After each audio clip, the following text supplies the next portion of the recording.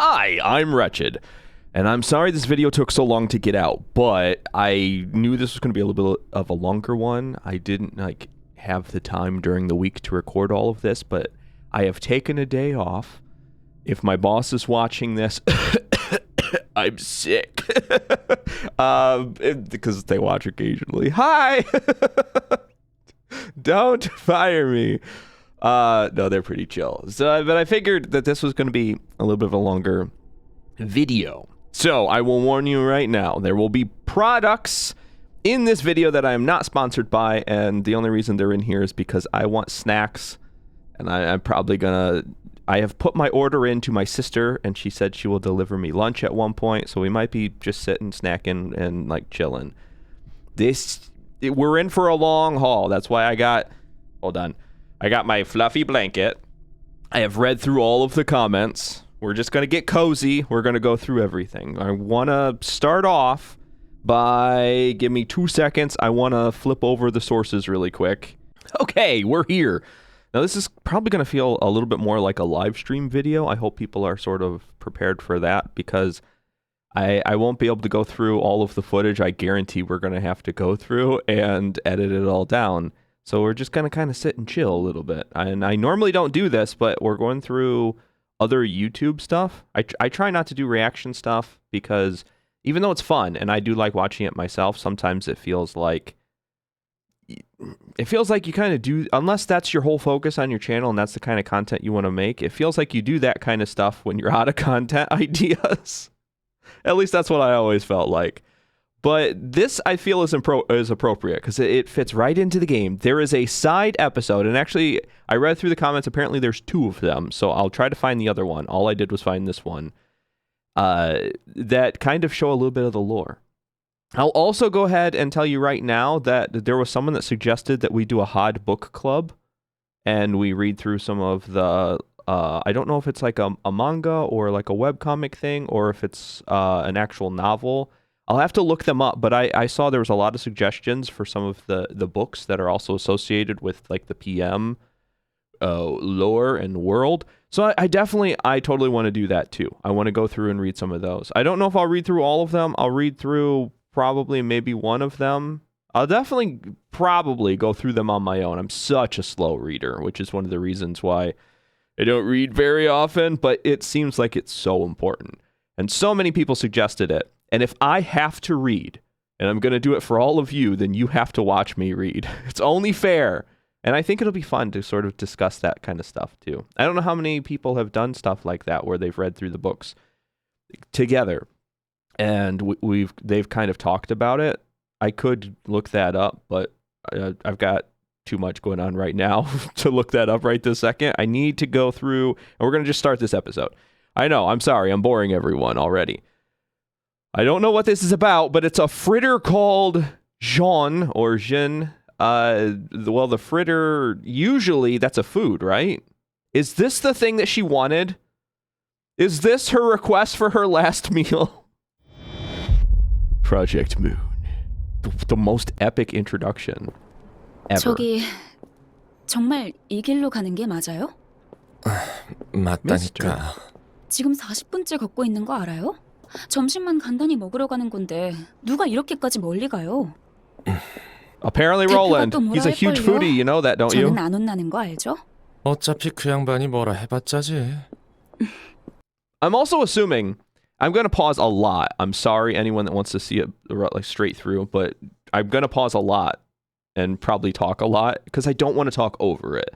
But I'm assuming that this is like before, because she's being so professional about things. This is either before they started falling in love or maybe right after they fell in love, but not so much far, like so far in that she started just smacking him every chance that she gets. Although when they first met, she hits him 3 times, but he is being a rude a-hole. So I get it. The jerk needs punched every once in a while just to remind him that he's alive. So yeah, their relationship is a little strange. But I think the way that they're acting right now, this feels really early on.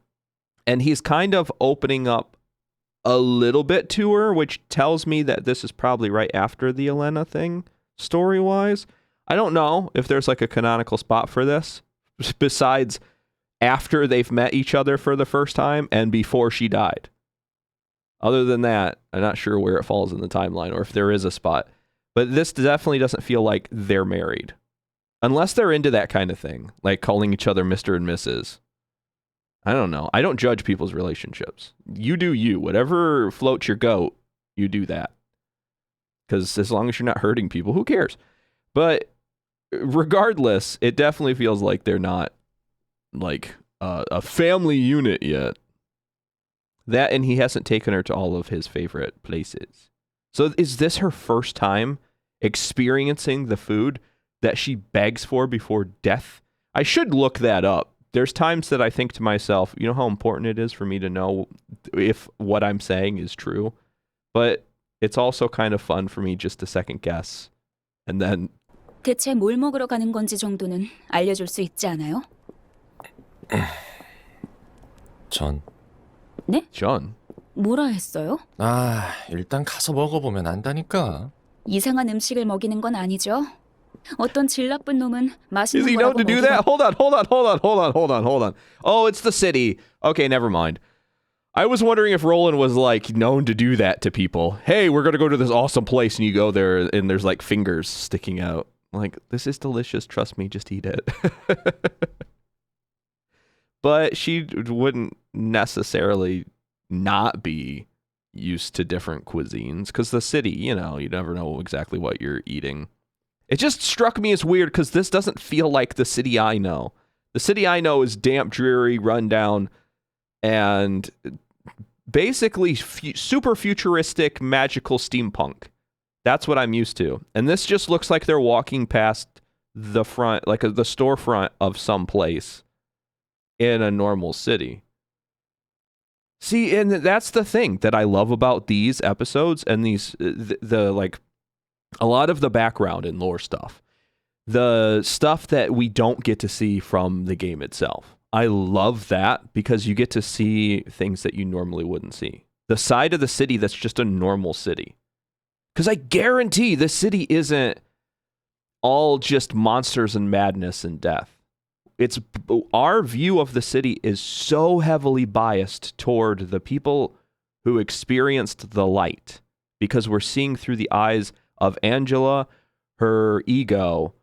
Well, I guess Angela, her ego, Carmen, her ego, Ian, his ego. I mean, we're really seeing a very warped sense of what the city is. We really don't get a chance, at least in so far, we don't get a chance to see how beautiful the city can be and how wonderful the lives of the people who live there can be. We're only confronted with the most extremes of the city. The most extremely violent, the most extremely happy, the most extremely outrageous, the most extremely Oswald.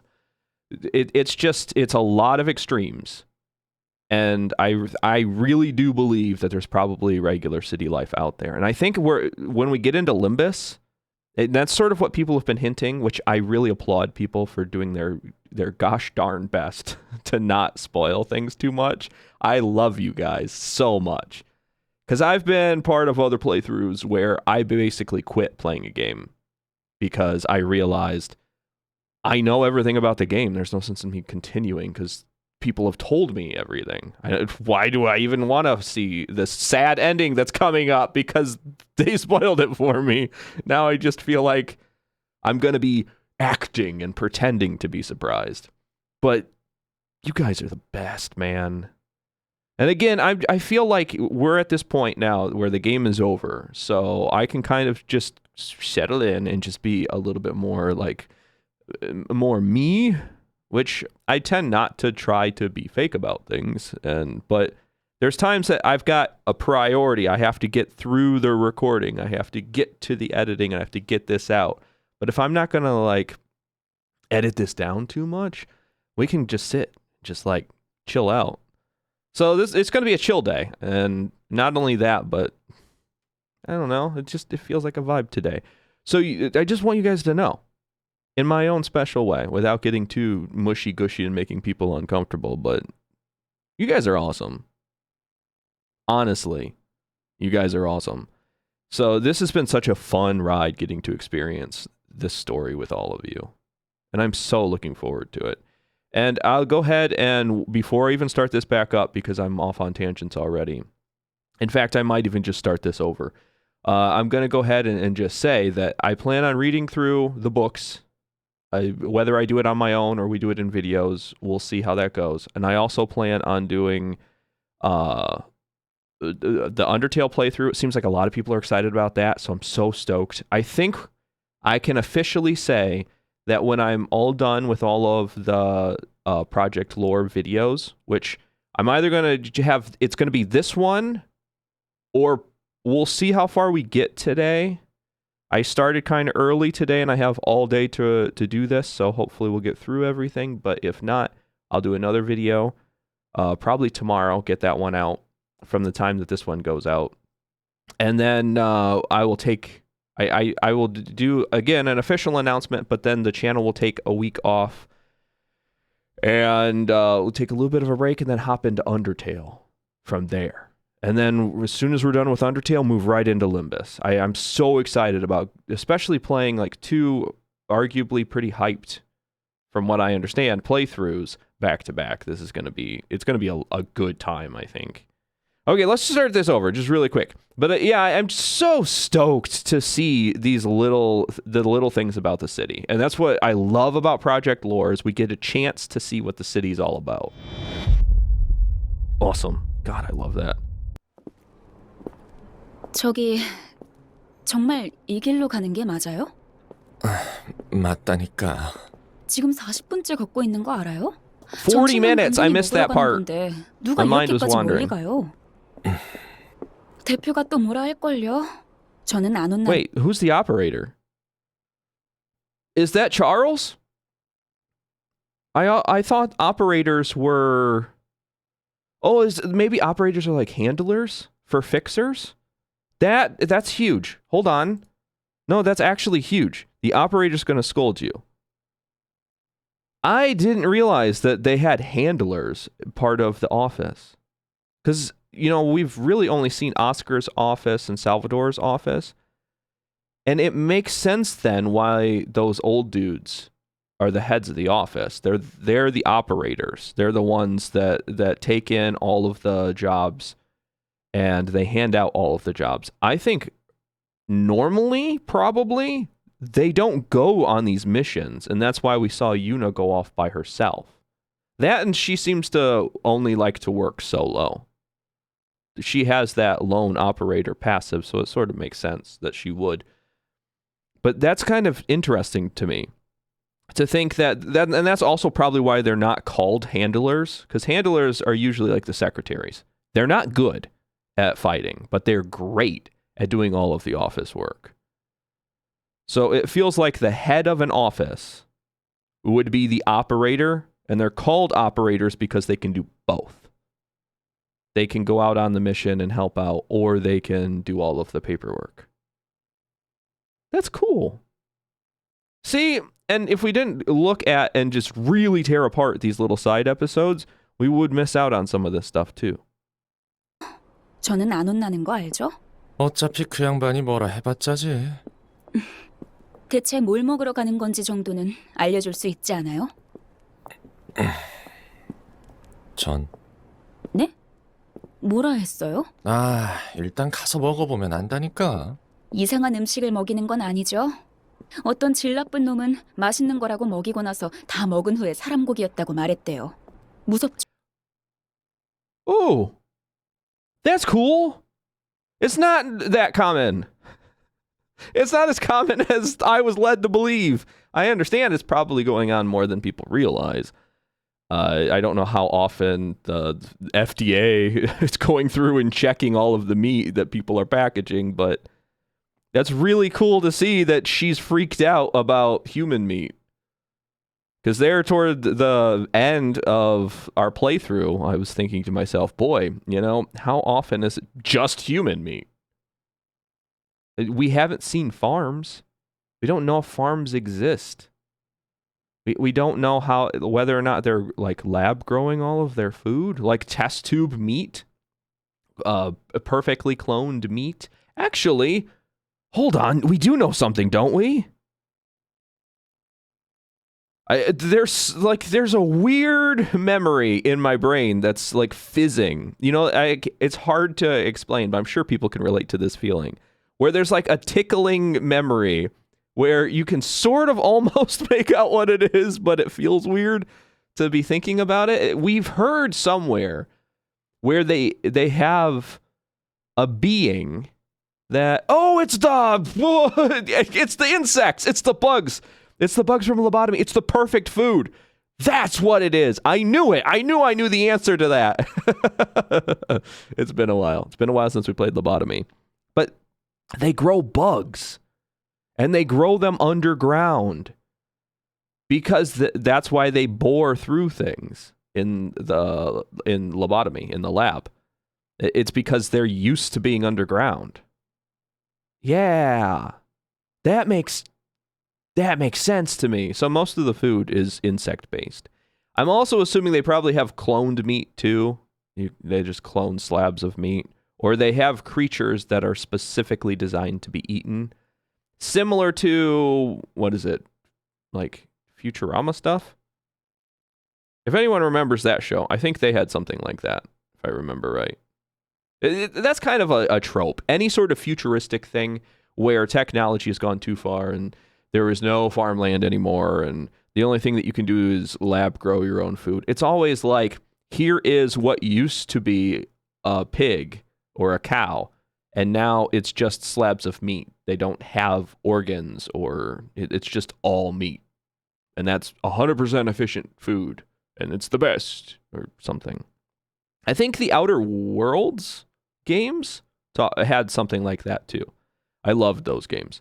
I would totally do a playthrough on that. It wouldn't be a fresh playthrough. I love doing fresh look playthroughs, but I would totally play one of those too. If people are interested. 말해두겠는데 수상한 곳도 아니고 이상한 곳도 아니야. 평범한 재료로 요리하는 평범하게 맛있는 곳이거든. 그래요. 그쪽에서 먼저 뭐 먹으러 가자고 하는 것도 처음이고 굉장한 It's their 곳인가 first 보죠? date. 그렇다고 또 I'm not 너무 gonna stop it. 기대하면 Let's keep going. 곤란한데. 대포집? 좀 허름해 보여도 진짜 괜찮은 곳이야. Groggery? That's what it's Donghua's pub. Oh my god! This is incredible. There's so much lore just packed in this. I love Donghuan. Honestly, probably one of my favorite pages. Honestly. I really love Donghuan, and unfortunately though, it always felt, especially at the end there, it always felt like there was always just one page that I couldn't quite squeeze in, and it was always Donghuan. He was always like the sixth person on my team. But I loved doing builds around him, and I kept wanting to make sure that he was in my final team, but I couldn't quite make it. I couldn't quite swing it. And that was just a limitation on my own like mindset for the builds. And if I would have gone Malkuth's department, Donghuan would have been included because he does bleed and he does it well. And he just has so much sustain. He's such a good character that you don't even have to give him Mind Hauler and Health Hauler, and he just can sustain quite a bit of damage. And if you do, he's a nasty tank, just like PT can be, or Yujin. If you building a tank Yujin, it was so fun. 정말 여기예요? Yeah, it's a great 여기 restaurant. 모듬전 하나랑 파전 하나, 그리고 쌀 막걸리 한 병이요. 누가 첫 데이트 장소로 이런 데를 와요? It is a first date! Oh my god, don't laugh. Do not fumble this! We know he doesn't, but oh my god, bro. You're punching so far above your weight class. Don't be a jerk right now. 아, 더러워. You spit all over! Oh, okay. 멘트라고? He was just freaking out. He couldn't believe his luck that he got the girl to admit that this was a date. I swear, she has a thing for broken dudes. She's like, I can fix him. That's what I need. I need to find a woman that's like, I can fix him. And then accept that they can't. Just go with things.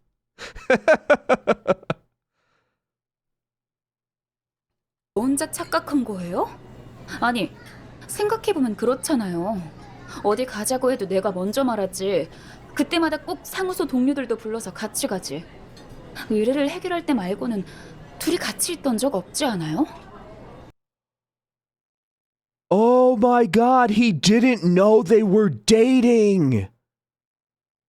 Wow. I feel like I won't like generalize and say like everyone's experienced something like that, because I haven't experienced anything like that. I experienced, and I know I try not to get too personal with things unless people want to hear about my life, but I experienced something similar where a girl thought we were dating and I was not interested, and we never hung out or anything, and it got like really creepy. But this is different. This is they were hanging out. She assumed that they were dating, and he was just and he was just genuinely oblivious to it. That's kind of awesome. I've heard of things like this happening, but I've never experienced anything like this. 여기가 그렇게 별론가? 보통 점심 먹으려고 추운 뒷골목을 1시간 넘게 걸어서 허름한 술집을 오진 않죠. 그럼 그런데 전 좋아해요. 그래서 좋아하나 봐요. 와, 여기 전이 진짜 맛있긴 하네요. 특히 이 파전이. She's so cute. 그치? Oh my 다들 God. 미심쩍어해도 That almost 막상 여기 makes bro 들어와서 look 직접 cute. 파전이랑 막걸리 먹으면 진짜 좋아한다니까. 맛있는 음식 이야기할 때는 완전 다른 사람이 되네요. Look 그나저나 at the passion in his 딴 eyes. 사람이랑도 둘이 왔어요. He never looked at anyone like that. Not even Angelica. Definitely not us. It's always cold, dead stare. Oh, here's the question. Oh, don't do it, dude. You never bring up your ex, especially not on the first date. Do not. Do not do it. 알잖아. 그 친구. 둘은 질투날 정도로 친하네요. Oh, Argalia. Okay, I got it. 술 기운이 올라오네요. 낮술하는 취미는 없는데. 이게 또 가끔 먹어주면 매력이 있다니까. 그래서 무슨 바람이 불어서 여기까지 저랑 온 거예요? Uh-oh. 넌 눈치가 빠르니까 알 것 같은데. 직접 듣지 않으면 못 믿겠어요. Uh-oh. Is Roland pregnant? Oh, no. I hope they keep the kid. Because the two of them are going to have beautiful babies.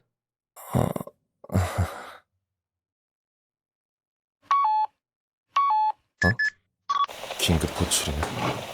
No, what actually were they going to say? I made a stupid joke. No! I know it wasn't me that interrupted it, but still, it feels like I did. Feels like I killed the mood there.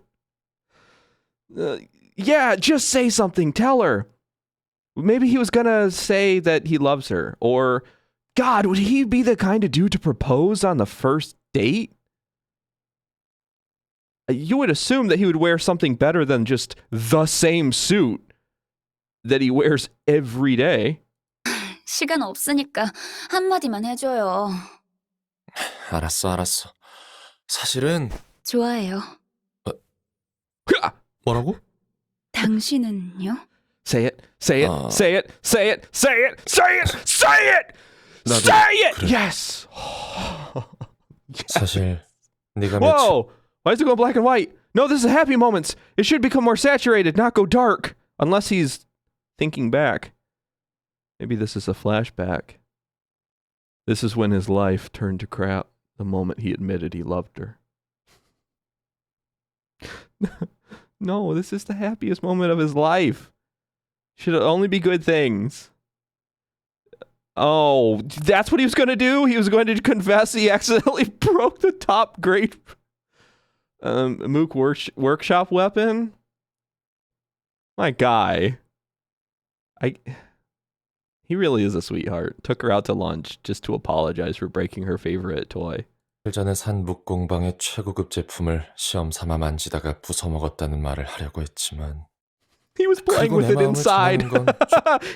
he was playing with it inside and broke it just like a kid. Oh, but he was going to do it in a fancier way, in a more refined place. Our guy really is a hopeless romantic. I mean, we knew that from the way he responded, but he is. 좀 더 멋진 곳에서 하고 싶었는데 그 말을 듣는 순간 그런 건 아무래도 좋았다. 거기 파전 맛있는 거 기억나죠? 올 때 하나 사와요. It was that. Oh, no. 롤랑, 이러다 다 타겠어. 아이고 큰일 날 뻔했네. 자, 여기서 다시 뒤집고 Chef Roland. 좀만 더 익혀주면 냄새가 나쁘지 않네. 롤랑표 특제 파전 완성! 롤랑은 정말로 요리를 잘하는구나. 자, 여기에 막걸리까지 곁들이면 완벽하지. 네, 여기요. 종류별로 준비해봤어요. 왁자지껄하니 분위기 좋네. 뿌듯하기도 하고. 롤랑? 무슨 생각했었어? 그냥 옛날 생각.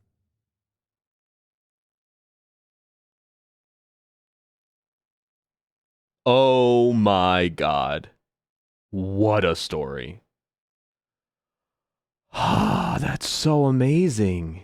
They're all together. They're having a great time. Roland is cooking. They could have opened up a book with a bigger stove. They didn't have to use a hot plate.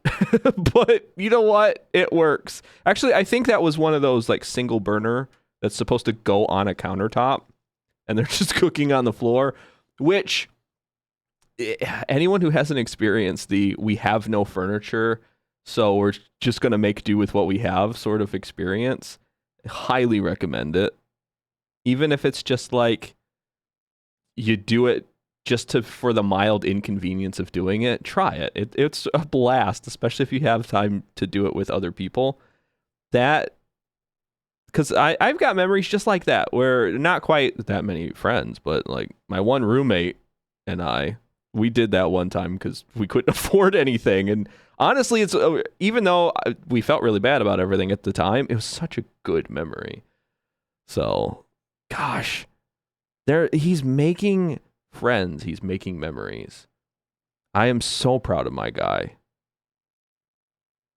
And I'm so happy to see that how their relationship was. And it's so cool to see all the little things about the city, the mundane things that we don't get a chance to see any other time.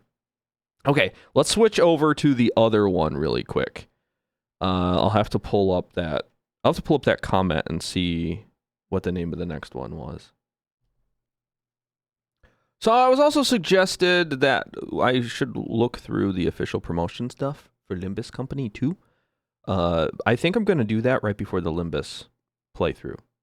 Because it would make sense to like put myself in the right mind space, especially since we're going to take a little bit of time off before we play that.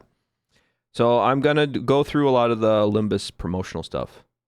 Probably then. I think also the great part about taking a little bit of time off is I can wait in case I have to order the books. Someone will have to let me know. Is there physical copies of the books 4 p.m.? Because if there is, I want to buy them. I like physical, especially when it comes to books.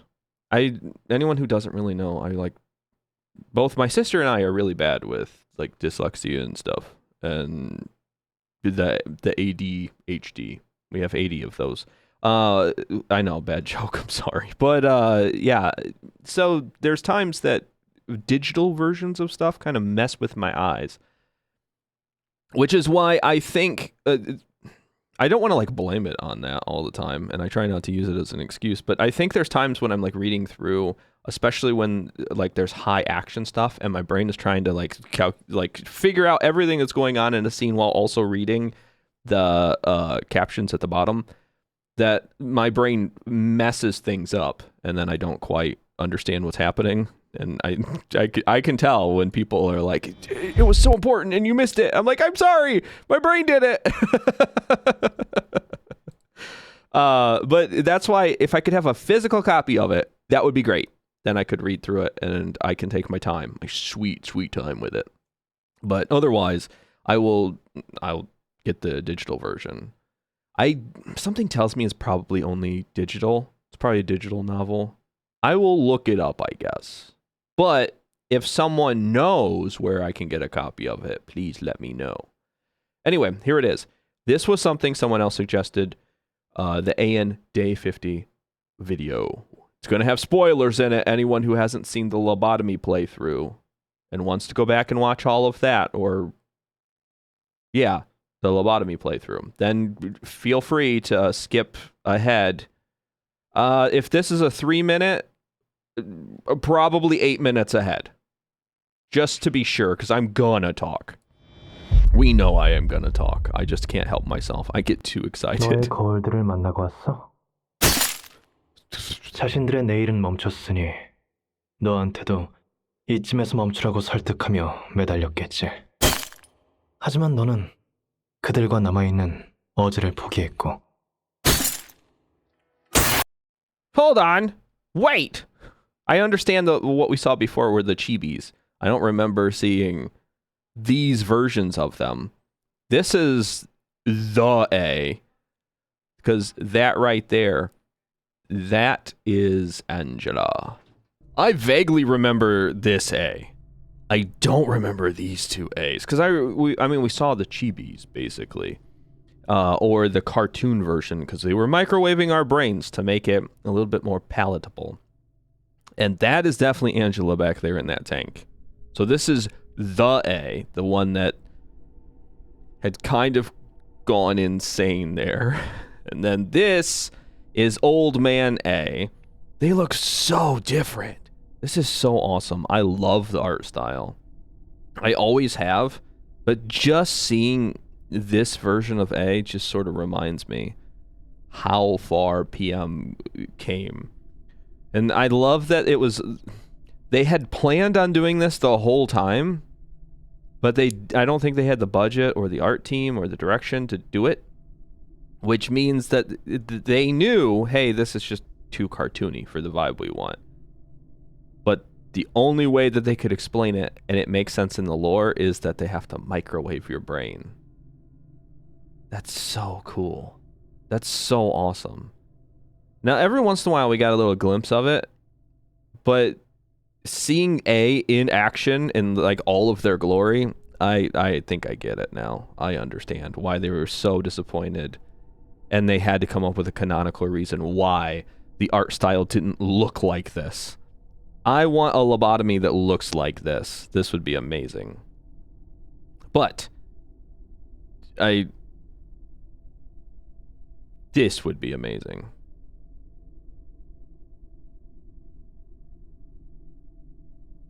But this is it. This is day 50. This is everything that was happening to A, or AN, I guess. Or I guess technically X? Because that's who we were. We were X. Zayn, maybe? Or Xayan? 그래서 드디어 오늘이 되어 만났네.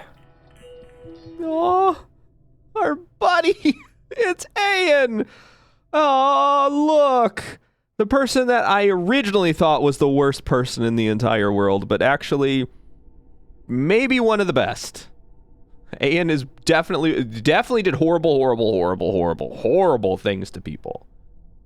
Absolutely unforgivable, horrendous things to people. Tortured people, sacrificed people. But now that I've sort of been I've been influenced by the city, and I've experienced all of the horrors that exist in this world that PM has made. Ayan doesn't look that bad. Looking back at things, Ayan is like a puppy, just gnawing on things that they don't know what to do with. Just chewing stuff up. But they're not intentionally... Well, I mean, yeah, I guess. They're not intentionally destructive for the sake of being destructive. There's purpose to the destruction. which makes them arguably better than a lot of the other people in the city. Again, only through the lens of what we have seen. I'm sure there's just regular people out there too, just doing regular stuff, just barely surviving. So, of the worst people, I should say, Ayan isn't the worst of the worst. That's probably a better way of putting it. Because I don't want people to think that, oh, Ayan is a saint, Ayan is an angel, Ayan is the best, Ayan is amazing. No, I'm not glazing Ayan here. Ayan is evil in his own way. Cold and calculating and willing to sacrifice everything to accomplish a goal that arguably wasn't even his. So, with that being said, of the people that I've come in contact with since then, I think I can understand the reasons behind Ayan's motivations far more than I can understand pretty much anyone else's. So I can sort of write it off a little bit. I'm also kind of interested in like staring into the background and seeing that everyone sort of looks basically like themselves. Except for one person who is not like the other. This is canonically Binna. This is what she looks like. So I'm going to leave that one alone. But Chesed looks like the Enderman version of himself. Like, if you told me that that was Chesed and then showed me another picture of Chesed, I would tell you that you are lying to me. I do remember baby Chesed a little bit from the memories. I do remember, I forget his name, his actual name, but I do remember him. And I think this was more or less what it was. He was very much just as featureless and kind of looking for hope and love in all of the wrong places. And his hair was, I think, a little bit brighter of a blue and not so much of a darker of a blue. But for some reason, this just doesn't look right. This looks like a washed out version of him. That's the same picture. I mean, it should be. It's the same guy, but... Okay, let's see. What are you gonna 이것까지 say? 거리낌 없이 왔다는 건 너도 깨달았다는 거겠지. 난 말이야. 오래전부터 알고 있었어. 우리 모두가 마음을 잃었다는 걸. 단지 알고만 있을 뿐 외면했어. 아마 나 말고도 많은 사람이 그랬을 거야. 그게 우리와 카르멘의 차이점이야. 외면하는 대신 그들을 구해주고 잃어버린 넋을 되찾아주려 했지. 인류의 구원에 대해 숭고한 결심을 한 건 그녀였지만 그런 정의감 같은 건 없는 내가 그 뒤를 이었네. 아이러니하지. 난 아마 이런 일에 적합한 사람이 아니었을지도 몰라. 나조차도 하나의 날개가 되어 똑같은 짓을 하고 있잖아. 직원들은 수천, 수만 번의 죽음을 되풀이하고 동료들은 삶을 뺏기고 고통을 반복했어. 나는 뜻을 이룬다는 이유 하나로 모든 걸 방관하고 있었고 이 죄는 절대 용서받을 수 없겠지. 그럼에도 우리는 해내야 해. 이 수많은 악행을 통해서 단 한 번이라도 곤레가 끊어질 수 있다면 난 얼마든지 모든 걸 짊어지고 갈 거야. 우리의 역할은 사람들에게 씨앗을 심어주는 것뿐이야. 사람들은 누구나 자신의 빛을 품고 있어. 각자 그곳에서 이야기를 만들고 소망을 이루며 존재에 대한 뿌리를 내린다고 해.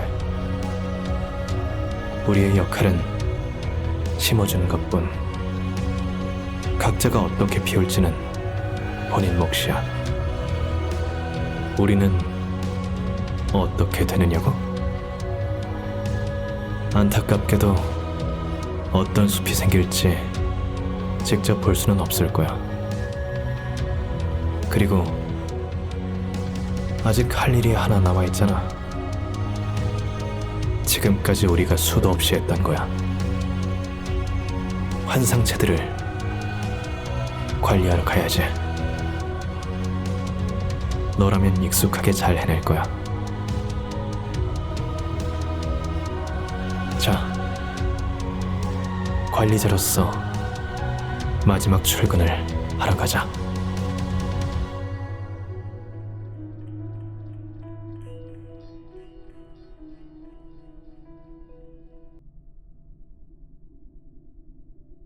Oh my god. Very rarely does something just capture my attention and just pull at my heartstrings that hard. I couldn't bring myself to pausing or talking. Oh my god. That's what I'm talking about. He's not a bad dude. He's a horrible person, but he's not a bad dude. Gah. Okay, let's talk about that just a little bit. Let's go. Hold on. I want to go through this. I couldn't bring myself, and maybe it was better that way anyway. That I just show everything, and then we can talk about it. Man, look at that. You could see. Hold on. Wait. He was smiling here. Yes, you can see it. I thought I caught this. He was smiling for a second as he was realizing that this was all coming to an end. Because this is it. This is what happens when you finally complete everything. And this is day 50, and he's realizing this is it. This is the end of everything. And in his own kind of loving way, this is a very sad end, even though it's the completion of the cycle. And his friends finally have got to reconcile their feelings, and they have finally made peace with their inner demons, and he's given them that opportunity, and everything is working out, and Carmen's sacrifice is finally going to be worth it all. And I think in his own way that he's so sad to see that all end. He's so happy that it happened, but he's so sad to see them all go. And I think any of us would feel that same way, that we would feel sad that this is it. If we knew today that this was our last day, and we had accomplished everything that we wanted to accomplish in life. Could you imagine the amount of emotions that would just be flooding over you? I couldn't imagine that. This guy is confronting the fact that he succeeded in achieving everything that everyone had sacrificed everything for. How happy would you be? This is it. This is everything. But you're going to lose everything. You're going to give it all up, and this is all going to end. Everything that you've known for thousands of years, even though technically it's been 10 years. But thousands of years, many, many cycles, because I don't think the A's, I don't think they reset every time. It didn't feel that way. Or at least, no, yeah, none of the A's, I think, reset. Just everyone else and X, us. So it's so fascinating to see this change of emotion. He's so happy because there it is. He has succeeded. Everyone gets their happy ending. Then 이것까지 거리낌 없이 왔다. he starts remembering that it's all going away. And that everything that they work so hard to accomplish will happen, but they'll never get to enjoy that. They'll just have to take his word for it that everything's going to work out. And it doesn't. It doesn't work out. So then how can you have faith in things are going to work out in the future? That's what makes the librarians so strong of people. Their character is so strong because they can believe that, no, this is fine. This is all just meant to be, and this will all just work out in the end. They'll just go along with what Angela... They fought it. They fought it tooth and nail and then realized there's nothing they could do. But they never gave up hope. That's incredible, too. They're amazing people. 하는 건 너도 깨달았다는 거겠지. But then if we speed it 우리 up, 모두가 and we see that here, even in this moment, everyone kind of has, well, I mean, not Hod. Hod looks dead to the world. Oh my god. What happened to you, Hod? Maybe this was the moment where she's realizing, we're torturing people and I'm gonna have to go and tattletale. That might be the moment. And if that's the case, this makes this memory even crazier. But you can tell this was like probably right before the incident with Carmen, I'm guessing, or something. I don't know. Maybe not. This might have been right before the incident with Binna.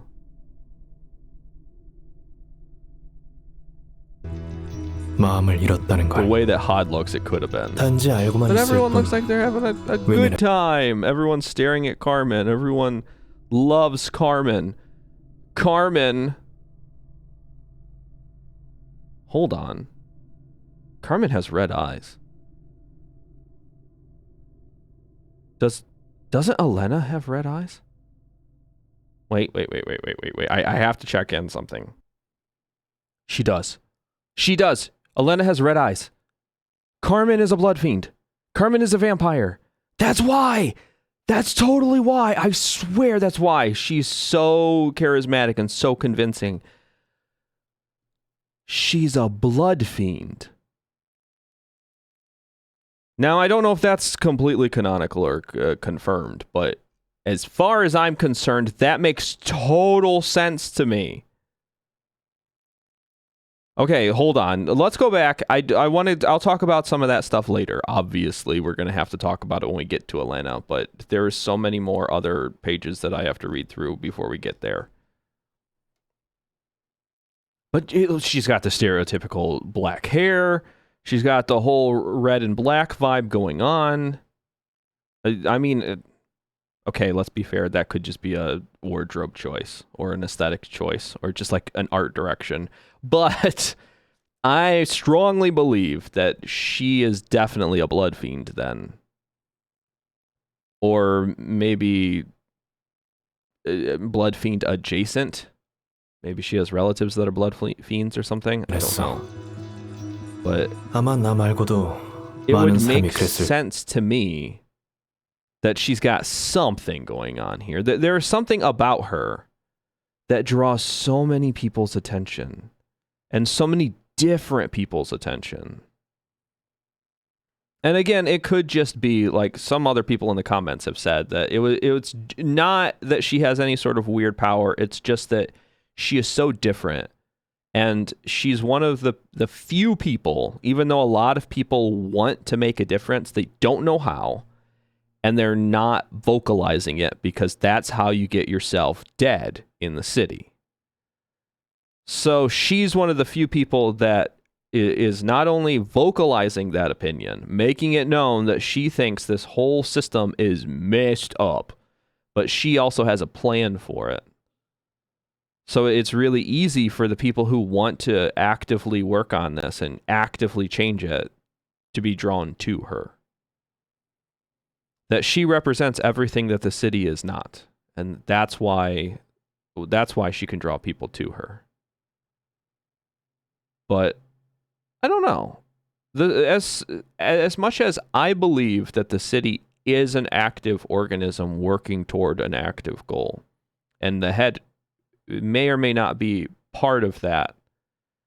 I also believe that there's something with Carmen that makes her special, actually special. And it goes way more than just she saw an opportunity to get together a group of people who were really talented and work toward her ultimate goal. And she took it.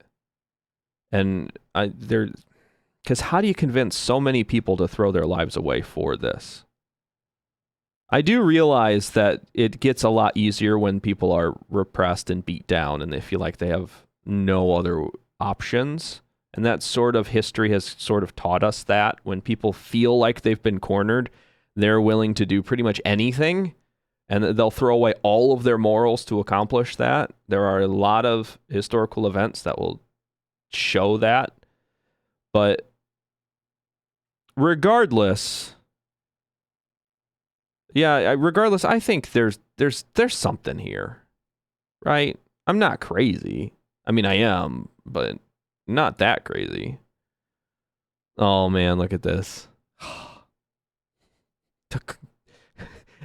There's got to be a scene with him not having a coffee in his hand. I have to find one.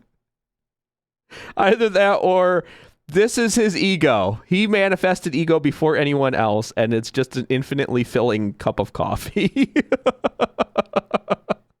He's the one successful person, one of the few successful people to manifest ego before Carmen. And it's this cup. I understand that that's like symbolically chesed. You wouldn't, if you saw this blue hair, these pale eyes, and that smile without a cup of coffee, you would obviously question who this person is. Who is this stranger? But the second you see the cup of coffee in his hand, oh, that's chesed.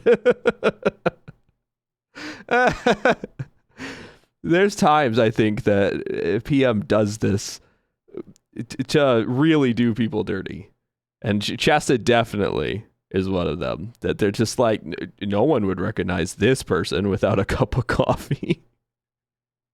And yet, one of the people that we probably see the least of all of the main characters is totally recognizable without any other feature other than they are a small child. And that's Enoch.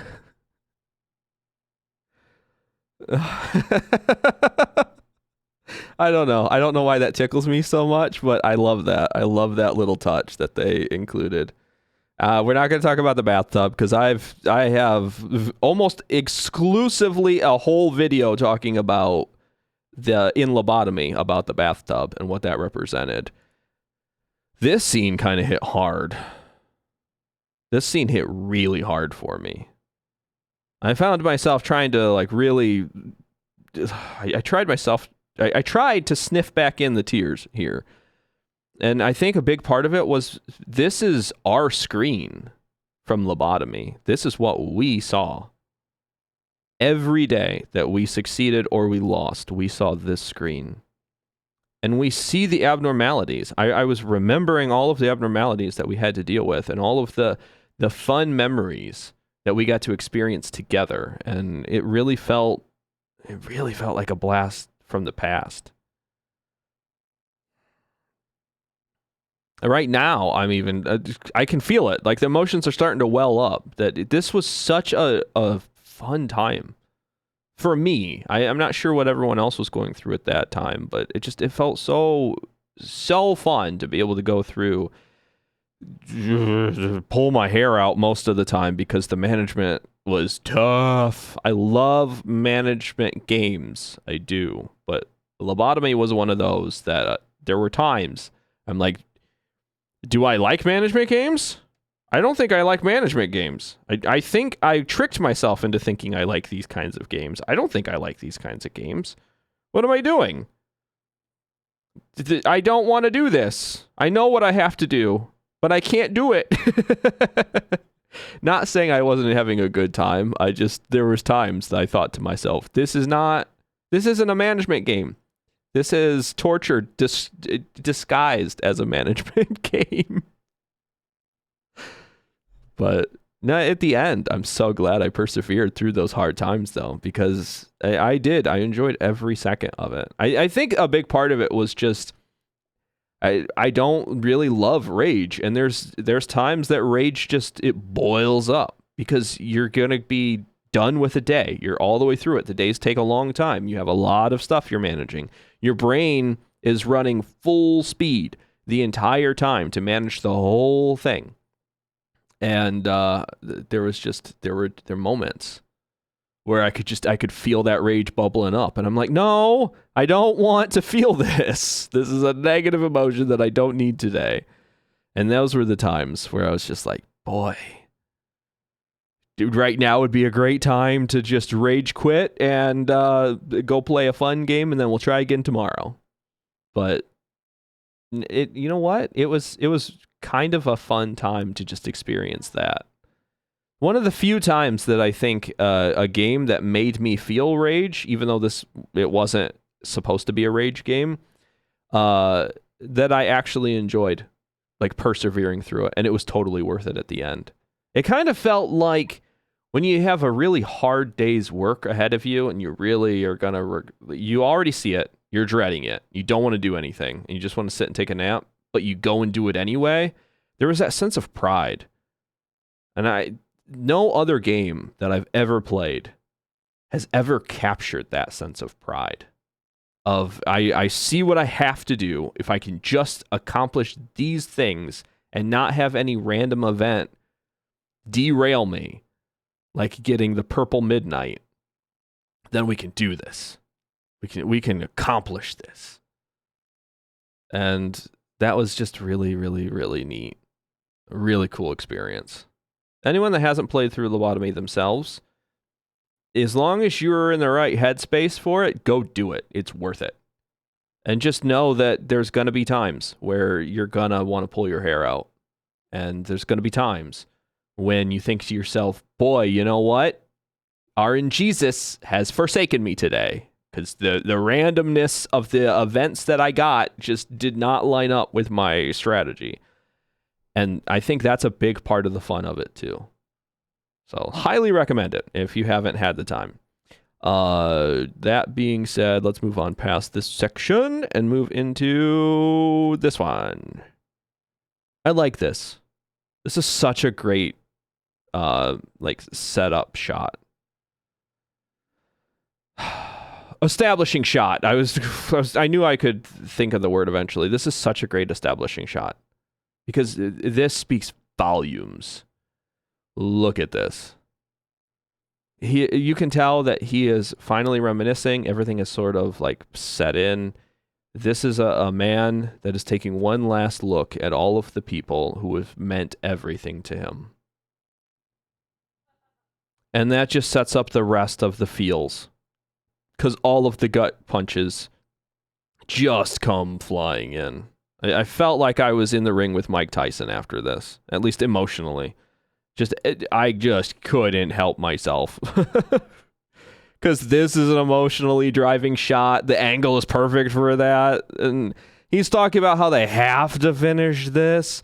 Like, in this moment, you can tell that I'm sort of regretting all of my life choices because I'm willingly giving away the people I worked so hard to wrench back from the jaws of death. And now I'm doing this on my own. Like, this is my own choice. What a moment. 해내야 해. 이 수많은 악행을 통해서 단 한 번이라도 곤래가 끊어질 수 있다. Okay, I got it. I'm gonna just finish watching it if I let it play too long. But there's just so much emotion. There's so much drive. And he kept the hairband. Not once did he ever forget Carmen. And it's kind of sad because if he could give up this hairband, then he could accept Angela. Because even in his dying breath, A still only thought of Carmen. Which it's really heartbreaking when you take the side or when you look at it from the perspective of Angela. Carmen's gone. I'm here. That's, if we're looking at it from Angela's eyes, Carmen is gone. I am here. I will be forever. And all I want is you to see me. That's what made the end of Library so bittersweet. It was such a nice touch to have A's voice tell her that he's proud of her and good job. God, I mean, that's everything she wanted. I think that really helped me, regardless of how Angela felt in that moment. That really helped me feel some closure with that story. Know full well that even though we chose to do the right thing and like forgiveness all the way, that it ended in a way that it wasn't just Angela making really, really tough decisions and not getting her just reward, but she was rewarded with the respect and the love that she desired her entire life. And I guess that's both good and bad. It's great from like a story standpoint because she earned the thing that she really, really wanted. But I guess from a personal standpoint,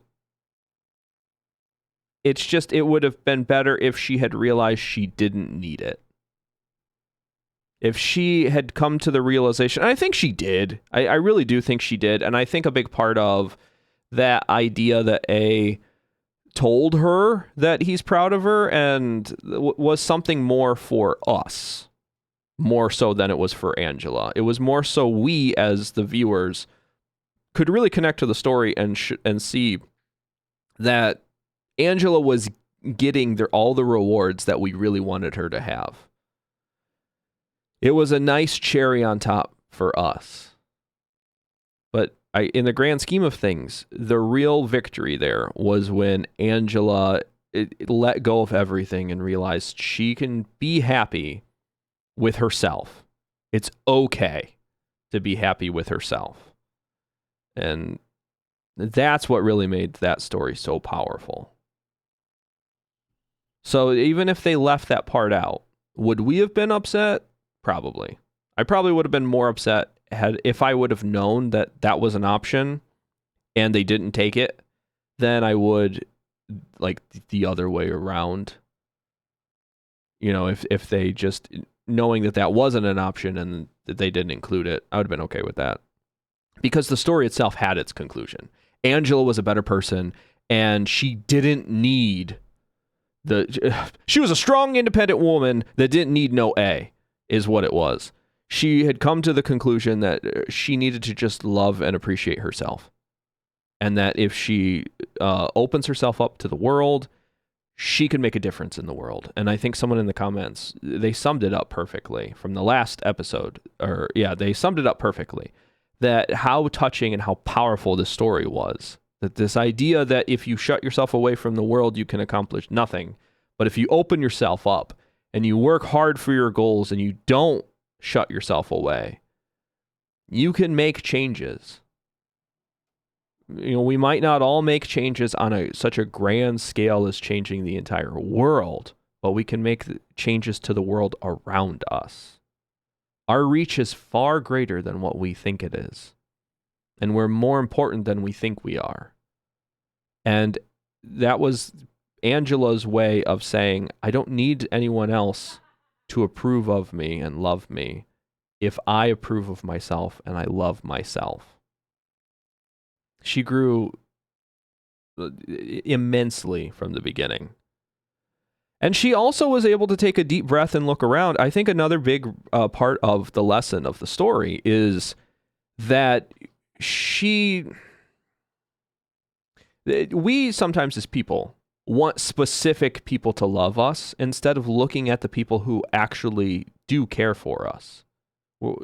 I'm generalizing because this is something that I do a lot and I've been working on. I'm trying not to, but there's times that I look around and I think I really want to impress this specific person. I really want this person to care about me and to love me.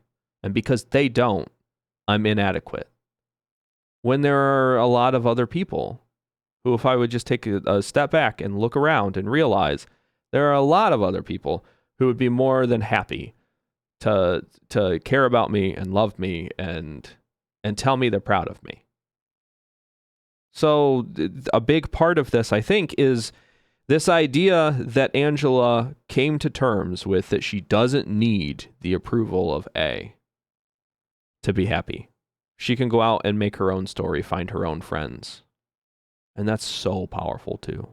And I think that was what was really fitting there at the end, and people even pointed it out, was that Roland's name changed.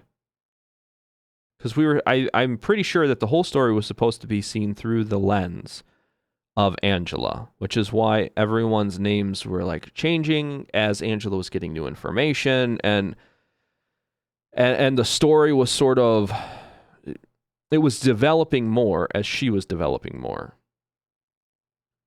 Now, what made it really weird was that there were moments when we were seeing stuff going on with Roland, but I think they explained that really nicely by this idea that Angela sees all things within the library because it's her ego.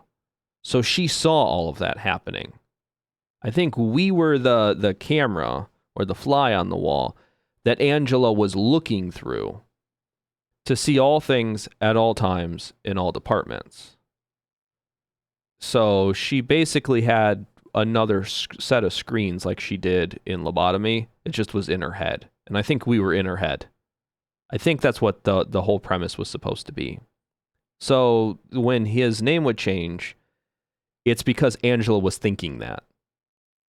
So there was one part where I think it was either just dog or guard dog.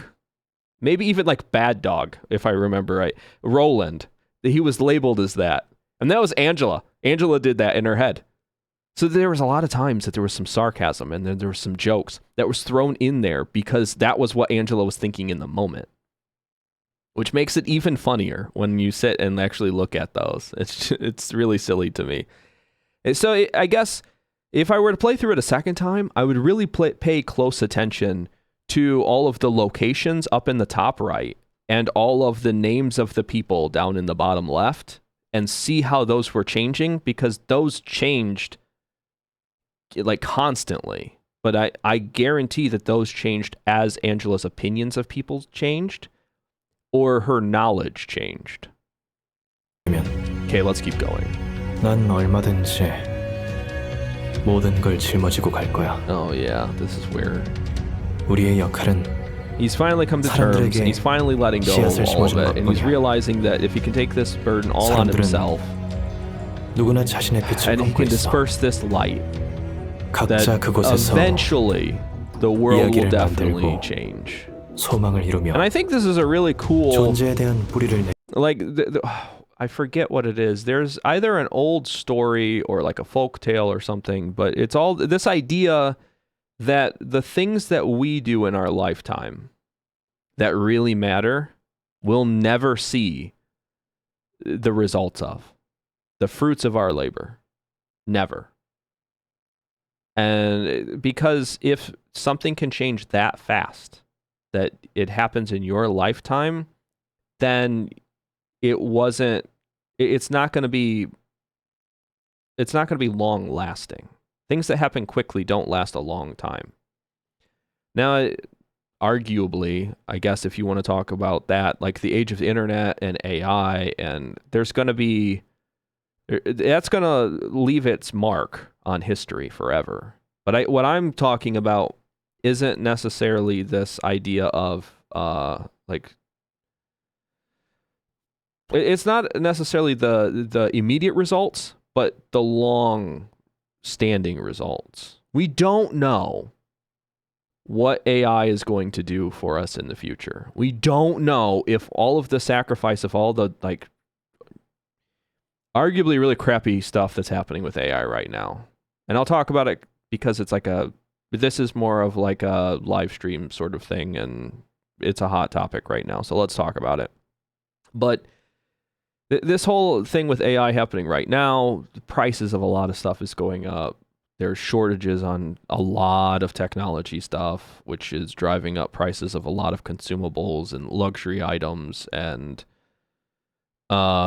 like things that we take for granted are now we're questioning whether or not we have it in our budget to buy these things, and that's happening to a lot of people. And that's the immediate result. But we don't know what's going to happen over the long term. We have no clue what kind of impact this is going to make and whether or not it's going to be good or bad. We don't.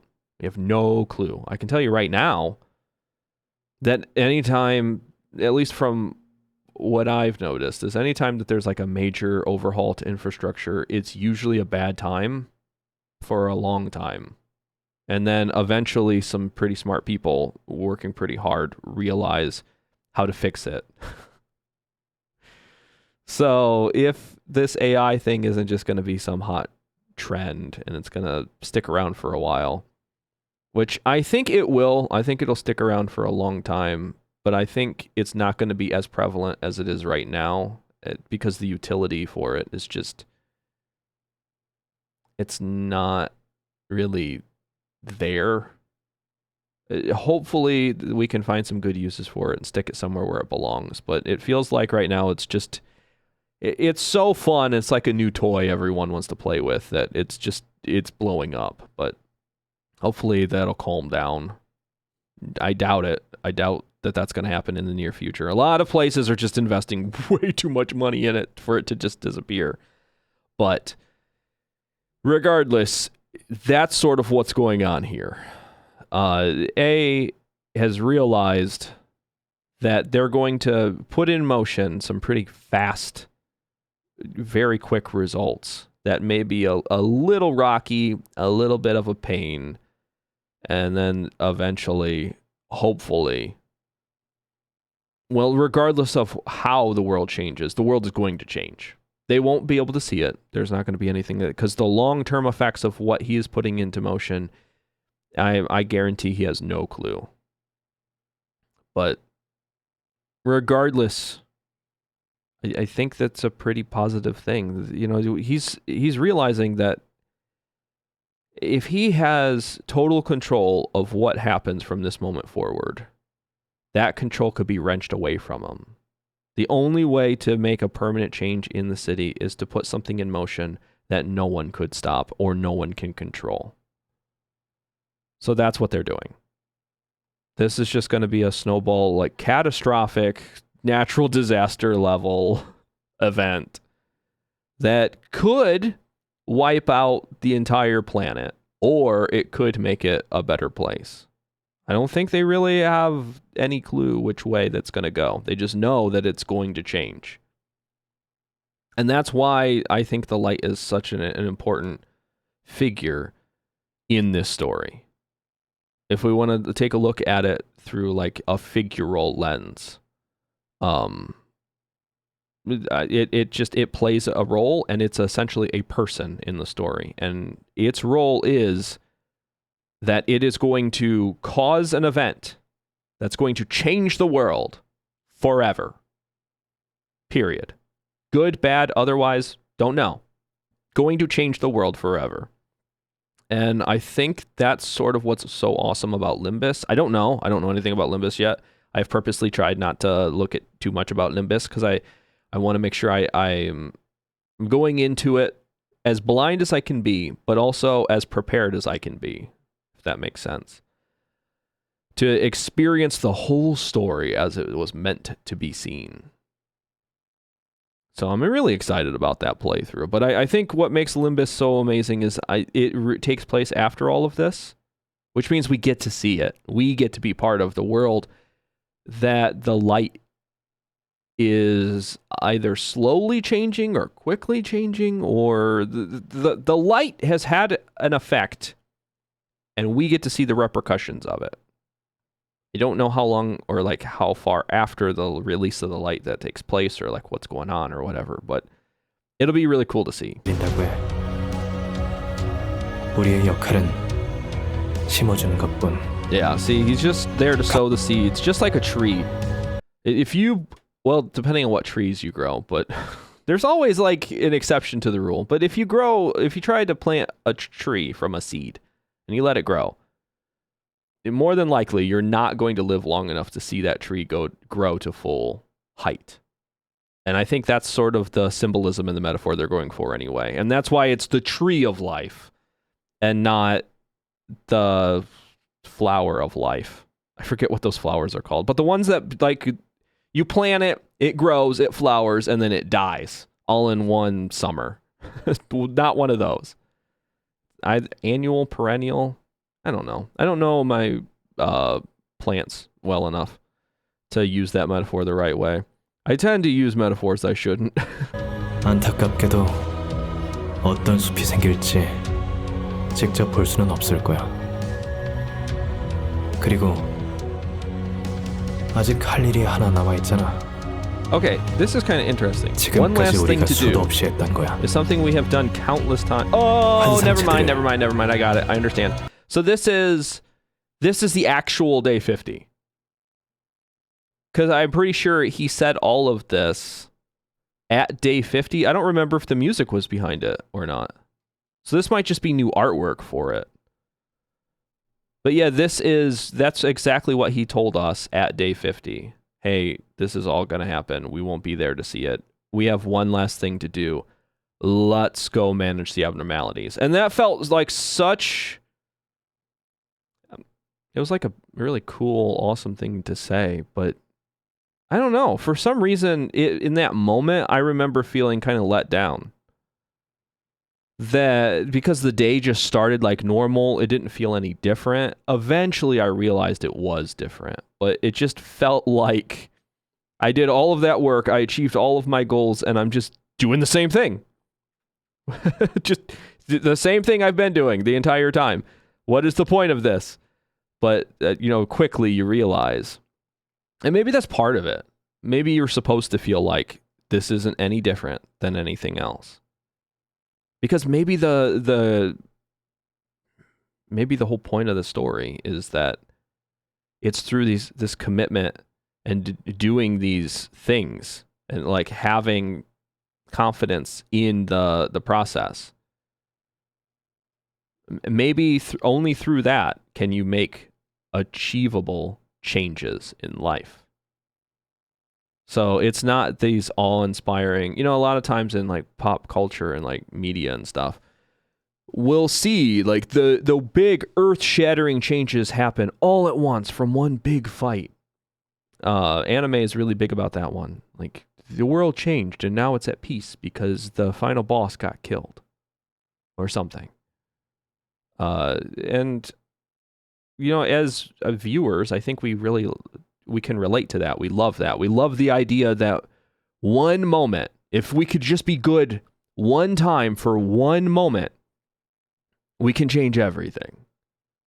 But I think Lobotomy was essentially trying to tell us that it's about consistency. You don't have to be great in one moment.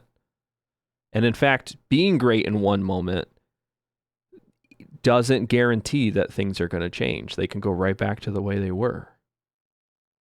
But being consistent and making small changes in your life and making small changes in the world around you, that's how you make a real difference.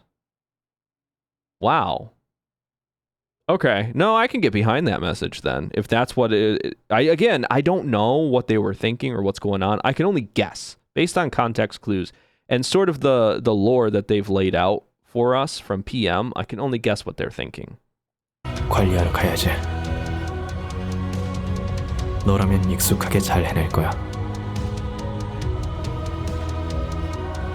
자, 관리자로서 마지막 출근을 하러 가자. Our final day. I missed that one from before. So he's taking responsibility for this too. Such a good video. God, I love that. Okay, let's hop over. Give me a second. I want to swap over some stuff. We're going to get into the game itself now. Here we are, back in the game. God, it feels good to be back. Wait, hold on. Let me double check. Yes, I think everything is recording the right way. If you're not seeing the game, let me know in the chat. Oh, this is the one bad thing about not doing this in a live stream. I really should have just live streamed this. I don't know why I didn't. I thought it was just kind of fitting to always just, I guess, finish this up in a video, because I've been doing it in a video. But I think it would have been just as fun to do a live stream version of this. Anyway, I think everything's looking good. I think I have all of my audio and my visual sources. So let's take a quick look. I was told if I go into the credenza, we can actually find the... Would it be the post-battle of this fight? I think it would be the post-battle of this fight, but we can make those selections for the end, so we can see what happens if we go the other route. Which is... Let's see if I can find them. 한 짝밖에 못 보는 아둔한 이기주의. 지금의 결과에만 만족하는 Is this it? 멍청한 사람. I think this is it. Hold on. Let me just skip ahead a little bit. If this is it, I can go back and watch the whole... Yeah, okay, so this is it. So we need to know what happens if we reject Roland and Angela embraces the sorrow to grasp at freedom. We also want to know what happens if Roland kills Angela. I think that's the decision that Roland can make. Roland can just straight up kill Angela. So, I guess, do I want to go back through and watch the entire scene? We sort of know what happens. I do sort of want to set this up the right way, though. Yeah, okay. You know what? Let's go back. I'll go back to the title screen. I love this title screen, by the way. I don't know if I said this. I probably said it in the last video. It's been a minute. But I love that this title screen changed. And it's so cool to sort of see a little bit of what they're going to experience. Obviously, in the library itself, they have all the resources that they need. All of the books can provide for them. I don't know if they're back into fleshy bodies, or maybe they have their light flesh bodies still. So maybe they don't require sustenance, but they still enjoy it. I'm not sure. We know that Angela is back to being full-on robot. And I think someone in the comments made a really valid point too, is that the city really doesn't get involved, or the head doesn't really get involved most of the time, just lets the city sort of do whatever it wants to do. Which also kind of lends credence to my idea that the head is aware that the city is a living organism. Sort of. But besides that, this idea that Angela was working toward becoming human, so she was working toward becoming a resident of the city. So the head was content with just letting her do that. And then when she decided just to not be a human, then they were like, okay, no, if you're not going to be a human, then we can't have you here. But if you were going to be a human, then you were just a human doing human things, and we could write that all off. Not a big deal. Because all of the humans do human things all the time. People get murked all the time. People disappear all the time. So the library wasn't doing anything outside of what normally was just happening in the city. Yeah, and so that's kind of cool, and that makes total sense to me. So thank you for clearing that up, because I was kind of confused why they would just let a robot eat all of the people if they cared about people so much. And then, again, they knew that the library was doing all of this. So they were very aware, and they just let it all happen. But it would make sense then if they were actually viewing Angela as, oh, the library is an ego. This robot has done a human thing, and it wants to be a human. Let's let the robot become a human, and then they are a human, and they have done human things to humans, and that's okay. They can justify all of that. So, okay, now back to where I was. Again, it feels like maybe it's a bad idea to let me kind of just have free reign, because now it feels like I go off on so many different tangents. But there's just so much to talk about. It really feels like there's so much here, and I'm really struggling with finding a good way to present all of it. And I don't know. Hopefully other people are enjoying this as much as I am, but I'm having fun, just kind of sitting and chilling with everybody. Okay, what were you saying? I'm sorry. I actually remember this scene, but I don't remember exactly what he says. Let me read this a little bit. Dim-witted egoist whose sight is limited by their own selfishness. Oh, that's right. He's basically calling them both idiots because they've gone this far. This is where they were both starting to regret their life decisions. 그게 너야. 그리고 나지. 언젠가 같은 논리로 무너질 수밖에 없을 테니 정말 자신을 위한다면 말이야. 서로 이런 선택을 하면 안 되는 거야. 오래 못 가거든. 이기적이기 위해선 자신만 바라보면 안 돼. 주변의 것도 착실히 눈에 새겨야 했던 거야. 모든 건 이어져 있으니까. 바로 죽이긴 해. 마지막에 와서 망설이다가는 나가서도 오래 못 살아. There it is. And I always loved that, and I even mentioned it when this happened, but I love that Roland, even at the very end, loves to help people and really cares about Angela, really thinks of Angela as a friend, and wants to help her by telling her, if you do this with anyone else, anywhere else, they'll take that opportunity to stab you.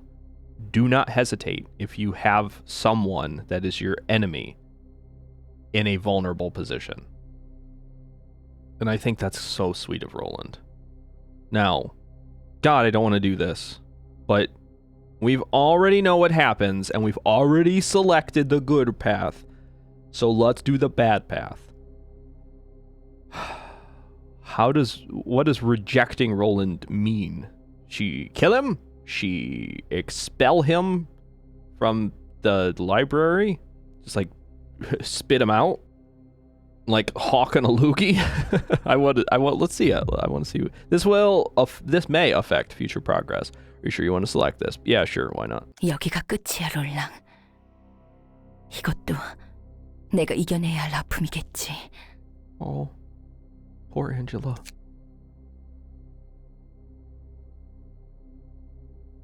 Roland! Somebody broke my guy. Someone fix him. Excuse me, tech support. I need to hire a moderator. That way I can scream at a moderator. Mod! Fix this! Please! What is going on with... You know what? Every once in a while the audio sort of breaks. I hope it doesn't continue like this. But I will be the Roland. Yep. We all just have to look at our own agonies and nothing else. 축하해, Angela. Oh. Ah! She's crying! 고마워. 나는 다음으로 나아갈게. Oh. 네가 우는 모습도 낯선데. Oh my god. For starters, it's just Roland now. We want to pay attention to his title. And he's also, I guess, kind of happy to see that she's got so many emotions. Then they're just welling up in her. So she really is a human.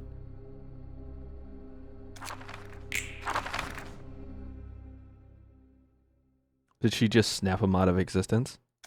나는 모든 고통을 머금고 이곳까지 왔다.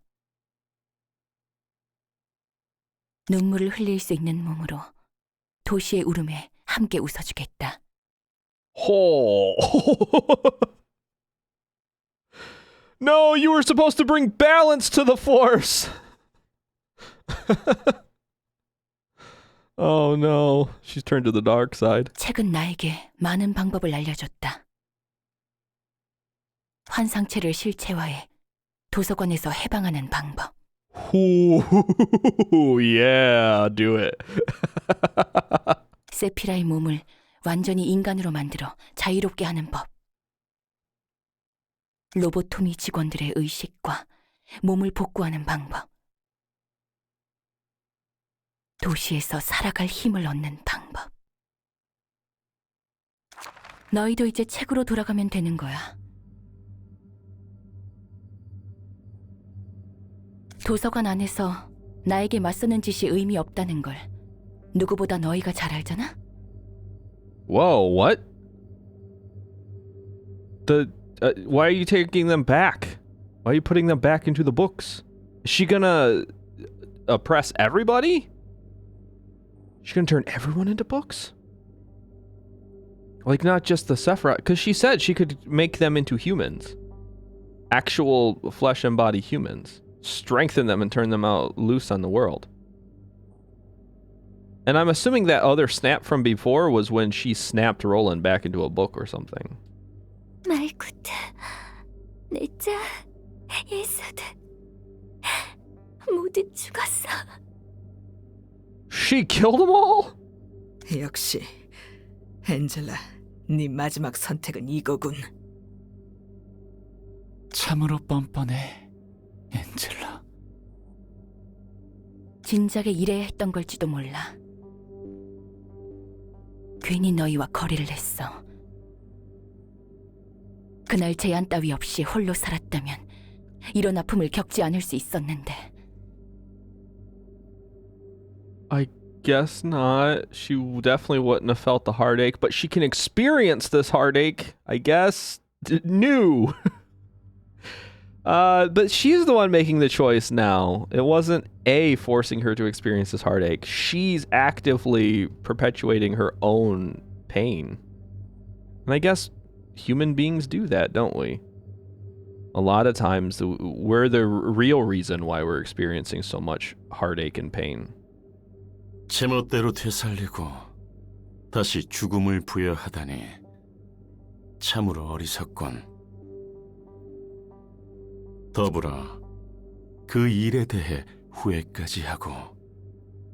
내 일을 막으려 했으니 당연한 거야. 너희가 얻은 몸과 자유로 직접 선택한 결과니까. Oh, I see. So they turned on her. The second that she started releasing all of the abnormalities and she brought them back to life in flesh and blood bodies, they turned on her, so she minced them. Oh. So I guess I understand then why she's feeling this heartache. She got stabbed in the back. Oh, okay. Well, changes things a little bit, I guess. 내가 너희를 죽이기 전에 두 발로 걸어나가 어디론가 사라졌다면 됐을 텐데. 너도 마찬가지 아니겠니? 그토록 원한 인간의 몸과 자유를 얻었음에도 도서관에서 한 발자국 나가려 하지 않다니. 사람의 마음이란 그런 게 아니겠어? 네 말이 맞단다. 함께 마지막 춤을 추도록 하자꾸나. 이번에야말로 영원히 잠들어줘.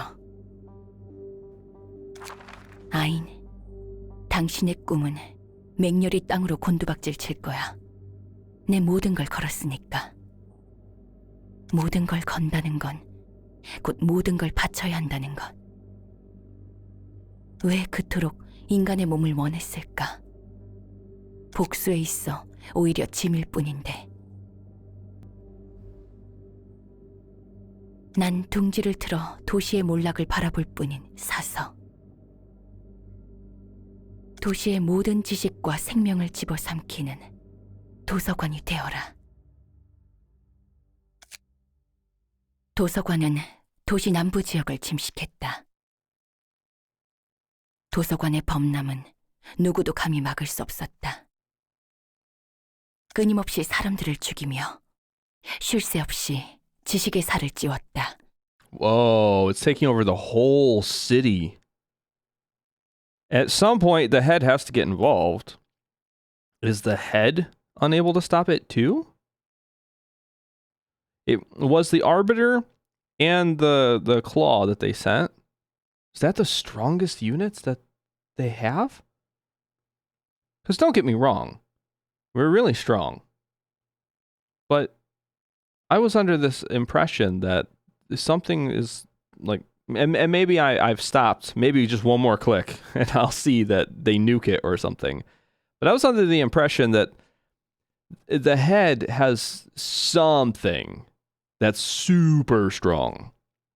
Something that's like an unstoppable force, and that's how they can keep everything in check. But the Arbiters, they were strong, but they didn't feel like an unstoppable force. It felt like we could definitely kill one or both of them given enough time, and all of our passives. And if Roland hadn't spent 2 weeks fighting nonstop, and then clowning all over distortion, or distorted distortions, then I think it would have been fine. But even still, is there nothing? Is there nothing that they have to stop this? 그 어느 별보다 도시를 밝게 비춘다.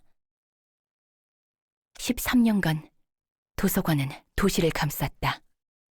Until what? Angela died of old age? She is human now. 이런 위험한 괴물을 모아두고 크게 한 건 해주셨네요, 사선님. The Librarian of Death. What an amazing name that is. I guess it's been 13 years, so her hair could get that long. Who is this? What are they doing here? 수고했어. Oh, a subordinate. Cool. Angela needs people under her. The total vibe of the library changed, which makes sense. It would respond to her emotions. 괴물은 괴물답게. Did she coin a new phrase for the city? We might be looking at the new head of the city. And maybe, maybe instead of a robot should behave like one, she has started pushing this a monster should behave like one, so she doesn't feel so... Well, I guess she's labeling herself again, isn't she? As a monster. Because she's no longer a robot. She really is just falling into the same traps with this route that she did every other time. 저는 아무것도 모르고 당신을 믿고 따랐는데 말이에요. Who are you? 네 동료는 책 사냥꾼들은 얼마나 죽었니? Book hunters? 셀 수 없이요. 앞으로도 셀 수 없는 많은 사람이 죽을 거란다. 난 사람을 알아. 도시가 감춘 사람의 진실을 알아버렸거든. Spill it. Hold on, let me pull up my chair. I'll get some little sandwiches. Let's talk. Where's the tea? 그렇겠죠. 그리고 전 당신을 알아요. 수고하셨어요. 부디 영원히 죽어주세요. So she's here to kill Angela? 잠들게 해줘서 고맙구나. 이름 없던 아이야. A child without a name, and then I guess Angela's asking for death after 13 years? After realizing this city sucks? She realized all of the secrets, have all of the things, and she's realized that didn't bring her happiness, and she's like, you know what? Death is probably a fitting end. Is that where we're going with this? 아무리 밝게 빛나는 별이라 해도 사그라든다. 다른 별과 같이 언젠가 사람에 의해 질 뿐이다. 오늘 밤에도 별이 바람에 스치듯이. What is happening? Yeah. Yeah, she just asked for death, I guess. Because I don't think, if she really wanted to, I don't think that person could have overpowered her in the city. Or in the library. Sorry, my bad. I don't think that could have happened. So she's just allowing herself to be killed now. Probably with this understanding that nothing really changed. Besides, it feels like she kind of perpetuated all of the secrets of the city further than where they were to begin with. She just became more of the city than even the city. It also feels like she obviously was alone. Everything was all hate and sorrow. And she crushed most of the city? Or she ruled over most of the city? I don't know how that ending completely changes the landscape of the city or not. But we can definitely see that in the end, she died alone with someone that was completely nameless. And obviously it feels like it was someone that she raised to be that way. So Angela was a mom. Not a good one, but she was a mom. Okay, moving on. She forgives Roland. Now what? Yeah. We've seen all this. Yeah, okay. Sure. Emotional heartstring pulling. Got it. Yeah. 조금만 더 망설여. 내가 바로 It's such an emotional 따줄 테니. like moment in the story. 롤랑, 난 놓을 거야. 누군가는 끊어야만 하니까. And this is where she forgives Roland. She lets him know, I'm going to turn my back on you, do what you have to do, but I'm going to just stop this cycle right here. It's up to you whether or not it continues. And then we have our decision. Do we want to forgive Angela, or do we want to kill Angela? Roland will exact his revenge. I also like that the moral of this story is vengeance and revenge and an eye for an eye is pointless. Nothing comes of it. Nothing changes. And all that happens is the people who actually get the revenge are just sadder for having their revenge. I like that. Well, hold on. Let me click this button before I say that. Maybe Roland goes and has a great time, and we see him, having a nice drink on a beach somewhere after this. Yeah, let's kill Angela. 끊을 수 없는 거야, 엔젤라. 혼자 멋대로 끊을 수 없는 거라고! At least he's aware that he's perpetuating the killings and the deaths and the sorrow. 엔젤라, 내 계획과 다르게 고통 없이 목숨을 거둔 건 친구로서 마지막 배려야. As my friend. Even in that last moment, he considered Angela a friend. 모두 끝났어, 안젤리카. There's the library.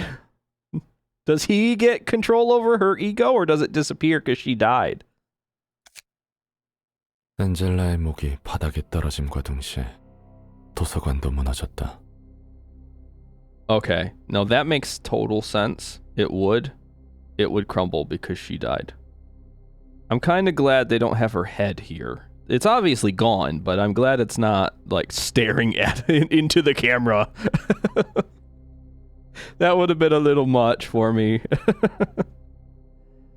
But man, look what you did, Roland. 도시의 한가운데 한 사람이 있다. 그리고 그 앞에는 붉게 물든 기계만 있을 뿐이다. 도서관은 그렇게 신기루와 같이 사라졌다. 그 사람도 다시 도시 속으로 자취를 감췄다. To be heard from again. 그 소식 들었어? 대장이 다시 복귀한다고. 롤랑, 그렇게 개판을 치다가 인제 와서 말이지. 난 당연히 소리 소문 없이 어디 묻힌 줄 알았어. 곧 해질 거다. 버린 짓이 너무 많아. 그래서? 어떻게 지내고 있대? 예전 일도 있으니 얼굴이라도 비춰볼까? Pay him a visit? As in try to kill him? Or do people actually love Roland? And Roland was just being a selfish jerk throwing a temper tantrum. I get it. I understand why he was doing it. I'm not saying it was bad. But I'm just saying that he had like a support group and people who could help him through the hard times and he chose to ignore them. So, again, I'm not throwing shade at Roland for what he did. I understand all of it. He probably handled it way better than I would, especially with all the power at his disposal. But if there are actually people who cared about him, really cared about him, at least enough to visit him, and not like in a, I'm gonna go pay them a visit, and like shoot them kind of way, then it just makes Roland's story even sadder. 매일 술과에게 쩔어 산다더군. 뭐에 홀린 양 더러운 일만 도맡아서 말이야. Oh. That's not good. 그 얼간이 너무 변했어. 얼굴 비칠 필요도 없네. 조만간 또다시 사라지겠지. 바뀌지 않는 사람은 드물잖아. 우리는 말할 것도 없고.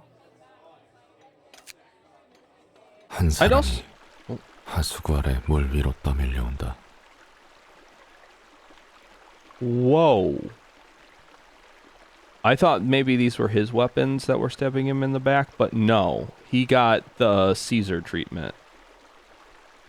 There were enough people upset at him for all the things that he did that they walked up and stabbed him. God, what a sad ending to a very sad story for Roland. I'm also would be interested in seeing if those people that we just ran into in that pub and maybe the nameless child play a significant role in the future. That'd be really interesting to see. Man, I'm glad we picked the happy endings, because these endings would have made me sad if we just picked these. 그 남자의 등에는 무수한 무기가 박혀 있다. 얼굴 모르는 자의 몽둥이, 원수였던 자의 말뚝, 동료였던 자의 단검, 친구였던 자의 창. 등에 꽂힌 수많은 무기는 그 사람이 짊어져온 업이다. 나는 알고 있나니 내가 죽음의 자리에 드는 날에도 넌 내 마음속으로 깊이 들어와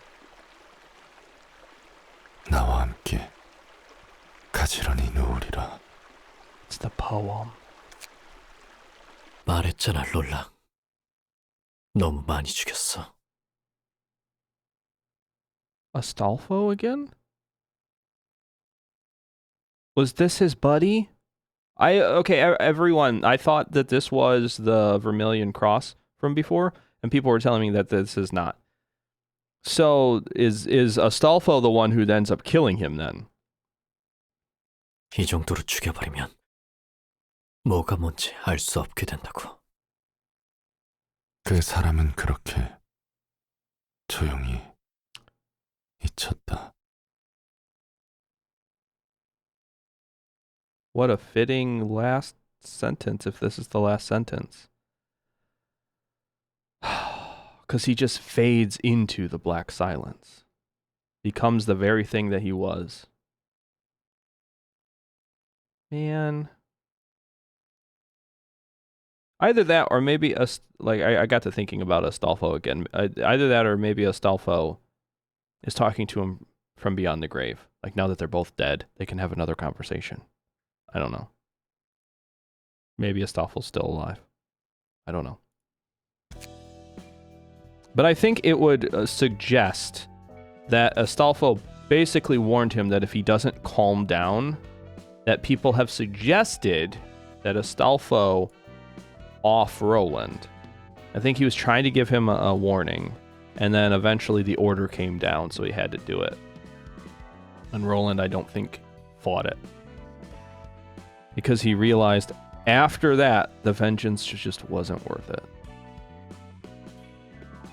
I mean, so nobody gets there happily ever after. They don't go on and like live life. No matter what, even in... Well, I guess technically the good ending they do. Because they are just out in the outskirts. I was going to say they were just exiled. So they're not dead. That counts. That counts as a happily ever after. Yeah. You know what? That was a good ending. All of them were good endings. Not happy endings, but good endings. And I've said this before. I even said it back in the lobotomy days. That not every happy ending is a good ending, and not every good ending has to be a happy ending. You know, I think a lot of times we really want the characters to end up, you know, happily ever after. And it's because we love them so much. But I honestly do think that there are times and places where the main character being killed off at the very end, or maybe not getting what they wanted the entire time, and things not going their way, is a better ending than had they lived happily ever after. And I honestly believe that Project Moon does such a good job of having really, really quality endings. They put so much love and effort into their endings, and I appreciate it so much. Okay, time to read through some credenza. I'm actually really excited about this, and I basically saved this for last. That way, anyone that wanted to see me react to all of the stuff that was a little bit more interactive and not just me staring at a character reading some words could see it. And then if you wanted to, if anyone that doesn't like the reading parts, this is your chance to click away, because the rest of the video is going to be credenza time. Because I went through all the comments, I read through what people were suggesting. I guess we could do some fights before I do that, because there were some suggestions, like trying to activate at least one of the negative, which one is it? I need the word. The Beast. Either activate the Beast or activate... Was it Nyx or Void? I can't remember which one. I think it was Nyx. This passage is only effective if the librarian possesses all four. Yep, it's this one. Greed, Hate, Despair, and Wrath. To try to activate at least one of those. And I saw the majority of people really liked the Bina one. Trying to remember what the Beast does that makes that so awesome. Activates when the select librarian possesses all of the following abnormality pages. Big Eye, Small Beak, Long Arms. All dice of characters targeting or targeted by this character are unaffected by power gain or loss, and their maximum values are lowered by 3. That's what makes it so darn awesome. At the end of the scene, all other characters take 15 damage, and this character fully restores light. That is also pretty awesome, because that turns Arbina into an effective Arbiter again. Similar to what she was at the very end. That was such a cool fight. I loved that fight, because we got to see Bina at full strength. Okay, so if we're going to do that, are there any other books that I want to burn, or do I just have those pages now? Because if we remember right, we have new passives, because we have new key pages. Actually, let's just go take a look at the key pages. They're here, right? Reverberation Ensemble. Enhanced pages? Is that what this is? No, I think the enhanced pages are the ones that we've upgraded. Full view? Not the attributed pages, because that's the ones that are all passive. Where's the pages that we earned as a reward? Where are they? I don't see them. Am I missing something? Is it at the bottom? No. Is it at the top? Maybe it's in these pages themselves? Do they just have better stuff? Oh, they weren't key pages. We didn't get any brand new key pages. They were just combat pages. Why did I think that we got some of the distortion key pages too? Maybe because I really wanted that to be the case, but they'd be too broken to just have those. Either way, these are really neat. Unity, Coordination. On the combat start for this scene, all other allies using a unity page gain a slash die. I'm assuming that that's just a counter die, but that would actually be great because I can start taking just one-sided attacks then and just ignore stuff. Just let them attack us, and then we just go one-sided too. Combat start. For this scene, all other allies using a unity page gain a block die that comes first. That comes first. What do you mean that comes first? Oh, a slash die on the page. Wait, on the page. Gain a slash die on the page. I'm assuming the unity page. So they just gain a unity page slash die. And then using a unity page, gain a block die that comes first. I'm assuming that one is probably a counter die. This one is probably just a regular slash die that gets added to any of the unity pages. And then the other ones are counter dice, I'm assuming. I know we had some other really cool pages too. Are they down here? Are they economy pages? It would be so nice to have some better economy pages too. Even though arguably the economy pages we have are amazing. It wasn't Godspeed. I think we've had that one. We had Suspicious Contract, I think? Maybe not. Restore 1 light upon discarding this page. No, I remember that one. Unity, that one's a new one for sure. For this scene, all other allies using a Unity page gain +1 power for all dice. All other allies. So if everyone just uses this, everyone gets a +1 power. Actually, multiple +1 powers. That's actually really good. Especially if we can use, like, everyone uses this. This would be so cool. I would love to make a department that just does Unity and see how good that is. What's this one? Taste test. Restore 2 light. If user has 2 or less resilience, gain 1 resilience. I don't remember what resilience does. Of all of the different passives, I don't know that one. Not offhand. Well, regardless, wait, is that just like grit? Maybe it's like grit. Maybe you just take 1 less damage from all incoming attacks. Because it's not persistence. Persistence, if you die, you come back. Either way, this is actually a really good one. Resilience would probably be really good, but the restoring 2 light is just good too. Then what else? Is there a 0 cost? There's bound to be like a 0 cost something. I don't think we've had a good 0 cost since we got Brace Up. But then again, Brace Up and Forward March are just such good pages, maybe they saw no need to give us any better ones.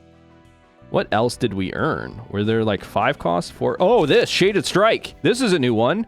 While this page is in hand, its cost is decreased for each clash lost against an offensive die. Combat start. Boost offensive dice power by +1 for this scene. And then on use, draw 1 page. If it wasn't a 7 cost, it would be worth using. I understand that the whole point of this is it decreases its cost every time that you lose a clash. So that might not be... Like, this might be a really, really good page. Because I think this is just... always loses cost if you... Like, I think it's permanent. So by the end, I think that everyone could have a 0 cost page if you lose enough clashes.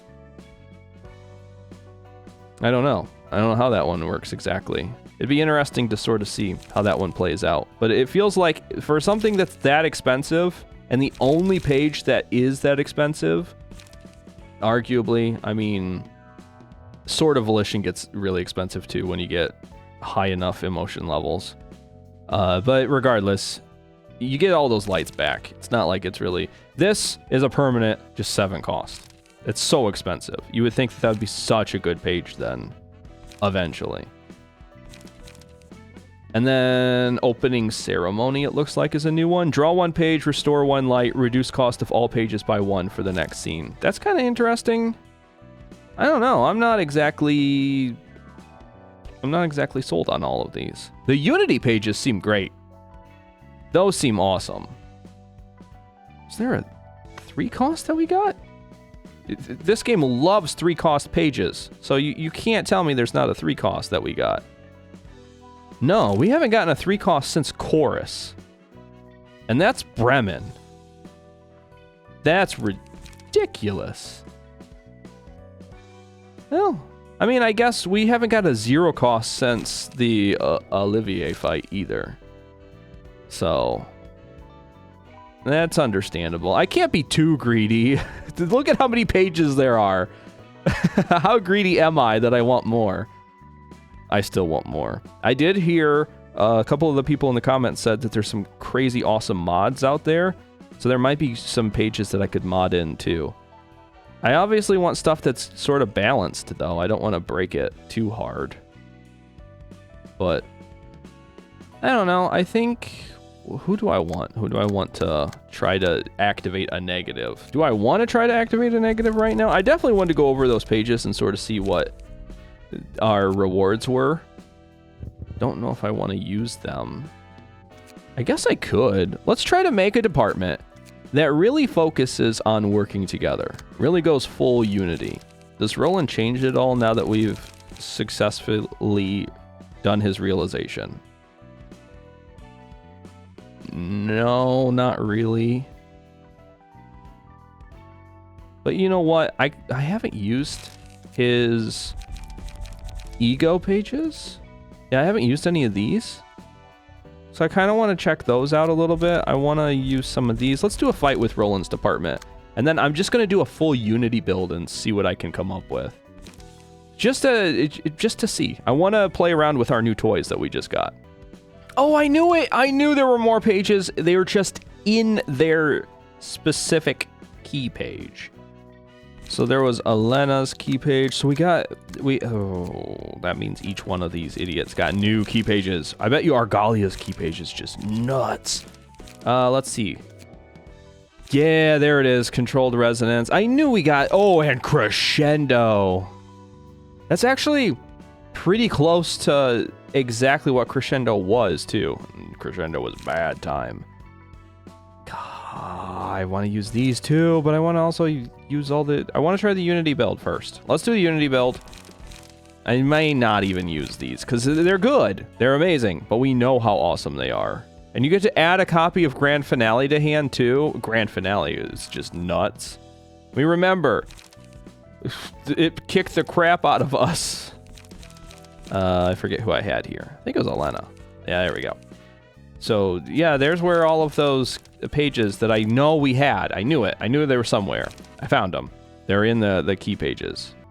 Oh, never mind. If I would have paid close attention, this isn't going to work. Cannot be stacked. They thought about that. At this point in the game, just let me do stupid stuff. I want to have a page where they're like, yes, this is going to make the rest of whatever you decide to do super easy. But you get to choose whether or not you want to... Because it's a lot like other games. If I want to do all the side quests, max level, and then go and one-shot the final boss, that's my prerogative. I get to make that choice. I want something that's like, you could stack infinite power if you have infinite pages for this one page. So letting this stack so everyone would get +4. Everyone would get a +4. That would be so awesome. Of course, then you would just stack nothing but this. Everything else would be economy. So it'd be like 3 of these and then all economy down here. Man, so that's not gonna work. It's still gonna be really good, but I was thinking use one of these coordinations. Also cannot be stacked. That was really smart too. Because that was my other thing that I was thinking. We could get infinite slash dice this way. You gain a slash... Well, not infinite. It would be like...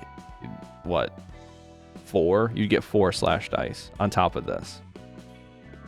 Be a 6 slash +4 page. Wouldn't that be insane? It would be. It would be straight up busted. You just coordinate those two, and then all economy all day down here. Okay, well...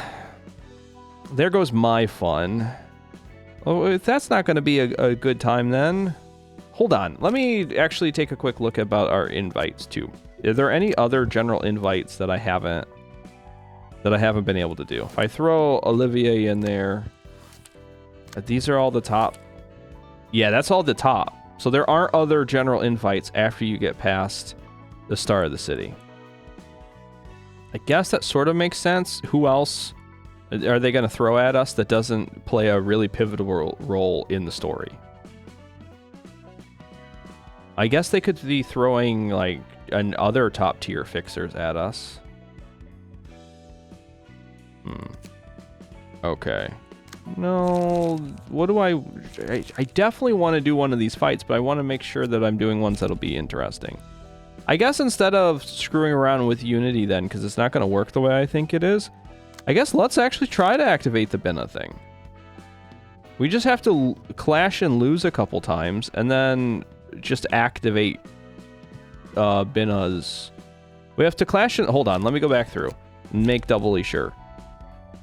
I need big eyes, and I know that's a negative. That's going to be the hardest one to get. So we have to clash and lose pretty hard in the beginning. Get a lot of these negative emotions. Then we need long arms, which means that we have to then, in the next scene, clash and win against everything. And then after that, I think it's pretty easy. Because... Is it punishing beak that I need? It's just the 3 for the birds. Oh, this small beak. It's the 3 eggs. Long arms, big eyes, small beak. I get that, then I can activate the beast. So I need negative, positive, negative, or positive, negative, negative. Either way, we really need to lose a lot in the beginning, and then somehow, some way, still get long arms. If I go all negative in the beginning, I could lock myself, although not necessarily. How many other single cost ones? Oh, there's enough. There's enough that if I go all negative, I wouldn't necessarily get long arms as an option to pick.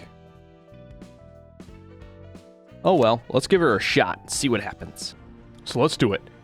I didn't want to really focus on a lot of battles in this one, but I think this is going to be really neat to sort of see how we can activate this thing. So we have our Binna, who's really going to hard carry most of it all over this. I do have everyone else, and I kind of have, because we are going to use Ujat this time, 2 of them to kind of hard carry some of the losing clashes. So we need to lose, and then win. So I actively also have a PT who is currently in guard stance, who should theoretically lose a lot of these clashes too, because I have pretty crappy pages in here. So let's see if we can grab some of these. And I want to really focus on clashing and losing with block dice, because it softens the damage blow. So we can take less damage from the clash, but also, because we have our Ujat, we can heal the stagger damage that'll happen from that. Hopefully we can lose enough of these that we can get what we need. There's the first one, long arms. So now we have to go all negative from this point forward. How close are we to 50-50? I mean, it's looking pretty bad. No, this is okay still, I think. Because we really haven't flipped too many emotions positively. We did end up killing one of them, which I think is what did most of the positivity. Because we were losing quite a few, but we're really strong. It's hard not to win, even when I'm trying to lose. Again, I could be using a lot of Proselyte Blade and like really crappy singular strikes. But yeah, I want to try to keep people alive too to activate this the right way. Let's go long arms. That's going to go on our Binna. We'll be fine. And then I should be able to just take and clash against everything that's really, really strong with stuff that's really, really weak. Here's the second part. The big eyes. Which means that we only need one more. Just need to keep losing. I forget what the big eyes... Oh, wait, the big eyes, though, they draw attention to us. That means they're all gonna be attacking Bina. Yeah. Ooh, okay. No, this is okay. We're doing okay. Deep breath. Except that divinatory impact, we need to grab that for sure. The rest of this is fine. Actually fine. The rest of this is actually fine. So Bina will have to clash and win against divinatory impact. Everything else, yeah, we can grab all of it, or it doesn't really even matter if it goes through. I was so worried, but there it is! The small beak. Which means that we can activate the beast. Finally. And that means I don't have to lose any more clashes. Small beak on Bina. What does this one do? I never take this. Add a small beak page to hand, cost 0, return to hand, take 5% of max HP as damage, restore 1 light. The page is also included in the deck at the start of subsequent acts. Okay. It's okay. That's an okay page. Small bird decided to punish the creature's wrongdoings. Yes, it did, didn't it? And then I'm going to grab Apocalypse. Just because the second that we get below 50%, all dice on this page gain +8. And if we're dealing damage, we're dealing 50% more damage against targets with 50% or less HP. And after we do some crazy mass attacks against the next group of individuals, they're going to be below 50% HP. I was so worried that I wasn't going to be able to activate that because I was really worried about Bina getting killed that last scene, so I used her mass attack. And we staggered everyone, and we were just killing everyone because I was losing clashes, but all they did was turn into one-sided attacks. So we're okay now. I also swapped to Pierce mode with our PT. They're just going to be a monster now because I swapped out to an actual Pierce build. Oh, why did the music kick in for just this one moment? This person is just straight up dead, so why why rub it in? Okay, goodbye. The epic music for your final death. Actually, if I'm going to have to go out, that's how I want to go out. All of a sudden, the universe realizes they're going to die. Let's give them the most epic music. That would be fun. Not the dying part, the having the epic music at the end. Okay, now we're just one step away from activation. We just have to flip to our next, I guess, 2 emotion levels, which means that Delilah and Argalia, even Sam, need to go. We have to get their emotions up. We have to clash and win or lose. Doesn't really matter, but clashing and flipping emotion levels is important. It is so hard to keep Bina alive the second that she gets those big eyes. Or we do so much damage we kill them off. This is probably the 4th, maybe 5th time I've tried this fight. In all seriousness, because I cannot get the beast to trigger. Because we either kill them before we flip emotions, or our Bina dies because she gets solo targeted. And they roll so fast. I'm assuming that this... I kind of left Myrna and Harold alone a little bit this time. I'm kind of hoping that this goes through the way I think it's going to. We do need to roll and win a lot of these. That was actually pretty good. But we also need to stagger quite a few of them. Okay. Actually, no, this is okay. I think this is okay. Because... oh, actually, no. Bina's going to die to Harold, isn't she? Unless Harold gets staggered. He didn't get staggered. What's going to happen? Oh, no, they're gone. Just all the dice are gone. Okay. We're okay. She's alive. Now, I would really love to pull all of this damage and maybe everyone just die. So we can just have Bina go and she'll have all the negativity. And then we'll get the beast. I somehow have to get... this is what I always get to this point right here. Like, I guess technically this is the closest, because usually they have like 1 or 2 other ones. And I either have to do a huge mass attack, everyone gets staggered and everyone just dies. Or I don't end up getting enough emotion points before Binna ends up. They roll so fast. Oh, thank God. Oh, and actually, that's still not great. Look at this. They have True Trigram and the Unyielding Strike that I have to account for. Oh, thank God they're on different dice, though. A lot of times they'll just target one of Binna's dice. We have a 7, so we can actually pull one of them. And then the rest of that, we can clash. Wow, I got so lucky this time. This is our chance. Of course, I could just grand finale this and stagger both of them, but we can't. Well, honestly, I don't have the lights for it, but I could get the lights for it. I have to figure out a way to pull all this damage, maybe lose the clashes. Maybe that's the solution. I just have everyone who's not going to flip lights quick enough die. So this Argalia needs to die.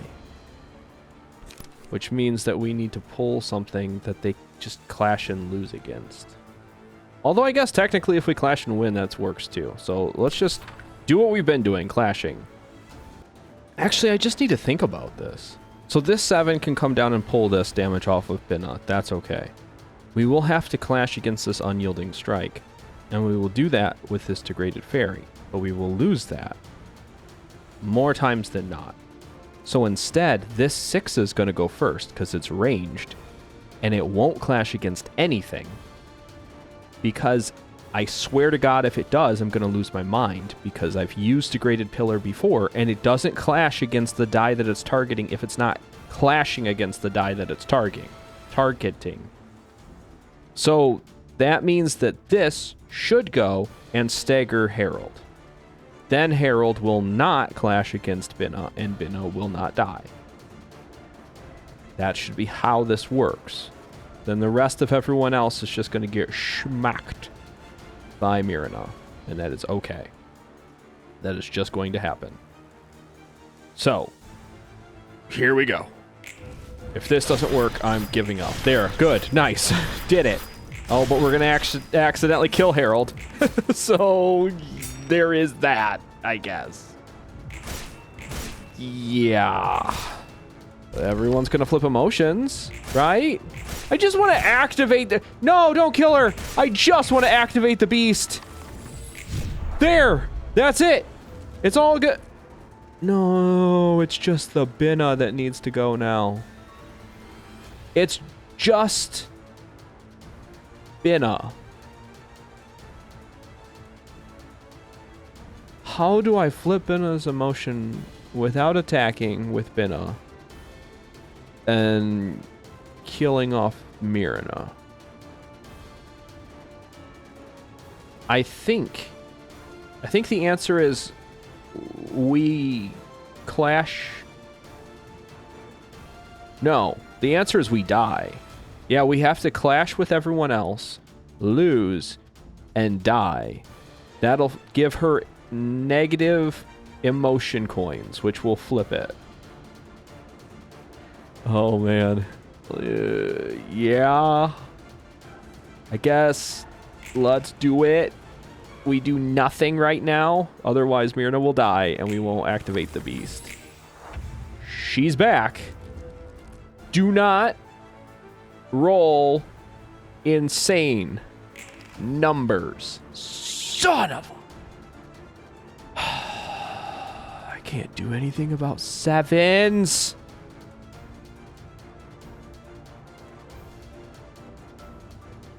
That's just too high. That's actually just too high. So, I mean, it's on separate dice, so I can do something with those, but it's not enough of something. I also need to grab that, but with the crappiest cards you've ever seen. I just brace up, I guess. We need to die. But we have the Uchat, so we have protection too. I wish they would just protect Binna at all cost. There isn't. I don't see a way. I don't see a way to do this the right way. I mean, I could always use Degraded Pillar here and crush that. I have to be oh so careful, though, because she could die from this.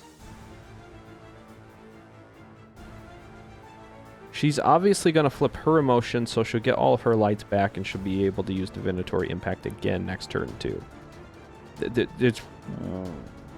It's almost harder to try to do this than just try to clash and win, and I think it's because I'm so used to just clashing against everything and just pulling damage off of the people I don't want to take damage that my brain is just not trained for it, and it's just a me problem.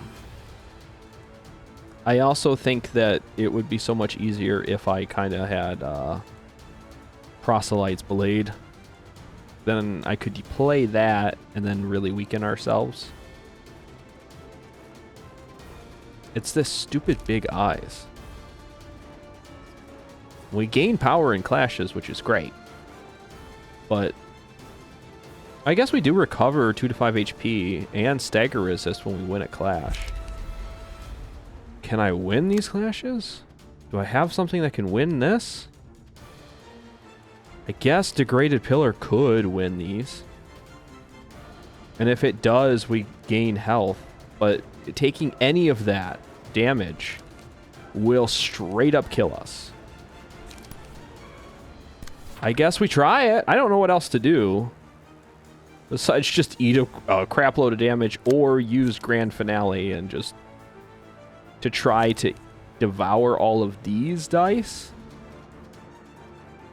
I could try to use Grand Finale to protect against the Divinatory Impact. And then I can still play Degraded Pillar just in case it doesn't go. I am sort of risking doing 40 damage to her, though, which means that if any of this other stuff goes through, you know, like that Degraded Pillar, she'll die. And she is fragile right now. I just want to activate the beast. This probably would have been easier on a bigger fight like people suggested, but I thought for sure that this might work here. And it gotta have been a flip emotion. Let's do it. Let's do Grand Finale.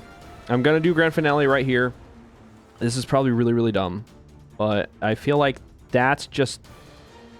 I can't take the Divinatory Impact. Either one or both of us are going to die this turn, or we're not going to flip the emotions in time, and then I won't have a choice but to kill her. 35. It didn't stop it from hitting. That sucks. Maybe we'll be okay. Maybe we'll be able to heal. Maybe we'll be able to heal. Maybe we can heal it. No, we're going to kill her. Ah! She's just not strong enough. That's what keeps happening. I just am not meant to do this. I'm not built that way. There's what?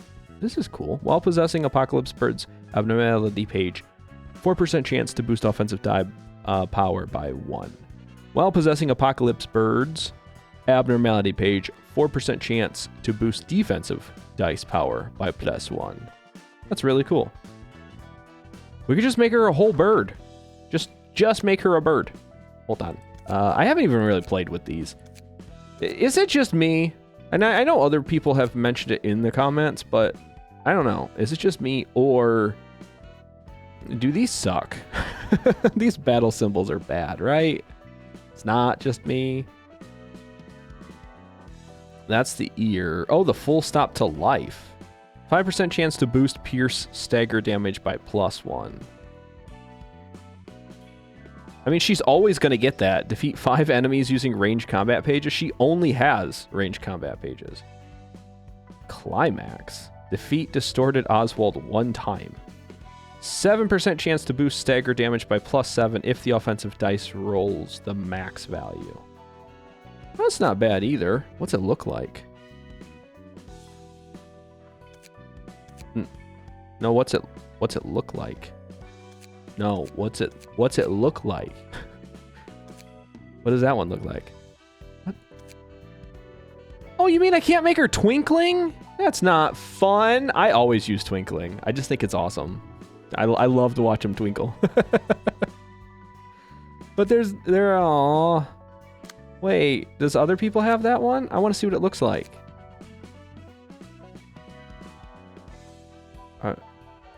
What? It's black flames. Oh my god, it's black flames. Binna with black flames? Oh, you're kidding. God, that would be so cool.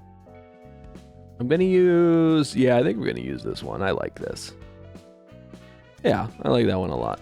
Put that one on, put that one on. I can't believe I can change all of Gabora. She could be a blood fiend rabbit with the red hood. Oh, sorry, twinkling blood fiend rabbit. But Binna can't be anything. It's probably because Binna just refuses to wear it, if I'm being honest. But you would think if anything, if we could have this awesome, like, a black flame coming off of her feet, she'd totally vibe with that. It's not fair. Do you also have one? 5% chance, so chorus at the climax. Defeat distorted Bremen one time. Oh, that's a neat thing too. I actually like that they sort of all have their own. So this is Tanya. After the passive ability Guts activates, 6% chance to boost offensive dice power by +1 for the rest of the reception. Does Argalia have something? Oh, you have two. Straining Strings. 5% chance to boost defensive dice power by +1 while there's an ally with the Puppeteer's Strings. What does that one look like? Ooh, that one's so cool. I love these effects.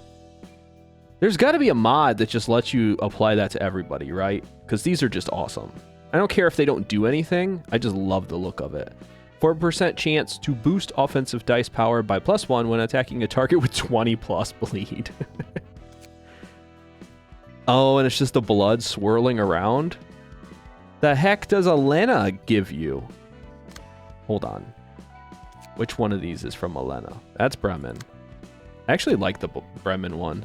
Even though Bremen was like a joke character to me, and all the way to the bitter end, I really do. I like a lot of what Bremen represented, which is like the music and like a cool stage presence, has this really cool like rave effect going on. Like Valtiel just showed up at the rave and is just vibing. I love that. I don't know if I like the strings better, or if I like the blood mist. That's kind of cool. What do you have? Oh, you killed Philip and Eileen? What is this one? Just smoke. Just emit smoke at all times. Is this fire? Oh, that's so cool. Now, what? Wait, which department killed off? I don't even remember who the final department was. That's Bremen. Distorted Philip. Distorted Eileen. Tanya. I'm confused. Did I use this department to fight them too? Oh, yeah, because I had to play through it a second time. That's right. Okay, never mind. I remember why everyone's got everything. Is it the Red Mist department? Argalia, what do you get? Oh, that's awesome. I kind of still want her to be twinkling, but you know what? I think that effect is just better for her. She is so awesome. Why is she always so awesome? 10% chance to boost dice power by +1 when the ability Resonance activates. I mean, you have to have Argalia's page for that to trigger, but I guess not a big deal. I can always do that. No. Elena, here it is. What does this look like? Blue blood? Looks like blue blood. Yeah, kinda. It's like, I don't know, a pulsing aura of purple, red, and blue. 4% chance to boost offensive dice power play by +1 if the character recovered HP last seen. That's actually a good one, too. Okay, I got to see all the really fun stuff. I wouldn't have even have noticed this. Oh, wait, no, I haven't seen... Yes, that is so cool! God, that is so cool! 5% chance to boost offensive dice power by +1 while there's an ally with a contractual obligation status. Oh, I do need to use the contracts. I forgot about that, too. I guess I don't really want to try to use those contracts right now. If I get bored, maybe I'll try them, but I think what I really need to do is just start into these credenzas, because they're going to take us a while. I think we covered all of Urban Nightmare. Almost positive, because we've definitely seen Bamboo-Hatted Kim. I can't remember. I should have went back and looked.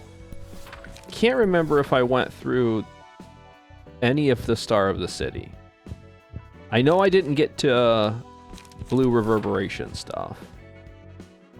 Or did I? I definitely didn't read the Red Mist for sure. I guess even if I am redoing some of the ones that I did in the past, we at least get a chance to... Oh. No, I read Lao's because I remember him blatantly just covering their relationship. Zhao and his. Naturally came to my side. Yeah, okay, I remember this one for sure.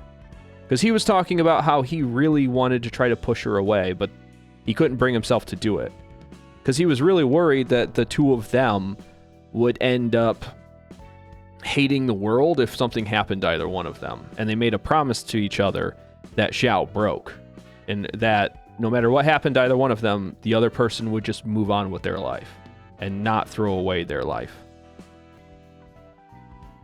So, yes, we've definitely read that one, and I'm almost positive I've read through May's as well.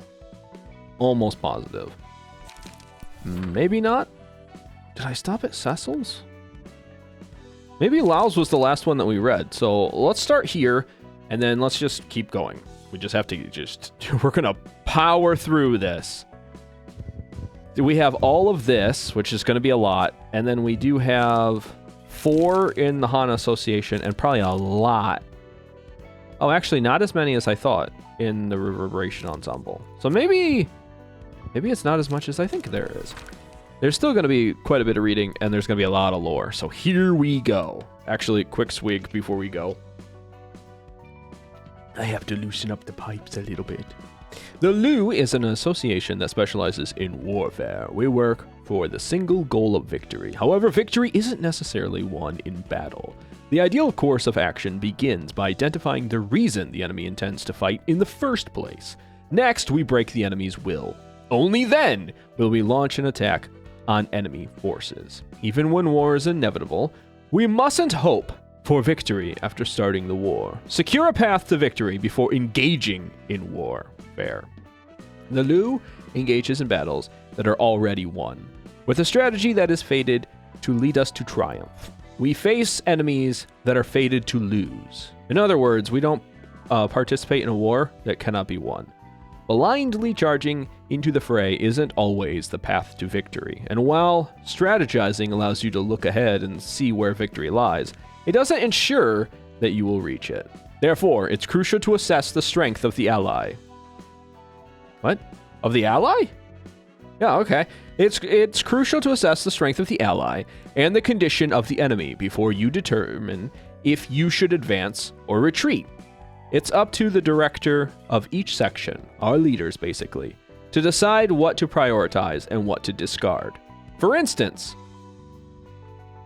Director Lao is extremely cautious. He's not hesitant to retreat and reorganize his forces if there is a slight disadvantage. On the other hand, Director Xiao tends to push forward, as long as there is an opportunity to count on. But she isn't reckless about it. She designs elaborate strategies that will overcome the odds. Director Lao's choices aren't always wise, and Director Xiao's choices don't always result in a smooth victory. But the two work their hardest within their abilities. And I think if the two of them are together working on something, they would be very difficult to beat.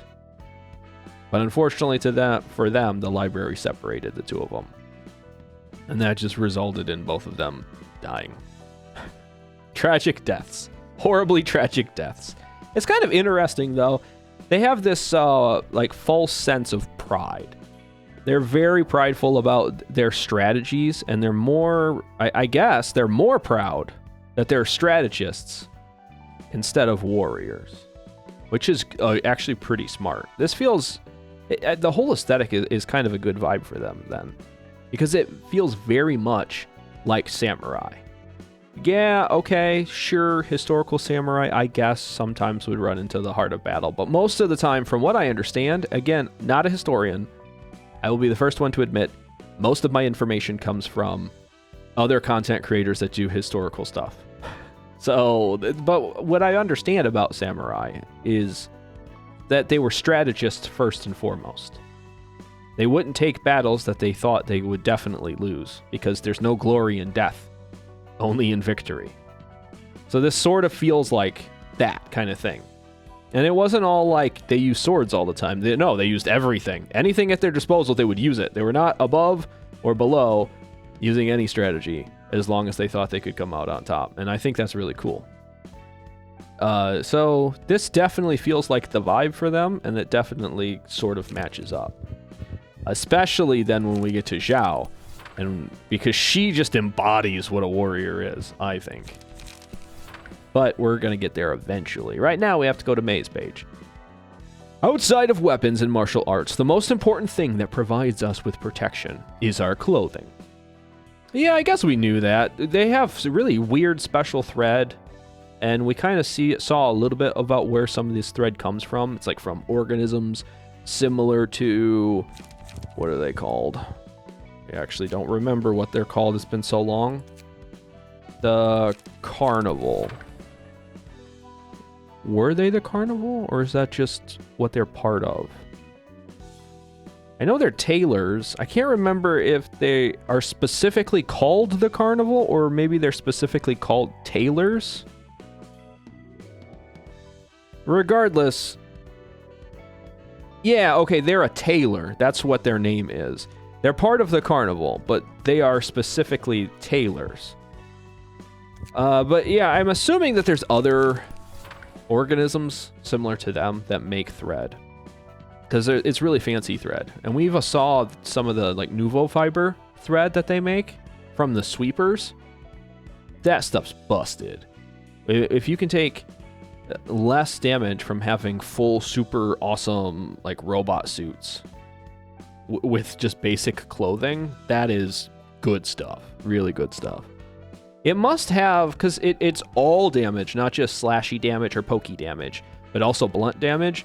So it must have something that either has some sort of shock absorption, or it maybe displaces impact.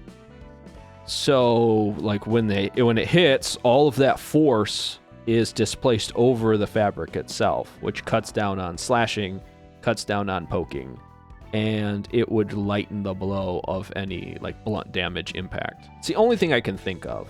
Either that, or it has a built-in like Halo Master Chief style shield. But let's say magic shield.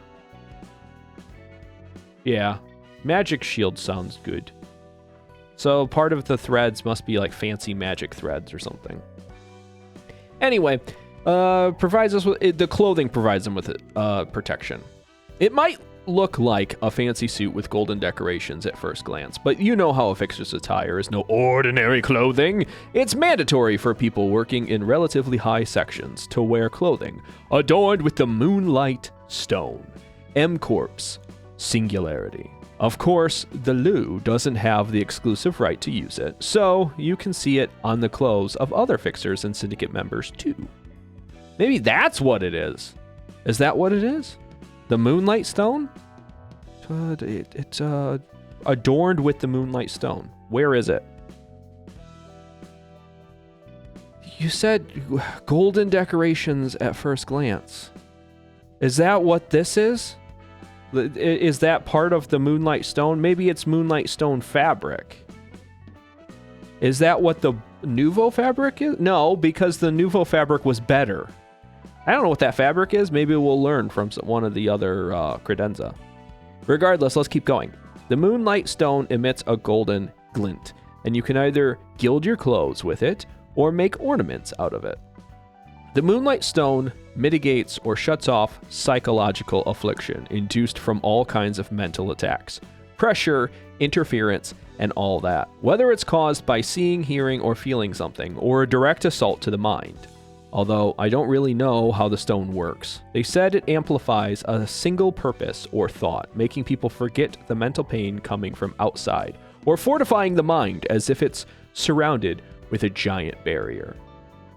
Oh, wow. So it's like a fancy mood ring, except instead of just telling you what kind of mood you're in, it amplifies that mood, or your one thought. That's actually not a good thing. No wonder we had such an easy time just railroading anyone that showed up to the library. They already had something that was messing with their brain. It was like pumping up the jams. So the second that they came in and they're like, I must revenge. I must be angry. And the stone was like resonating with that anger sensor. It's like, yeah. And anywhere else, that would be a good thing.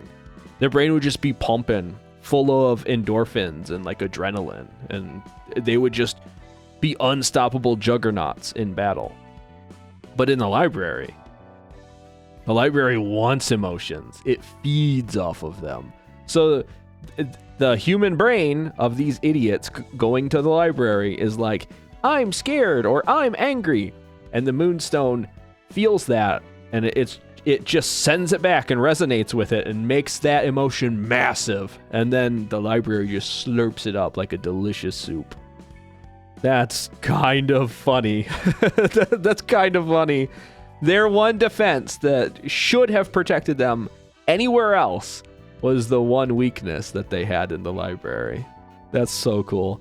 It's all thanks to this clothing that we didn't panic when we saw the crying children. A distortion!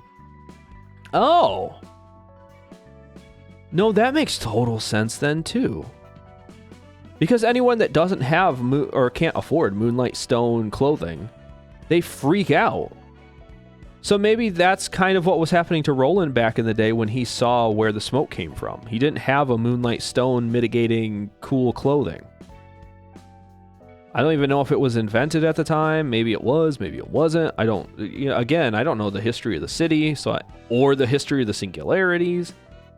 I don't know if Roland would have had access to it, but he didn't choose to pay for it, or it wasn't part of the gear that they outfitted the people who were in the wars for.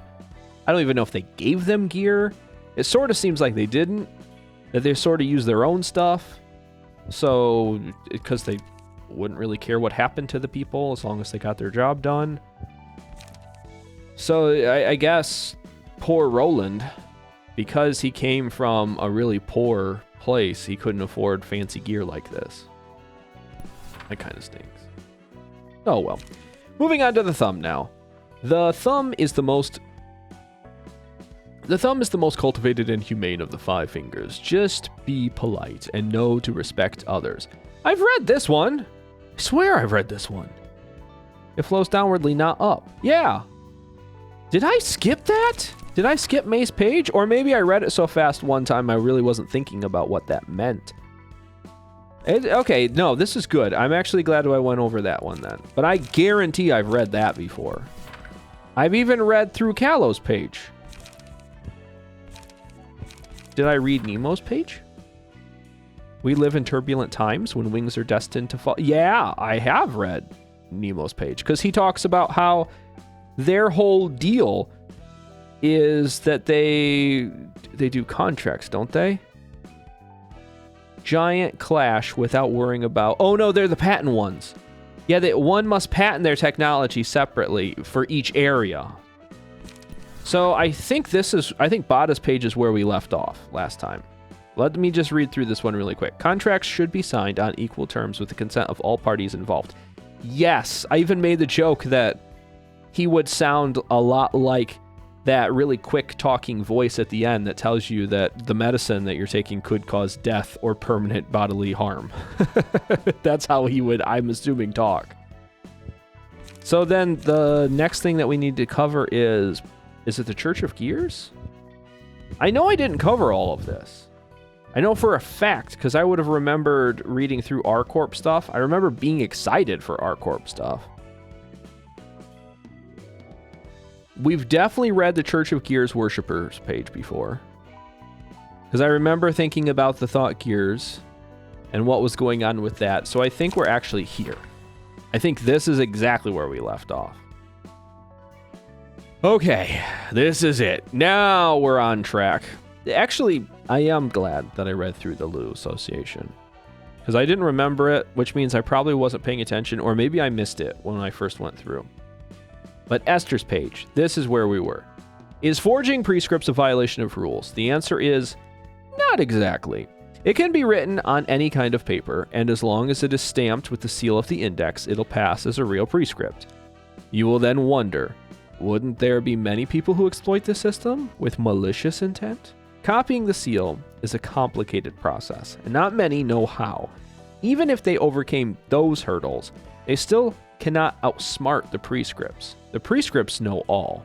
They can tell whether or not a prescript has been carried out, how it was done, and if someone is delivering fabricated prescripts. An individual sending counterfeit prescripts out of their own volition can ultimately be traced back to the will of the prescripts and the city itself. I suppose the prescripts have some generosity for those forgers, as they may remain unpunished unless a prescript ordering it has been issued. The prescripts were already aware that Messenger Jan was giving out false ones, hence the prescript to follow those faked orders. Know that the prescripts know might not be the most appropriate expression. Oh.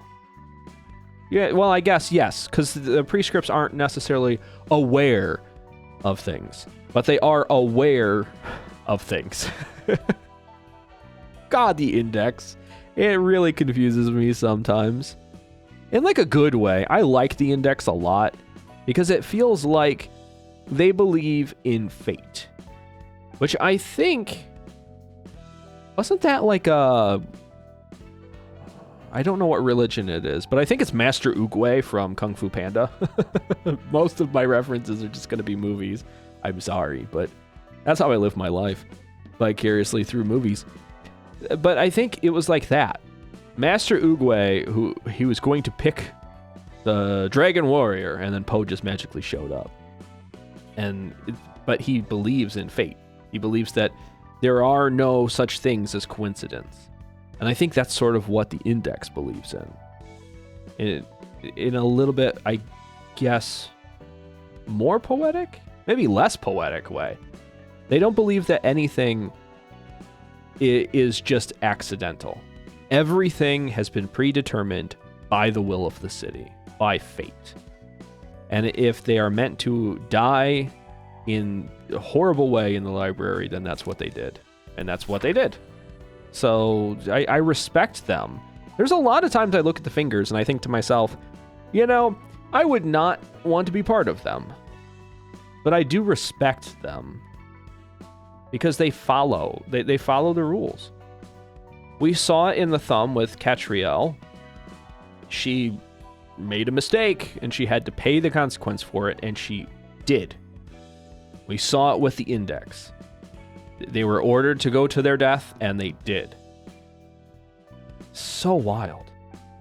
I mean, it's absolutely crazy to me how, as much as the people in the city backstab each other and they can't be trusted and they don't believe in anything, but yet at the same time, you have these other individuals that believe too much in like these cults, these syndicates.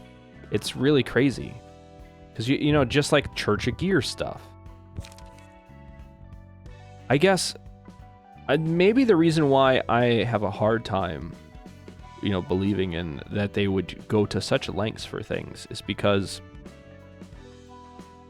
there isn't anything that I've really thought to myself, you know, I love and appreciate this thing so much that if it openly told me to throw my life away, that I would follow it.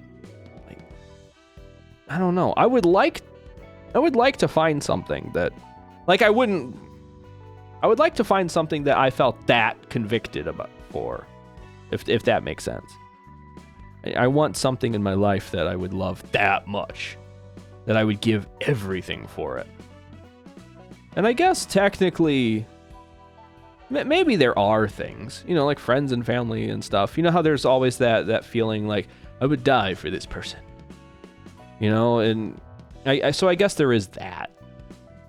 It just is different because it's so outward. And all of that is sort of like behind the scenes. Like, you know, my parents, I adore my parents and I love my parents. And it would be, I would do anything for my parents.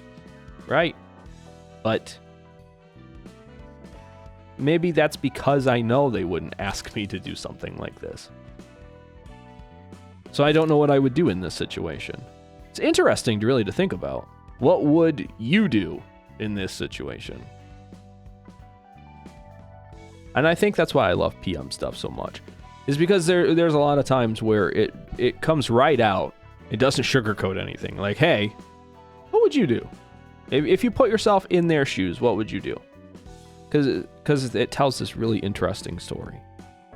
Okay, I'm talking too much again. Hubert's page. There are a number of ranked within the index. Proselytes, messengers, and proxies are as much as I know. Those who have been chosen by the prescripts will decide whether to become a proselyte. If they accept it, they will cover their eyes with a blindfold as they serve the role. The blindfold has little symbolic significance. It's to teach the proselyte to follow the prescripts, regardless of what is happening before their eyes.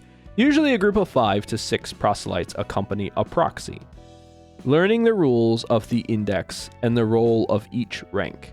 If a proselyte shows a certain level of competence, the prescripts will assign the role of a messenger or a proxy to them. After being promoted, they are given a blade of their own, and they may take off the blindfold. Wait a second. Oh, no, hold on. Let me finish this first, then I'll go back. Well, let's get through this. The prescripts are a predetermined path. There is no point for proselytes to refuse any. It's still within their choice to decline the prescript's offer. Even though they're free to quit any time, no one knows if the prescripts will allow it. The prescripts might order proxies to kill the runaway who abandoned their position, or let it slide, or even give the order to resign first. The prescripts are truly unpredictable. Wow. So they can quit anytime. They're not like, this really isn't one of these cults where, you know, you're free to quit, but you can never leave. That, I guess, is really cool. Because I was wondering what would happen if someone decided, no, enough is enough. I guess the same as anything else. The prescripts would determine whether or not that person needs to be hunted down or whether they're just free to do whatever. And they wouldn't even have to be a proselyte for the prescript to say, hey, go and shoot Billy Bob over there. Or stab them, because they don't use guns in this. But, well, I mean, they do. You know what I mean? They don't often use weapons, or long-range weapons. But, yeah, it's kind of neat, I guess, to think about that way. But what's really neat, what was kind of bonkers to me, is that the proselytes themselves... Let me go back. Right here. They're blindfolded. No, he's peeking. That guy's cheating. Okay. Most of the proselytes are blindfolded besides this guy who is really smart and like, I'm not going to fight while I'm blind. But that means all we did was... We kicked the crap out of people who were blindfolded when we beat up on all the proselytes. I kind of feel bad now, but I guess I get it. You know, if you make it that long, you earn the respect of being a proxy. If eventually you are deemed to be worthy of becoming a proxy, if you can survive life blindfolded, I guess it would be worth it. And that's why the people of the Index respect proxies so much, because they had to endure so much, and they were strong enough to survive all of that to the bitter end. So what happened to Gloria? This really never was explained. I would be so interested to see what's going on here. The Index has an arsenal of swords and blades. Most of the prescripts we receive can be solved with a sword, too. Never really thought about why we use swords. Nope. Maybe it's because they have this oppressive aura and make us look serious or something. Each of us uses different types of blades, starting with the ranks of messengers and proxies.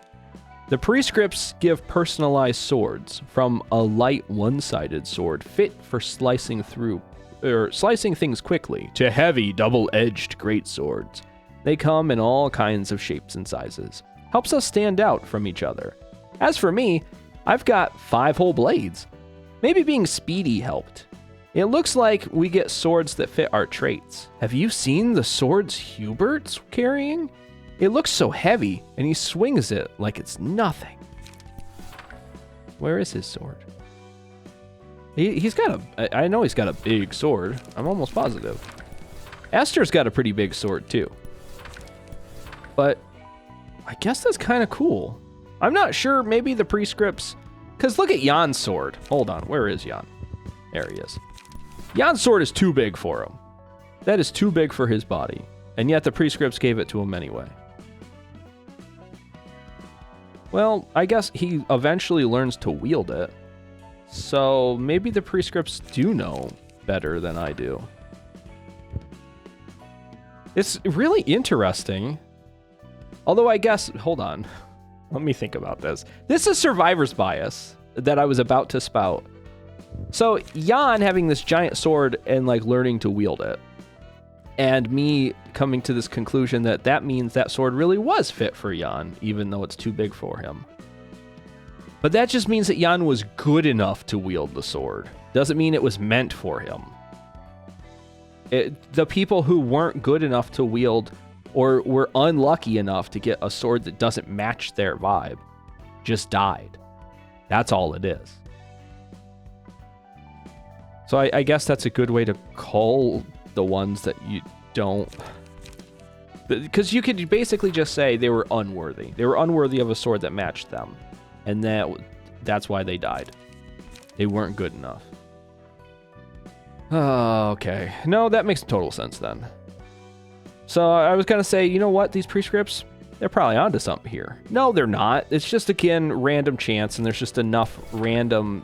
There's enough sample size. There's enough people that eventually some of them survive the randomness. And it just looks pretty good on paper. I will say that, you know, I don't know how it's working, but it does feel like the Index prescripts are kind of a good time for most of the Index. But maybe a big part of that is because the people who survive and the people who remain in the Index are just strong enough to overcome it. And by weeding out all the people who are weaker, you're left with only the people who would better the Index. Yeah, I don't know for sure. I still don't understand how the prescripts are even made. I understand the process of it. You know, the giant pendulum, it scribbles, and then they weave it onto this small cloth and hand it off in this big tube. But how is that being translated? What is going on? It's kind of cool. It's really cool that sort of works out. And then what's really also kind of fascinating about the whole process is how do they know which part of that sheet that they're supposed to cut and weave. I didn't understand why the person said, hang on, there's another one coming, when like that whole thing just is running all the time. How did they know to cut that? Or do they just do that over and over and over and over and over again until they're like, oh, hey, look, this one says something that makes sense. Send it. But it doesn't feel like that's the case. So I would really like to know more about that process. And maybe Jan's page will say something. Let's just keep going. I can ask tons of questions as we go. Chun's page. Right now, Nest L is practically a war zone, with all the associations, syndicates, and fixers at each other's throats. On top of that, the distortions are making things worse for associations and the residents of the Nest. According to the report from the powers up above, there are 3 major factions of note currently remaining in the Nest. The Index, R-Corp, and the Blue Reverberation and his group. R-Corp seem to be eliminating threats as per request from another wing, similar to what the Lu is doing. The Index appears to have been guided here by the prescripts. After all, they gladly obeyed the piece of paper telling them to kill every member of the Thumb in the Nest. As a result, pretty much every Thumb, Crook, and the Syndicate's subsidiaries that were in this place are goners. Oh, a crook. I see, like a bad guy. Okay, cool. Moving on. Even the underboss, who was supposed to lead them, kicked the bucket. So you can guess how it went. Well, I mean, do they not know they went into the library? They probably don't. I wonder how much information each faction knew about the library. Because, you know, we were seeing everything from our point of view. So I'd be really interested to see just how much each one of them sort of knew and didn't know. I'd like to know some of the information that they knew that we didn't know. Next page. To a leader in the Lu, the most crucial element that can make or break a battle is vigor. Not the competence or strength of individuals. With this, even the weakest creek can carry heavy rocks like a gale blowing up leaves. How poetic. Therefore, an excellent leader chooses good fixers and then puts vigor into them. Strength or skill alone won't make a good fixer. While those traits do play a role in higher sections, the most important quality is how well the fixer meshes with their leader's combat style. Section 2. The team with May and Cecil consists of careful and level-headed fixers. They go quite well with Director Lau because of that. Section 1 would clearly be superior in terms of sheer power, but we follow different strategies, with pros and cons for each. So a direct comparison won't really tell much about our actual performance in the field. Yeah, that's for sure. Especially since Section 1 just runs headfirst into all of the combat and eventually dies, like Miris did. Director Zhao liked to emphasize something. A mercenary's work is to deceive, to fool the enemy into believing that we are advancing when we defend, to make the enemy believe we will thrust from the front when we strike from above. Feign submission when you raise your claws. We must seem unable when able to attack. That the enemy may grow arrogant when the enemy is roused. Distract them through disturbance. Be aware that we ourselves are not subject to such anger. In order to defeat the enemy, we must be roused to anger. To remember that one's emotions must remain a means to motivate the body and not the ends. And to exploit the enemy's wrath with this in mind. Our director may be seized with anger and momentarily stray onto inadvisable paths sometimes, but even the whitest jade has a flaw. Jade? Is that green? I might not know Jade. I swear to God, I thought Jade was green. Maybe there's different types of Jades. I don't know. Again, it would be something, if I say that this is not the case, it's something I don't know about. But I always assumed that jade was just green. Marble's white. I know marble. Oh well. I trust her to set herself back on the right track in no time.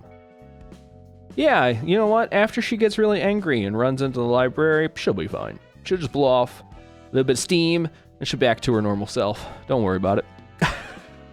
It's not like she could go in there and die and then become a weapon for us. Right? I'm excited. I'm so excited about this page. I have been chomping at the bit, just wanting to run through all of these to get here. These next few is going to mean everything. The Red Mist. Ego, the weapon that corresponds to the mind of its wielder. The sword Carmen gave me was extracted from someone by chance. Giant eyeballs were attached to the sword, adorned with crimson chunks of flesh. They watched my every move, almost to the point of making me feel a bit uncomfortable.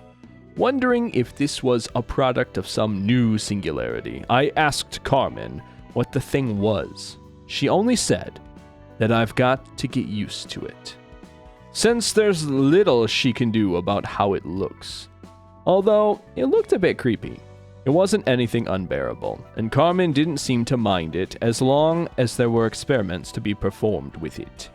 She added that I have to be careful with it, as it was thanks to sheer luck that the ego could be extracted at all in its unstable state. I had a plethora of experience handling various workshop products, so I decided to take the sword without much hesitation. When I first had the sword in my grip, I didn't feel anything in particular. All I could tell is that it's just a big, heavy greatsword. Nothing out of the ordinary, other than its appearance. But when I held the sword a few days later to protect a coworker of mine, I heard a voice. It was the voice of someone desperately yearning for something. Unfortunately, the meaning of that voice was lost on me. Rather, it wasn't even human speech. An awkward sound mimicking somebody. Oh my god. It's because it comes from...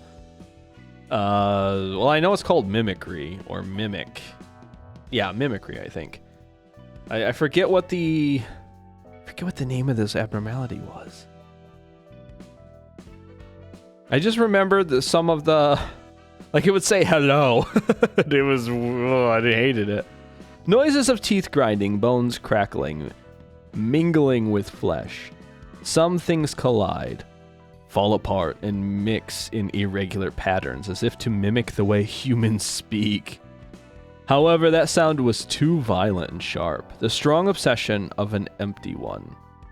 Attachment, void. I'm not sure what word I should use to define this.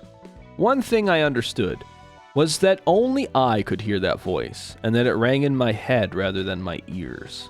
The stronger and clearer my aim to protect someone became, the louder the noise in my head got. Anxious that my mind might be consumed by the voice if I let it weaken my will, I tried my best to pretend that I didn't hear it. The eyes on the blade carefully observed me as I fought the voice in my head. The piercing gaze persisted as if to replace me if I faltered even for a second. It made me feel hazy sometimes. The voice was only a bunch of grinding noises at the beginning, but it slowly learned to speak over time.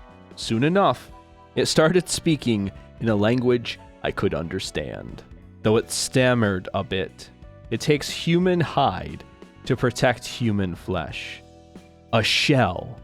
It kept asking for a shell. I couldn't stop the voice, so the most I could do was ignore it. Could you imagine? I mean, the beautiful thing about it is that she knows that she's not going insane. It is the weapon doing it. But could you imagine while you're trying to focus on saving people and being the best you can be, it is doing its best to try to take over you or demand that you give it something. Oh, that would be tough. I get frustrated when I'm trying to concentrate on something and like the fan is too loud. I couldn't imagine having something talk directly to my brain. I guess let's keep going before I go off on any more tangents. Even though there was danger in using it, its power was formidable. With it, I protected many a person and cut down many a threat. The voice became stronger and deeper. With the more blood the blade drank. Oh, actually, though, that makes total sense. Because you feed abnormalities people in order to power them up. And then you drain their energy. That was kind of the whole point of lobotomy. So the more people that the blade cuts through and consumes, the stronger the blade's gonna get. Ooh. But also the stronger the voice in your head. So it's a huge trade-off. One day, the blade will probably take you over. But until then, the more you use it, the stronger it's going to get and the stronger you're going to be. One day, it asked a sharp question. Don't you desire a human shell as well? When I think back on it, the question might not have been aimed at me specifically. It would only say whatever it wanted to say. It wouldn't try to convince or allure me. All it uttered was monologue, yet I was frozen stiff when I heard that. It kept saying something. Are our lives really worth the blood I spilt for them? It wasn't actually capable of forming such detailed sentences, but my head took it that way for some reason. Maybe I was thinking to myself. I denied its claim at the start. I've never provoked anyone first. I'd only acted to protect others from an approaching danger. But I felt a small part of myself waver from what the voice said. What will remain when I keep washing away blood with blood? A blood-stained shell would be all that is left. No wonder that's what it said. Because you would just be a blood-stained husk at the end. How creepy. I mean, it's not even like smart or intelligent, but it totally plays with your mind. She continues, I collapsed for a moment, but I didn't stop thinking. If I broke down, I might be in danger, as Carmen warned. Carmen. Right. Carmen would have been different. Nothing could possibly beat the glitter in her eyes that shines as she pioneers a new path. Those honest, virtuous eyes. Those eyes that will never lead you down the wrong path. Those lips that would never utter words that would deceive you or guide you to evil. God. She has them all convinced. Oh well, going on. Even when someone jeered at her speech, even when everyone despaired in the face of an obstacle that brought progress to a halt, Carmen never stopped looking after others. She would always take the initiative to lead all of them. If I can protect a person like that, maybe this place will change. Yes, as long as I can protect that one person. As my thoughts became clearer, I couldn't just sit down. My body acted before my head could decide what to do. I don't exactly remember what happened then. When I finally took a grip on my rationality in a vast mindscape and came back to my senses, my body was burning hot. Is this rage? Have I been taken over to the point where I can't even see ahead? But I felt so calm, refreshed even. My head was kept cool, while my heart leading the body was aflame. It wasn't long until I felt that something was different. On solid armor, there was a layer of something tough and dense, but it wasn't fabric. A veil of mist was covering me. Astonished, I moved around and shook my limbs several times, and the veil dissipated soon after. When Carmen learned of this, she didn't say much. She didn't make a big fuss about it, or suggest trying something with it right away. She only said that wielding this power is more important than simply manifesting it. so I shouldn't be lazy. She went back to work after leaving that peculiar piece of advice. Maybe she didn't want me to feel too much pressure. What are you talking about? What are you actually... No, absolutely not. You don't get to spin this, so she's the good person here. She's telling you that you didn't do enough. You need to do more. Don't be lazy. Get back to work. Oh, God. Now that I hate Carmen, I see all the evil. Okay, let's move on. Before I open my mouth again, we got this. As more time passed, I could use the armor for longer and eventually got to draw out its full power. I had a weapon and armor that resonate with my emotions. Using them, I could protect more people, and I was able to draw forth more durability and strength. The researchers seemed to be struggling to make progress with their work, but it was all right. I believed in them to make it through, and I just had to be quicker to do my job in the meantime. However, not long after, the incident happened all too suddenly. No, maybe it wasn't so sudden. The sign was there. Just around this corner, I can hear a child crying. She's sitting in front of a door. One of the 2 children Carmen took in died in a failed experiment. Unlike Lisa, who was wary and reluctant to open up to others, Enoch showed interest in our research and volunteered to be a test subject the other day. Enoch's speech was so concise and on point. Everyone was shocked.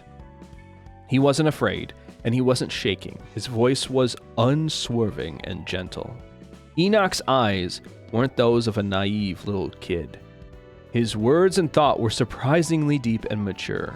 Even I was astonished. I sometimes wondered what made this kid have such thoughts. His eyes seemed to have already seen so much of this world's despair and misfortune. However, it was still no reason to allow a kid to participate in the experiments. Carmen spent several nights agonizing over the matter. The experiment was authorized at last, though I didn't want to know what they thought of it anymore. What were they going to do, holding the hand of that little kid? I had to wonder if we were that desperate, but I shrugged it off. I wasn't one to stop him from doing what he chose to do. You shouldn't have been the one to die. The other kid, who was now all alone, mumbled, crying. Her words had no weight to it. She probably spouted what she didn't sincerely mean, because the situation was too much for her. Yeah, I should have died. Carmen's answer, on the other hand, was likely sincere. Everyone stood still. A crack appeared in our minds, which we never thought would crumble. Maybe we all expected it to happen deep down. Oh, this was right before Carmen died. So it was the death of Enoch that eventually drove her to it. That's what Gabora is trying to say. Oh, man. I sort of see where she's coming from now, because obviously, though, I think the whole point of this was they were trying to find someone that they could use to create the well. And I think, unfortunately, they couldn't find someone that was dedicated enough to manifest their ego as the well. And I think they were trying to force people that had passion for this, but not enough passion, toward manifesting that.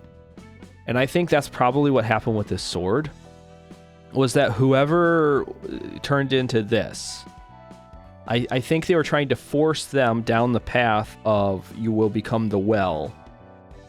And the unfortunate thing was their mind and their body just couldn't handle that and turned into this.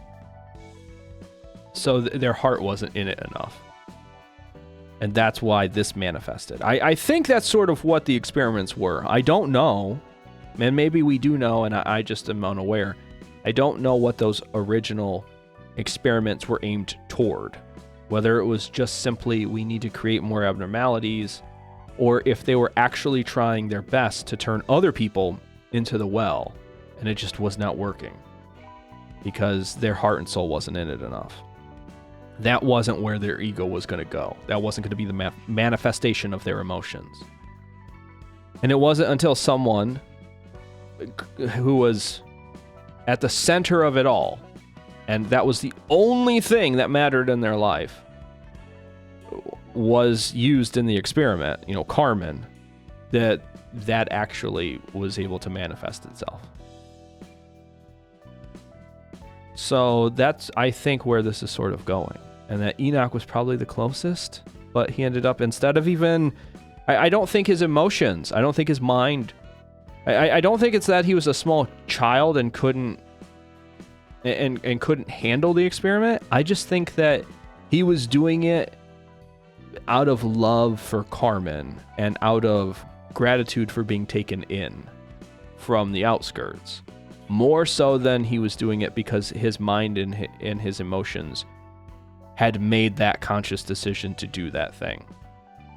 And because it wasn't his choice to do that thing, even though he chose to do it out of gratitude, he didn't have his mind set on being the thing that would allow, he didn't have his mind set on becoming the river or becoming the well, the fount through which the Gogito could flow. And Carmen did. And that's why she succeeded and he didn't. But that's why he died. Because he didn't have his mind set on anything. He didn't become an abnormality or an ego or whatever because he was essentially empty. That's what I think happened. Anyway, continuing on, even though we know where this is heading. Carmen's state worsened with each passing day, like a rusting nail. The sunny eyes of the woman who had brought us together were now cloudy, and she spoke less and less. Her voice was lifeless, and she had gotten so cold, it wouldn't have come to anyone's surprise if she died at any moment. She didn't bother trying to look okay. I think it was better that way. Everyone at the laboratory felt constraint in her presence.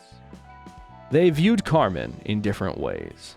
Reproachful looks of those resenting her for bringing them so far, only to let go of her responsibility. Concerned looks of those worried that something might happen to her. And I guess there were some who had no thoughts. The research went on quietly, but not for long. A few days later, Carmen spilled out all of the guilt within her and plunged into it, never to come back. Yep. It's exactly what happened. So the whole experiment itself, I think, just resulted in her manifesting as an abnormality. And that abnormality was essentially the well or the river or whatever Benna wanted to call it. But she was the source of it all. And then I don't know exactly when it would have happened, but A manifested his own ego, it seems. And I think there was even someone in the comment section that suggested as much. But it seems like he manifested his own ego in the case of the lobotomy corporation, like the building itself. And I think he did that in response to the death of Carmen. His emotions just erupted. That's sort of kind of how it feels. But it could also be that was just a building turning on and off based on how much energy was there, and that maybe he didn't have enough emotion or enough drive as a person to really manifest anything. I don't know. I don't know for sure. I know that he was smart enough that he could have put together that whole system and that whole building and put Angela at the helm of it and and have doors that just open and shut, and he could lock off different areas depending. And then obviously, I'm pretty sure she's managing all of the abnormalities, every single one of them, and then she hands us the ones that we picked. That way we manage those. So she always had to manage if we never picked the White Knight, she would have to manage the White Knight all the time. Every second of every day, she was managing that one. I'm almost positive that's sort of how it works. And on top of that, I guarantee the abnormalities didn't have a bedtime. So the fact that we would go to bed and wake up and start our work day the next day, I think she was managing the abnormalities when we were asleep too. She was just doing everything in the background. And then she would just give us, okay, here's your allotted responsibility for the day. Good luck. Kind of interesting, I guess, if you want to think of it that way. But I'm fairly certain that's sort of what was happening. And that's why it's way worse than it seems.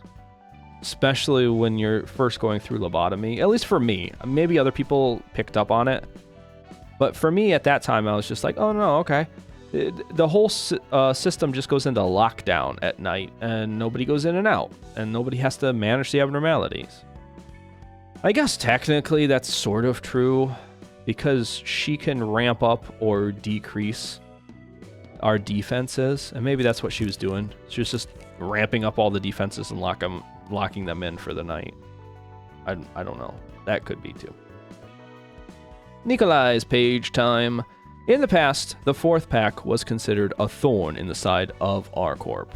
Really? Oh, hold on. I need a drink. But why? Why was the fourth pack the thorn in their side? In other words, we were a headache that they couldn't find a good enough excuse to remove, which was frankly understandable, as we were a total foul-up of an army at the time, and it took a considerable amount of time for us to improve to our current state. The Rhino team. Powerful, but easily agitated and uses its strength to destroy everything all too often. The Reindeer team. Prone to suffer a nervous breakdown in prolonged battles, causing damage to its allies. The Rabbit team. Their thirst for blood leaves no margin for sloppiness at the cost of killing civilians. To put it in the nicest way possible, they had a unique niche only they could fill, and as a matter of fact, bringing them to orthodox battles would do more harm than good. Not so long after, I received the news that they were planning to destroy our pack.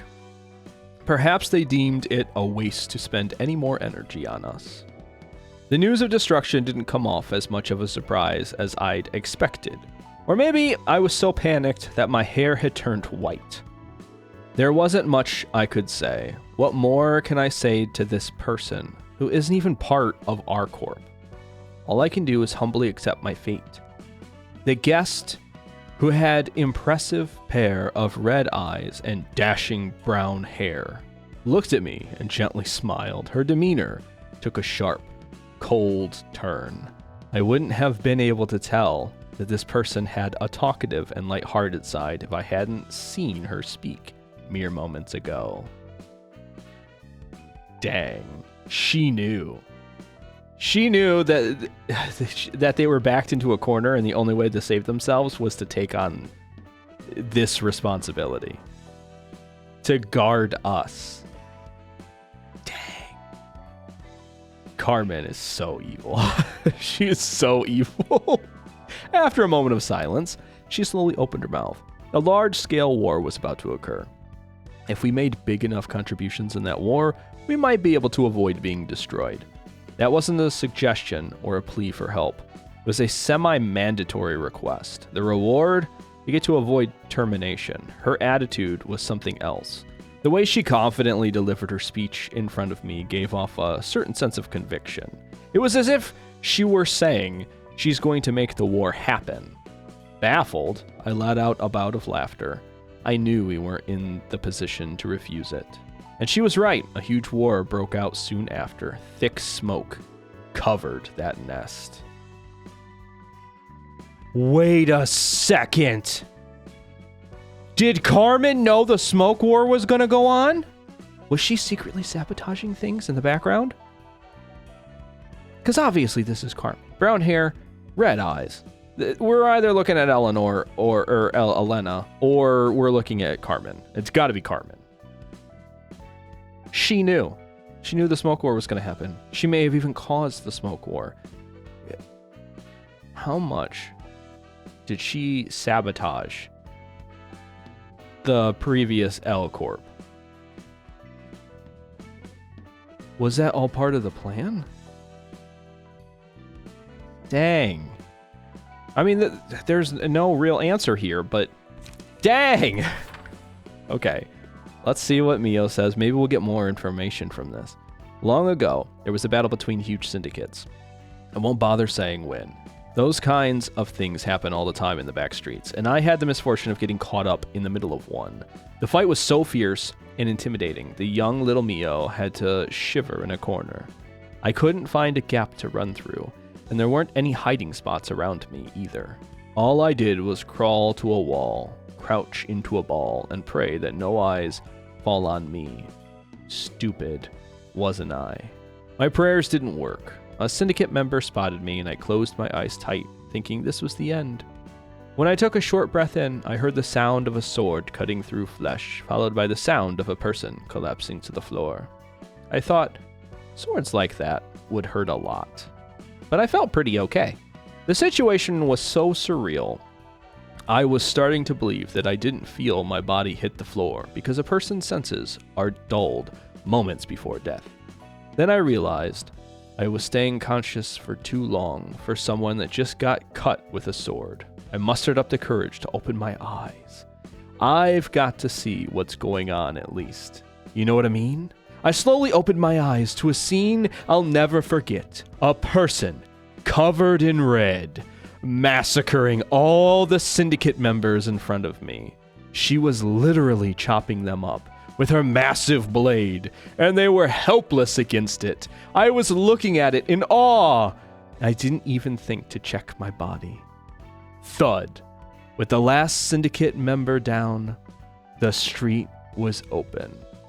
She looked around, turned to see me, and wow, my face would have looked so dumb. I don't even want to remember that. Anyway, she pointed at an alleyway with that weird sword of hers and told me that I'll be able to save myself if I ran that way, and that the rest is up to me. Instead of thanks, all that got out of my mouth was a stupid mumble of, oh. I leaned on a wall and barely stood up with shaky legs. I need to run before more people come this way. But I was so terrified. Even the person who saved me, she was red all the way and looked so scary. While I was dithering, she sighed at me and approached me. Did I frustrate her? Is she going to kill me now? Was my savior an impatient and ill-tempered freak after all? I collapsed on the floor. I mean, think about it. A scary humanoid thing fully covered in armor, walking towards you with a greatsword decorated with red flesh. It was a miracle I didn't faint on the spot. She grabbed my arm, set me upright, and said in a dry voice, "It's not the strong who survive. It's the survivors who are strong." Then she shoved my back and I started running before I could thank her. I didn't look back once. I was so embarrassed comparing myself to her. Ever since that day, I trained myself, aspiring to become like the hero that saved me that day, and landed a job at R Corp. I wanted to become a hero myself and save the lives of others. What I wanted more than anything, though, was to meet that person once more. R Corp participated in most large battles in the city, so I expected to see her someday. I thought she'd have been alive all along since she was tough. I was going to thank her and show her how much stronger I had gotten since then if I did get to see her again. But I couldn't tell her. Not just because I never saw the Red Mist again, or Gabora, as she is called now. We did meet each other after a long time, but that's another story. I wouldn't have been able to say it, even if I met the Red Mist when she was alive and well. I got embarrassed of myself again. I thought I'd saved everyone, but after all, what I've been doing was far from being a hero. Hey, what do you think a hero is? What an interesting... that's an amazing story. It's such a cool story. And I knew, we all knew, there was something there. Mio loves the Red Mist. Loved the Red Mist. And we knew that she had been saved by the Red Mist. I'm almost positive we knew that beforehand. Didn't know the circumstances until I finished reading this. But we knew it. And I think the whole circumstances was just, she just was in the wrong place, the wrong time, got wrapped up in a syndicate, right? Because was she fighting here? I got so caught up in the story. Long ago, battle between huge... Yeah, she just got caught up in the battle of the syndicates. I don't think she was actually part of anything. She was just a kid in the back streets. Yeah, that's exactly what it was. She was just a kid in the back streets. Wrong place, wrong time. And the Red Mist came out of nowhere and massacred everybody and saved her.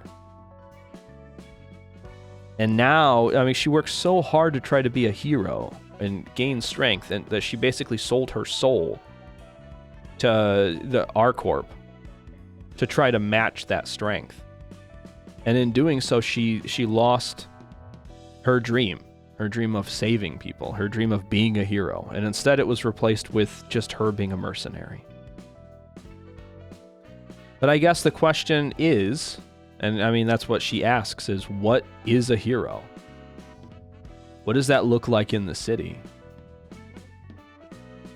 Because a hero would be different things to different people. And right now, there's like this big push for anti-heroes and like really asking that question, what is a hero? And I really don't have an answer to it. I could tell you what I think a hero is. And I think a hero is exactly what the Red Mist is, and that's someone that is willing to put their life on the line to try to do what they think is a good thing. Even if it's not a good thing, I think that as long as they think that they're doing what is right, I think that makes them a hero. Does that mean Carmen is a hero because she's doing what she thinks is right and trying to benefit the world? Yeah, she's a hero to somebody. I mean, that's just the unfortunate thing is I don't think there's a true definition for the word hero. I think it is a very social term.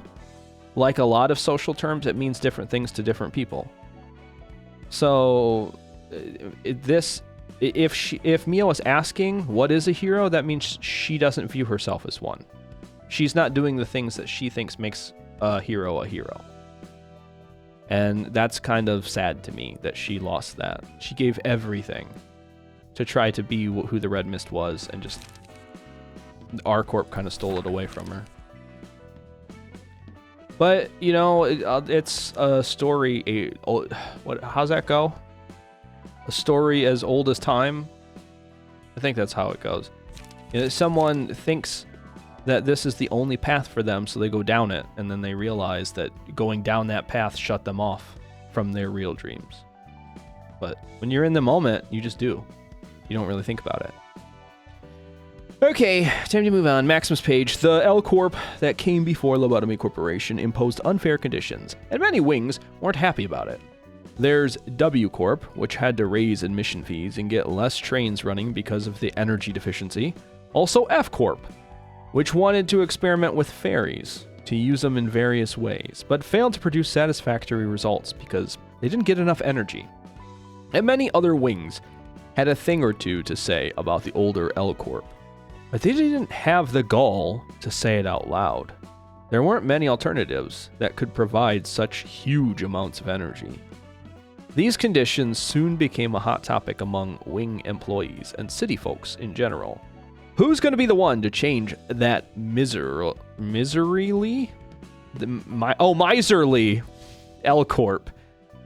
Then someone next to him would say, who has the courage to do that? We all know that'll lead to a war between wings. No choice but to live like this. Though there was another reason to do something about that L-Corp. It produced a massive amount of fumes. At first it was thought to be a kind of smoke. That's no different from what factories chug out. But over time, people realized that this was affecting the residents around it negatively. Some people would suddenly start wishing for the happiness of some others, and still others would spend most of their time staring off into space. What's more, people had signs of sicknesses all over their body, and they started wandering around L-Corp's nest. Was like they were returning to their hometown or something. Huh? Oh, I see, because they were wandering around. One day, some rich person visited us and said that a war will break out soon. Said we'll get some benefits if we helped her. So, Carmen was filthy rich? Is that what I'm getting from this?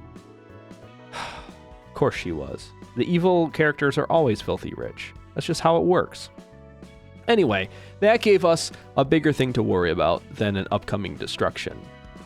A war is about to happen. Nikolai collected her thoughts and calmly asked why a war was going to occur. That person paused for a bit, then spoke in a languid tone. I was creeped out by how she said it, like it was no big deal. When one person's pure ambition and another's tragic obsession join together, a dream is destined to be born. In other words, I'm gonna cause a war, and you guys better be ready to fight it, because I'm gonna need your help. Dang. It feels like she could almost see into the future. Similar to like how PT knows things, it feels like Carmen just knows things. Well, how are all of these people that just know things knowing things? Because I would like to know some things that they know. That would be nice. And I'm excited to read PTs then. Okay, Rudolph, your time to shine. I haven't really used you much, so... Let's see what you have at least to say. You and Bayard, you guys are best friends holding hands somewhere out in the middle of the void. R-Corp is particularly famous as a private military company. No matter how many combatants die in battle, we fill the vacancy with new soldiers in no time. It was natural for the wings giving us requests to wonder what kind of singularity we have to pump out so many mercenaries in such a short time frame. Besides, our soldiers weren't lacking in combat prowess by any means. So there had to be more to us than just hiring many people. The mercenaries of R-Corp don't fear death in the first place. They don't hesitate to carry out any tasks. We're big in numbers. Casualties are replaced quickly, and we fearlessly proceed and get the job done. R-Corp's mercs were ideal for outskirts explorations and other dangerous operations. How could such a feat be possible then? People started making guesses. There has to be only one answer. They must be cloning people. No, they've got to be robots. R-Corp has been developing war machines in secret. Won't the head arrest them if they tried to clone humans? That's a good point. At the end of the day, people just laughed it off, talking about how nonsensical their hypotheses were and how secretive singularities are. Maybe they had the right answer, though they missed the mark a bit. It's true that R-Corp uses cloning technology. For that, we had to make a promise with the head. No more than one of the same person should exist in the city for longer than 7 days. The first half I can understand, but I'm still not sure why they set a limit on how long. Is it related to some kind of ethic we aren't aware of? No. It's related to how quickly a massive army of a single person could manifest, tear apart a wing if they need to, and then be dismantled. 7 days. Guarantee it.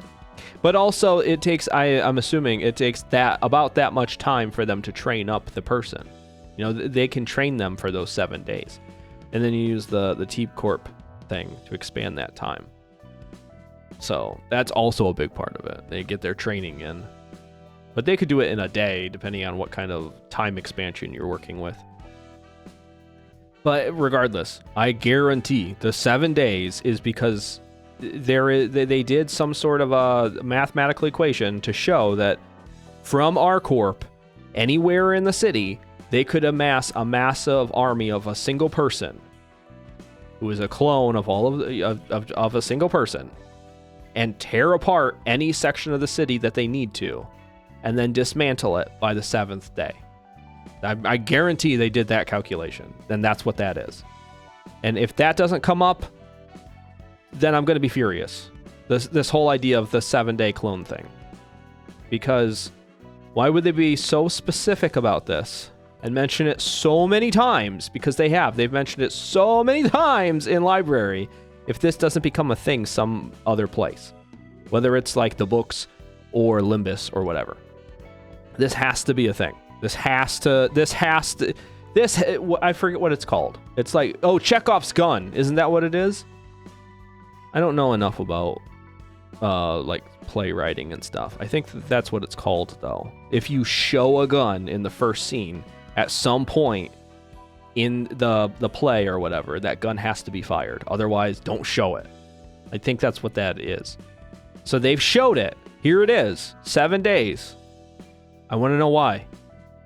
I want to know exactly why. I want this to be a thing. I want that to come back sometime. Anyway, I'm getting off tangent. I'm getting too emotional. Let's get moving. Oh no, we don't just clone humans and call it a day. We select the fittest one among them. Inside the hatchery, dozens, hundreds, or even thousands of them fight to the death. We have to kill the clones that look just like us, eat them, and prevail. The larger the population is, the more time given, the finer a clone is made. And the scariest part of it all is finding myself beginning to think this way. Think about it. Is it really an admirable trait to have no fear of death? I have to disagree. When you know that you'll die someday, you don't put off your duties forever. You're bound to pick them up, even if you rest for a day or two. And when your life is at stake, you try all kinds of things to survive. That's when people feel that they're alive. Maybe I said people guessed our secret right, because our lives aren't much different from a machine's. One thing I'm afraid of is that selection game. As time passed, my fear of it changed to weariness. Is this the real life? I don't know. Good question, Rudolph. Or are we just all in a simulation and you got the short end of the stick? Because you have to die over and over and over again. It's a good question, buddy. But what about the rabbit team? What do they think? Every team in the 4th pack has its own caricature. What? Really? You'd think that we'll never get along with each other, having such different personalities and powers and strengths. Yeah, surprisingly enough, we hunt in packs for most operations despite our differences. The Lapino Rabbit team is generally seen as a distracted and raving bunch. Maybe it's because most of us are nimble, but that also means we handle our missions quickly and with certainty. Our method is the cleanest. Actually? If I had to admit a teensy little problem with us, it's that we don't discriminate enemies from civilians. Yeah, I'm aware.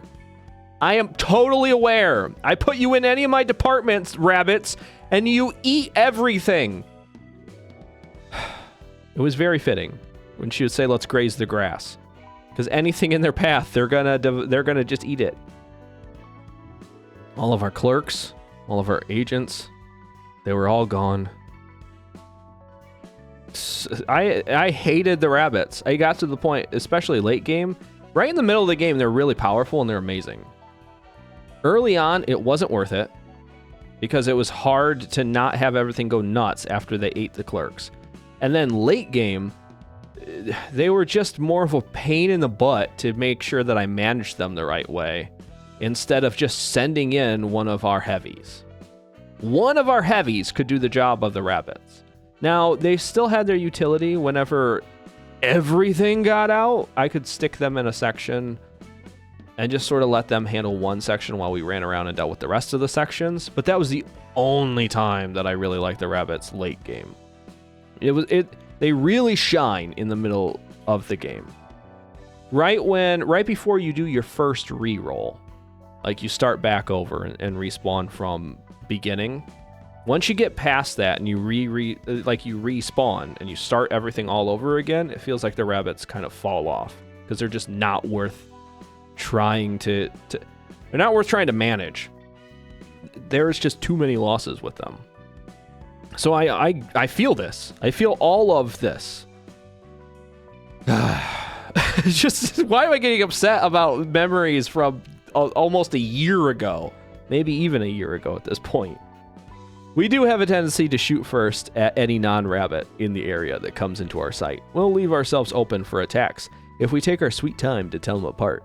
So we've got to strike first, but hey, we don't leave any troubles behind that way. So what's good is good, yeah? No. This is not the this is this and that is that situation. You can try to write it off all you want. I still think you guys suck.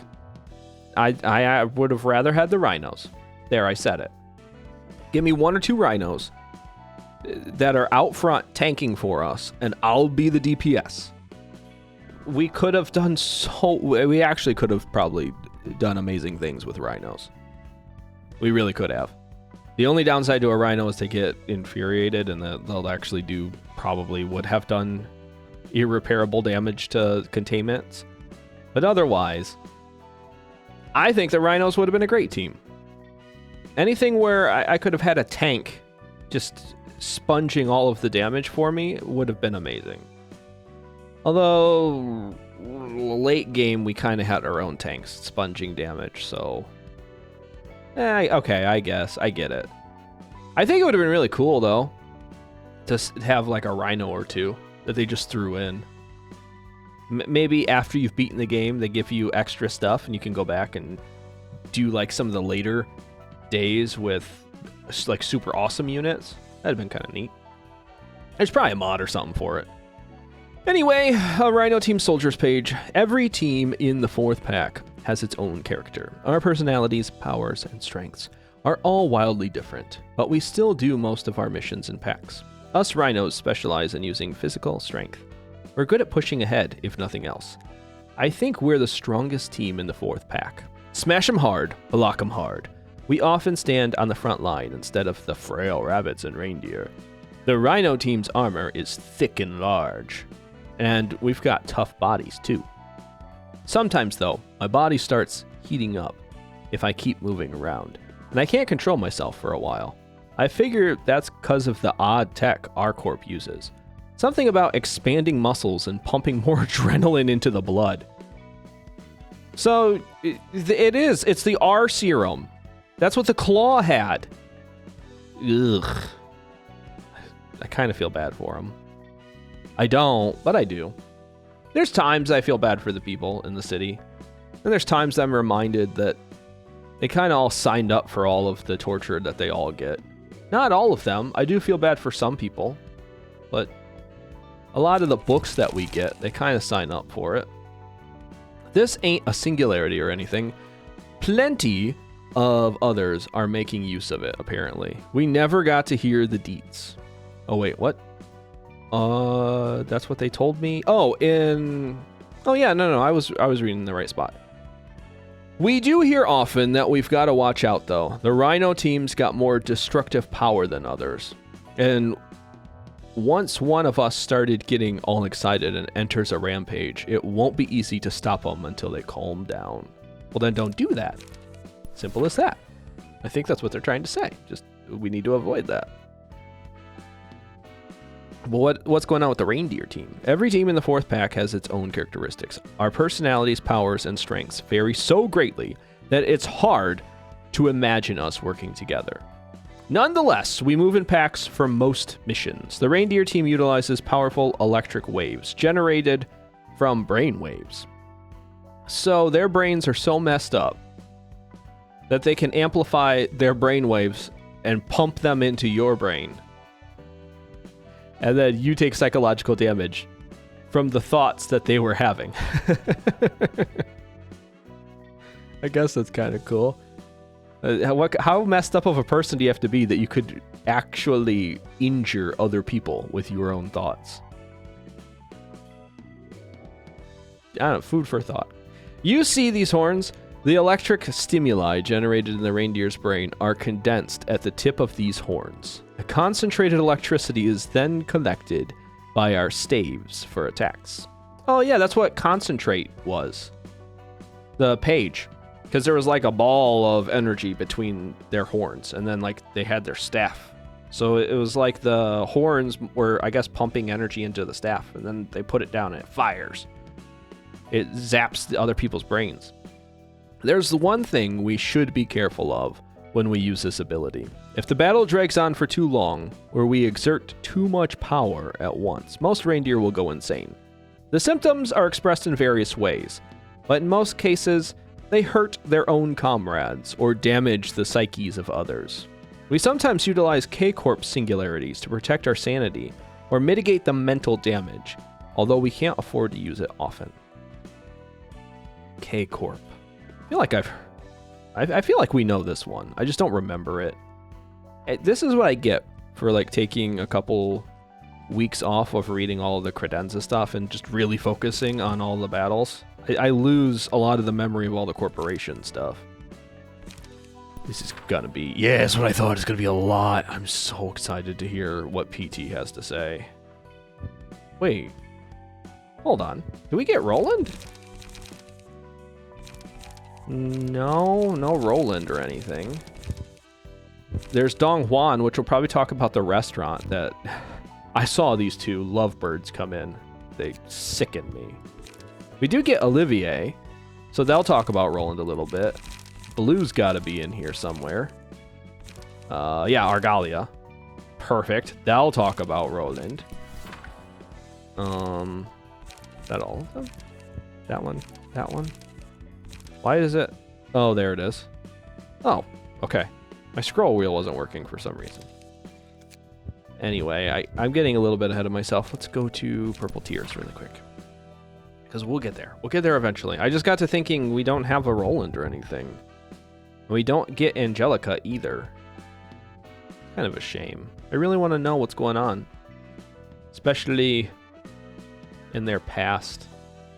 I'm so invested in their relationship, and we don't really know a lot. We just know the sad parts. The Purple Tears page. I'm sad. Let's just keep going. If you're reading this book, it must mean there's something you want to know about me. PT always creeps me out because she knows things. She knows that we're reading this. I love her.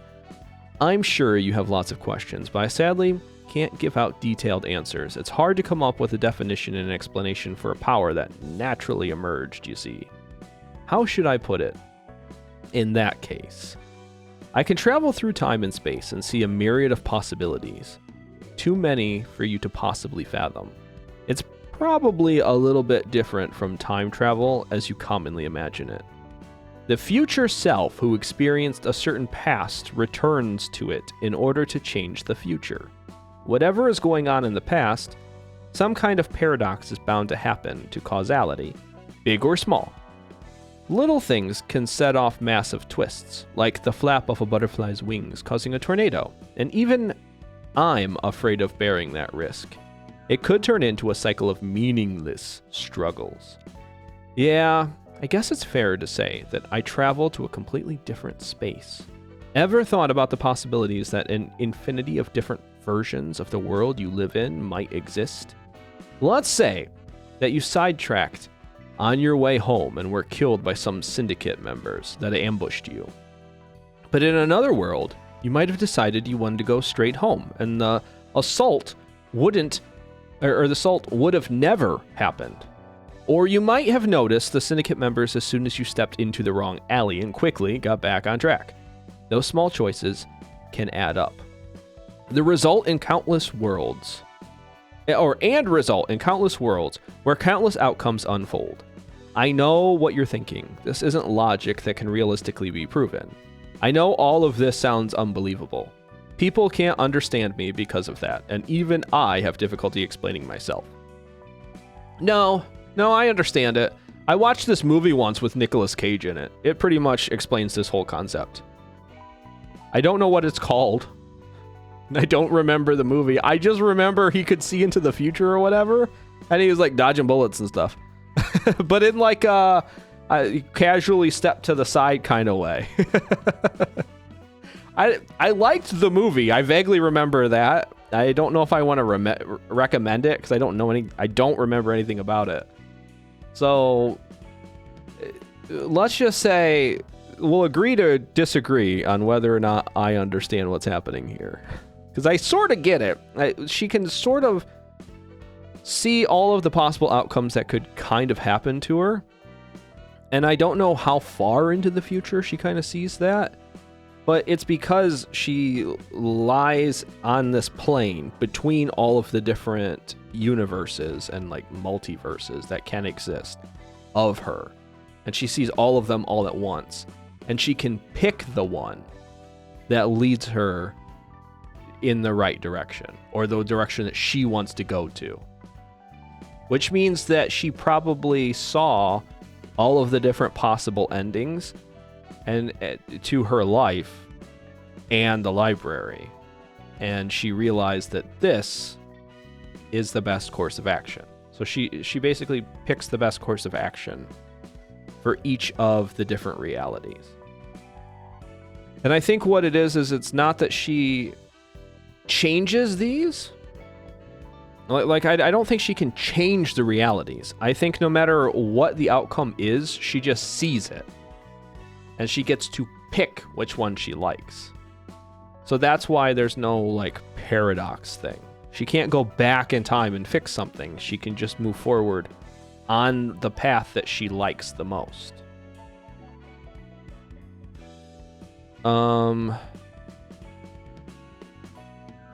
Where was I? How should I put it in that case? Yeah, massive twist. Okay, it's this one.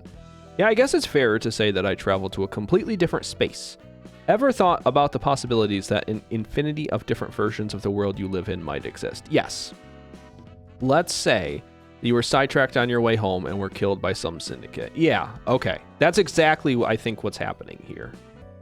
What sort of is weird to me, though, is how can she teleport? Like, how can she go from place to place? I wonder if it's not so much that she can actively pick...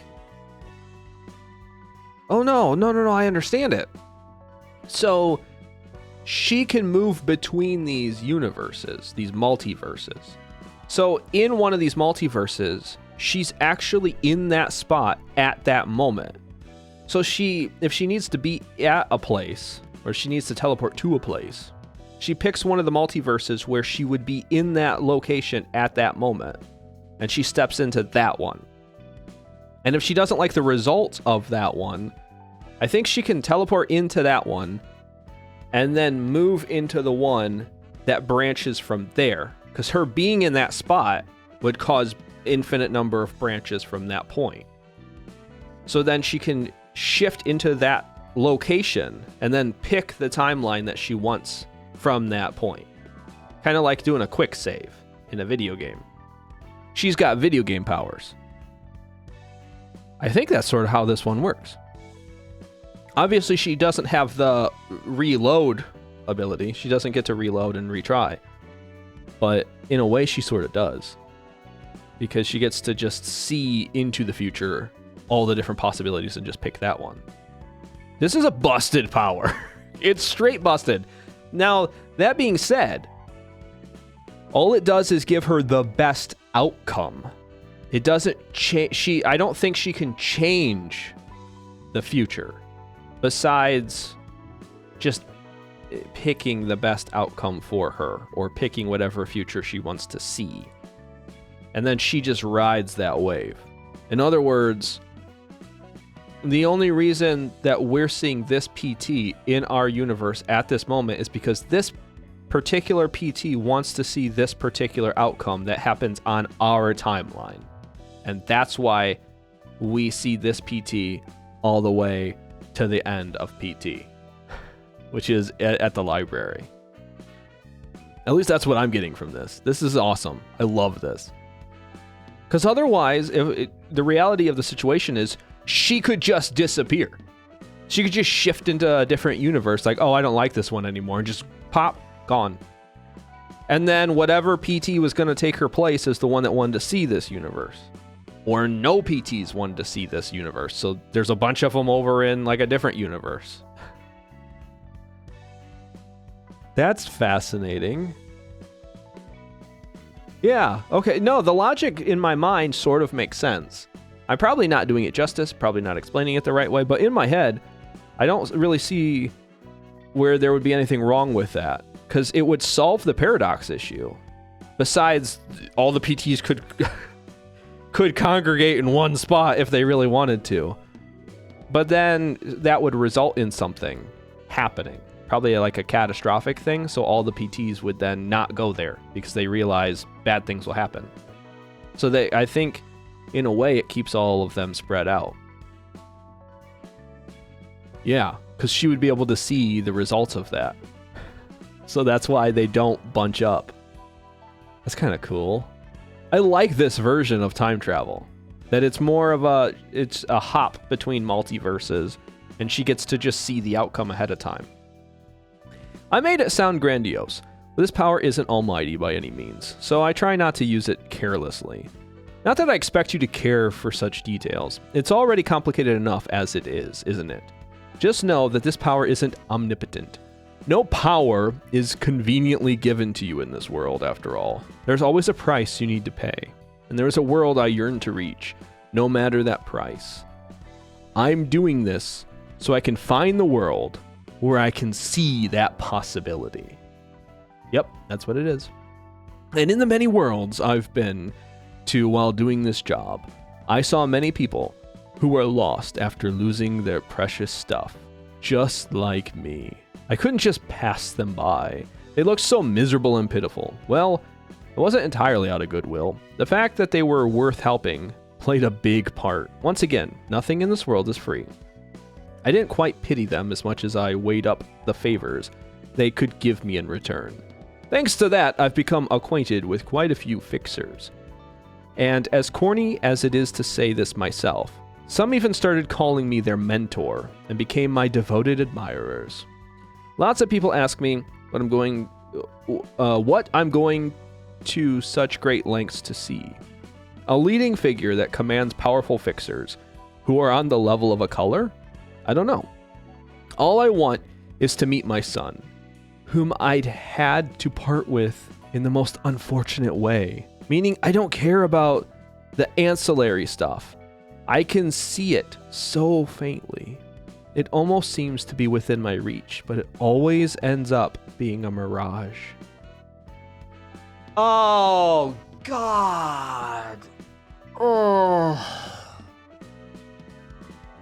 That's all she wants, is to see her son. The son that she lost when he was young. That's it. That's all she wants. And so she's trying to find the universe where he survived, and she can't. She sort of sees it. It's like probably in the periphery somewhere, but her eyes can't fix on it. And the second she jumps somewhere, it probably moves somewhere else because her existing there. I bet what it is that there is it's one of those things, it's like a key event, and that either him or her has to die for the world to exist. And that there is no universe where the two of them can both make it. And that's why she could sort of see where she could go to this place where he survives. But the second she pops into it, it changes the universe. And he then died because she survived. That's got to be what's going on. That she is stuck in this whole multiverse problem or equation where that event has to happen. One or the other has to happen. So then why does she go to the library? What does the library bring her? Because what was the end goal there? Because if she dies, then she can't go and see her son. Unless she's finally come to the realization that if she dies, then she can go and see her son in the afterlife or something. I don't know. And if that's the case, then why wait this long? Why not follow a path that leads to that death sooner? Unless, because I mean, she is a human. Unless it took her this long to piece it all together. Yeah, good question, huh? I love PT. Her whole character is just so awesome to me. Okay, Xiao, your turn. Time to shine. Whew, yours is bigger. How? How is there more about you than anyone else? There's no way. Yeah, look at that. Yeah, I mean, poor Alan. Poor Alan gets half a paragraph. Bayard's is bigger than Alan's. I mean, they don't care about Alan. Alan, a boring dude that stabs things. Yep, basically. Oh, he lost his leg. What do we talk about his leg? He lost his leg in the war and has a peg leg. That's it. I wonder what it says. No, I'll wait. We'll go on. Zhao's page. I was in no way a soft person, though I don't view myself as particularly tough or rugged either. A straight and honest person. Accusations would be brought against me for being unmoved by the death of any person, however close they may have been in life. A point not everyone would see as criticism. How could a person be so cold and heartless, even if the basic bearing of a fixer is to look after oneself first and foremost? At first, I spent much time thinking over it, and asked myself many questions.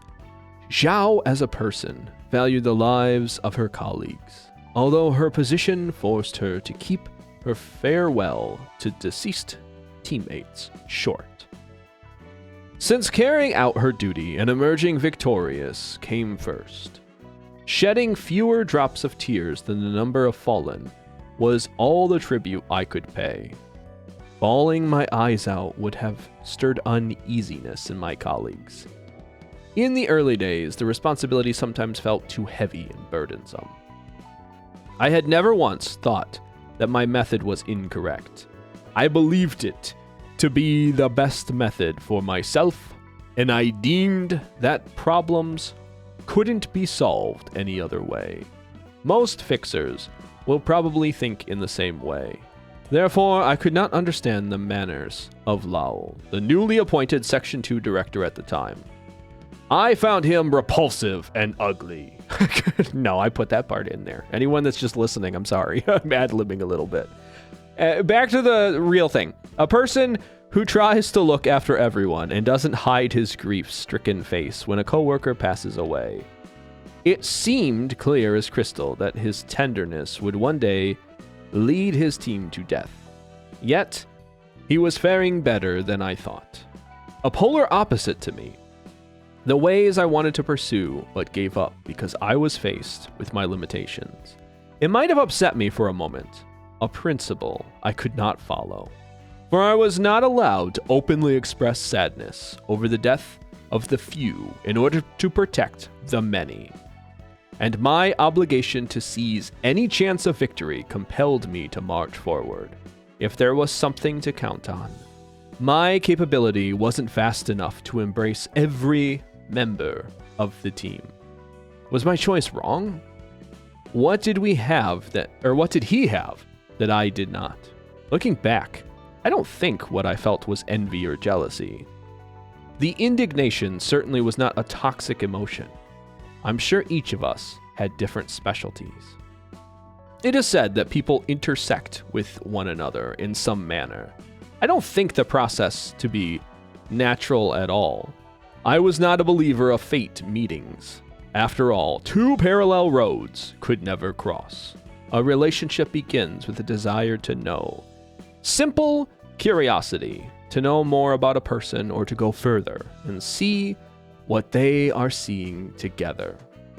People open up new roads to merge into the roads of others for various reasons. I thought I would never care about him, since he was so different from me, but my expectations weren't quite right. I wanted to learn more about him. I wanted to know what this emotion I felt was, and I thought I could perhaps become a better person if I saw what he was seeing together. If there's one thing I realized, it's that relationships between people always start with such small curiosities. Taking in what I have said so far, you would think that this is such a peculiar and untruthful love. You might think it's fussy. I cannot give out a clear answer, for I can't dare define what love is. What could I say or add about an emotion I felt for the first time? One that I'm still struggling to figure out. Furthermore, every person carries a different form of love. There will undoubtedly be some people who don't place much importance on that emotion. You might even think that such emotion is absolutely useless in this city. Even if I were to define my love, this wouldn't come across as a sweet story if you cannot understand it. However, I can be certain that my sentiments towards Lao was sincere. The so-called curiosity and sympathy, they bring about attention, admiration, and a little bit of obsession. I learned soon enough that this isn't much different from what people call love. It may not have been something out of a fairy tale or a drama, but we still cherished each other in our little relationship. Perhaps I'd been under the impression that love is a concept that is utterly distant from me. The love that I came into was cramped, yet big, and it felt burdensome at times. Isn't that what love's supposed to be? I'll take a second here. It's a long story, and I don't want to lose my train of thought about what's going on, because she came to this realization that she's unlovable. She doesn't know what love is, she's never experienced it, so no one could love her. Basically. That's what I'm getting from this. She would never love anyone, but also, that makes her unlovable. And what she realized is, you can't, love isn't what you see on the television screen, or in a book, or some sort of fantasy. Love is an emotion like anything else, and it comes in different forms. And their love wasn't any more or less real than anyone else's. That's amazing. Zhao's person, her characteristics, and the character that she is just so fascinating to me. The confidence that this person has to say, I've never felt what love was, and I think I never will. And then when it hits her, she thinks, this isn't what other people consider love, but this is my love. And she just has that confidence to say everything that I believed once, I don't believe anymore. And that's okay. That's cool. I get to be in love now. She just chooses that. And I don't know. I don't know where I'm going with this, but it feels so awe-inspiring. I've always sort of found Zhao's character really interesting, really awesome. But I think a big reason for it is just she's not afraid to be who she is. And a lot of the characters who aren't afraid to be who they are, I gravitate toward. Bina, Gabora. Now we have Zhao. And it was always the characters that were afraid to be who they were, like Nettie and Yasad, Had, Tifereth. Tifereth was always afraid of herself. I found myself sort of being very distant from. I like the characters, they're really well done, but I don't find myself longing to know more about them. I like the Hakmas. Hakma, is he a condescending kind of a-hole old man? Yeah, he is. But there's something about that sense of confidence that kind of draws me in. I want to know more about this person. Why? Why does he feel this way? It's the people who are like Finn, who I adore because they seem really cute to me, and like Had, they seem adorable to me. That I like them that way. But if I don't learn anything else about their life, I'm okay. But yeah, it's these people like Zhao, Lao to a degree. Very similar kind of. I want to know about them. Mio, I loved Mio. Rabbit Lady. PT, I love PT. It's because they know who they are, and I want to know who they are. Maybe that's what it is. Maybe because if I'm being completely honest, my kind of preference when I'm talking to people is I want to hear stories that people are confident in. When they're saying something and they're speaking with confidence and they're speaking with passion, I can get on board with the story. When it feels like someone's making up the story on the spot, then I feel like, oh, okay, interesting story, but not exactly what I wanted to hear. And that's kind of what some of these other characters have sort of felt like. And I'll give you a good example of that is the, wait, where am I? However, is that where I was? No, this one. You said I am strong. I will come back to this. You said I am strong. I got to remember that. It's pretty far down. But it was this one, the Church of Gears. Whether I was interested in the Church of Gears story or whether we got the Church of Gears story or not really interested, because for starters, they seem like a background character, but also they don't have a will of their own. They aren't a strong presence and aren't a strong character. And that's what I mean. I again, sometimes I do a hard... Okay, here's a great example of it. Hubert's character. Kind of interested in a story, not really. Gloria's character, I was less interested in. Esther's character, very much interested in. And it's all because of that feeling that I know Esther has something important to say. You can like feel it. They're gonna tell you something. That's what I'm trying to say. Okay, moving back to where I was. Xiao's page. I know I went off on a huge tangent there. You said I am strong, but the truth is that I was weak and faint-hearted until the very last time I faced you. I have only grown so ironclad after I lost you. Why did I miss everything while you were still by my side? Why do I spend the whole night longing for you and regretting only after you have parted from me? Because we don't know what we have until it's gone.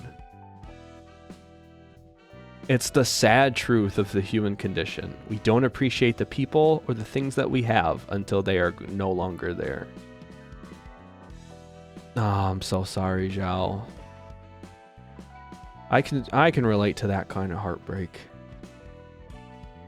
I feel like we all can. I'm sure we all have, family members or friends or pets or whatever that we miss. And we really long to just have, even if it's just 30 more seconds. Anyway, let's keep going. I do have one regret regarding you, that I could not trust my feelings for you. I was too afraid to tell you that you're my everything. The night before you left me. She didn't tell him. Oh, talk about regrets. No wonder she stormed the castle. Oh, no. Moments of loneliness will come as I live. It won't be a thirsty longing for love, however. It is when I look to my side, yet there is no one next to me. When I am worn out from running somewhere, when I feel that my heart grows heavy rather than painful. Trying new things might let me forget it for a moment, but the memories will still follow me for life. When I feel such things, I can go back to familiarity. A familiar place, a familiar mind, a familiar person. And I plan to reunite with you soon. I want to tell you that I no longer have shame for the path I've chosen, that I finally freed myself from the guilt. She knew what she was doing. She knew she was going in there to throw her life away. And she let the other idiots follow her anyway. Now, they were going to follow her no matter what because they cared about her. And I think to a certain degree, she was thinking to herself, you know what? I can do this. She's always had confidence in herself and her fighting style. So she thought, well, I'll go in and I'll just avenge him. That's all I'll do. But I think she also had this feeling that things could go south quickly, and they did.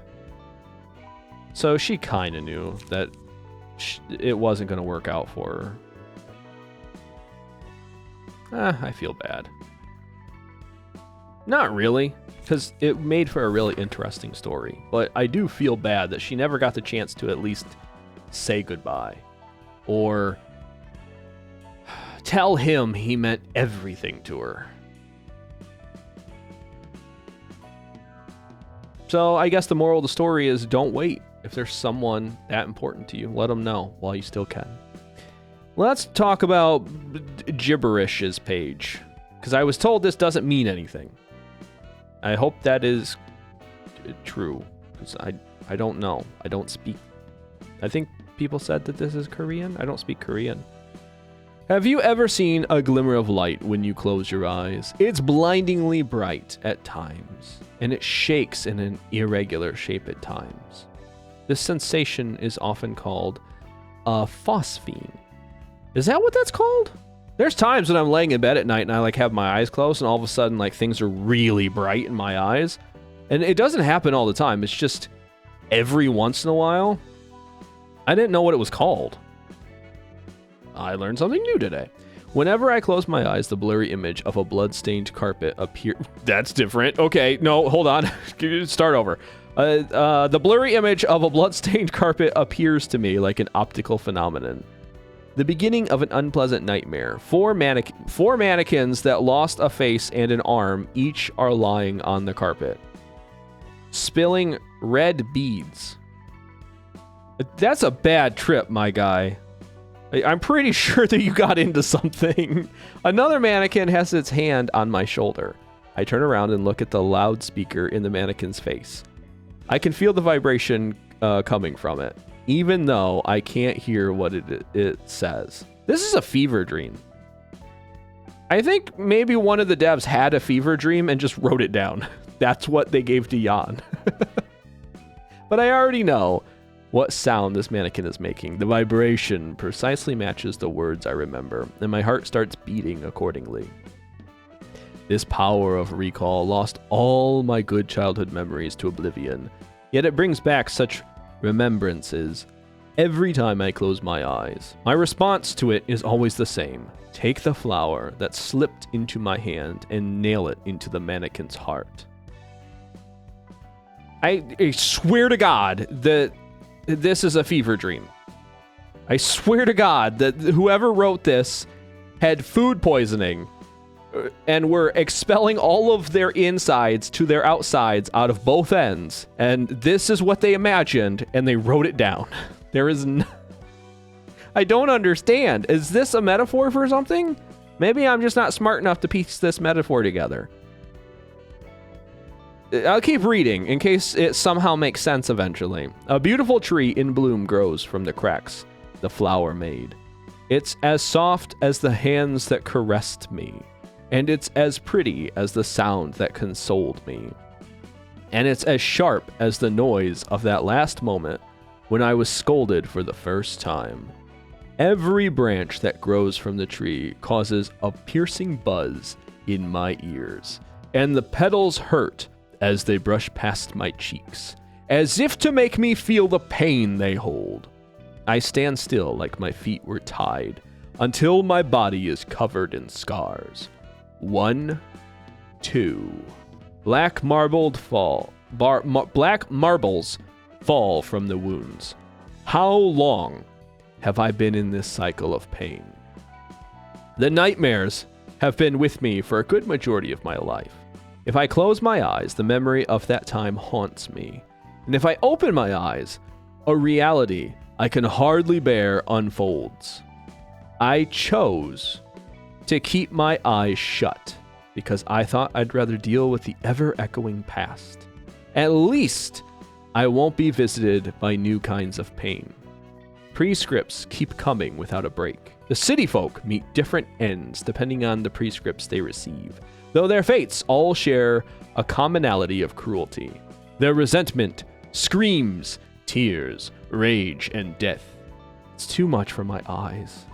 I sometimes thought how my life would have been if I stayed as a commoner, taking prescripts like them. Maybe I was better off back then. Maybe I should have just died early so I could breathe again. As another being. Why did the prescripts give me that order that day? I traced back the nightmares to remember the past. Everything was over and I planned to follow them to death, but I didn't have the courage to end my own life. So, I picked up the prescript that I thought would spell my doom at last and read it slowly. All the fresh-looking prescript contained was a command to be a messenger. It was pointing toward a beginning, not an end. I couldn't see a single word that said anything about salvation or death. After being numb for a while, I finally tumbled down to the floor and broke into laughter, louder than any sound I'd made before. I couldn't help but laugh at my state. I wanted to end my life because of prescripts, and now the prescripts won't even let me do that. Where has my free will run off to? I was frustrated. Not even my own life was under my control, for everything relies on the prescripts. Then I'll gladly play along. Even if I can't shatter the prescripts, I'll at least make a tiny crack. If I can show the masses that it's possible to oppose the prescripts, something might change. Something has to. It will make a difference.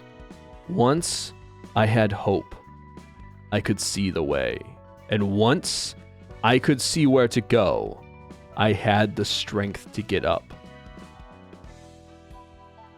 Our guy, he came up with this plan to finally bring meaning to his life after wanting to throw it all away. And at the end of the day, it was the will of the city. God, now I see why he distorted. I think I would have too. If I'm being honest, I think I would have too. I would have absolutely lost my mind. There's no shot that I could have. I am not a strong person, like psychologically. I'll be the first to admit it. This would have broke me just as easily as it busted Jan. Because it meant everything that he actually gave up his life for, and all hope, and all that determination was meaningless. He was playing right into the hands of the city. Ooh. However, I realized it only just now. What I felt wasn't hope, and that ignoring that prescript and taking my own life as I'd planned might have been a truer expression of my free will. What is the right way to live a life in this place? I must wonder. I'm not even dreaming of a life that I can be proud of. How does one achieve the feeling that their life is bearable to live, let alone be satisfied with it? I thought I had found an answer to that, but in the end, I couldn't escape the prescripts. The prescripts are the city's will, as it is my will. I've realized my limit. I feel as if I've hit some kind of wall I can't overcome. However, I don't feel all too forlorn and miserable. Maybe there'll be someone who can ride along with the flow rather than break it. It just won't be me. I'm not fit to accomplish such things. So I want someone to find an answer in my stead. And I hope they can tell me that. Tell me how I can enjoy this nightmare. Whew. I mean, Angela can do it. She's a robot, so she's above all of this. And she's not influenced by the organism that is the city, which is why the city doesn't want robots. They want brains, human squishy brains, because the city requires human squishy brains in all of their forms. And that's why I am so confident that whoever the head of the head is a robot, is an AI that can't be controlled by the city. Or the city itself is the head of the head.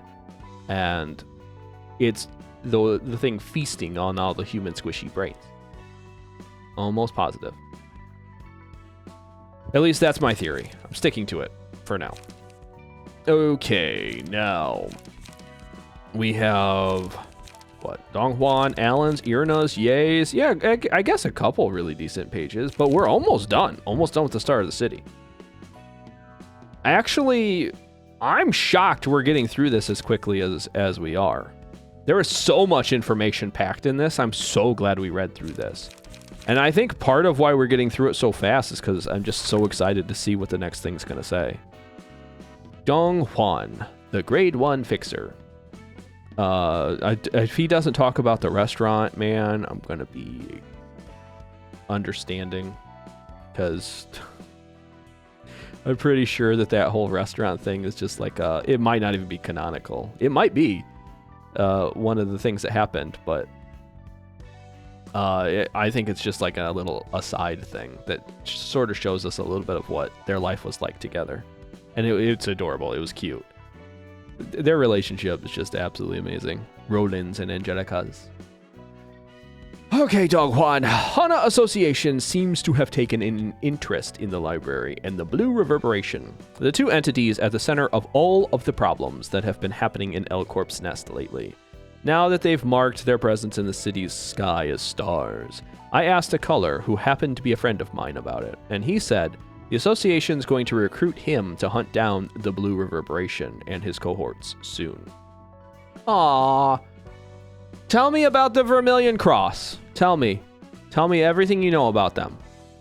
They've been making quite a scene in L-Corp's nest. In particular, the lives of many syndicates, fixers, and residents close to the library were lost to their hands. So the association couldn't just sit and watch anymore. They've apparently set up a camp at the door of the library, though no one knows what they're waiting for. I do. It was the light. We had to collect all of it. Anyway, a couple other things I heard are that all sorts of sounds and noises are coming from that camp.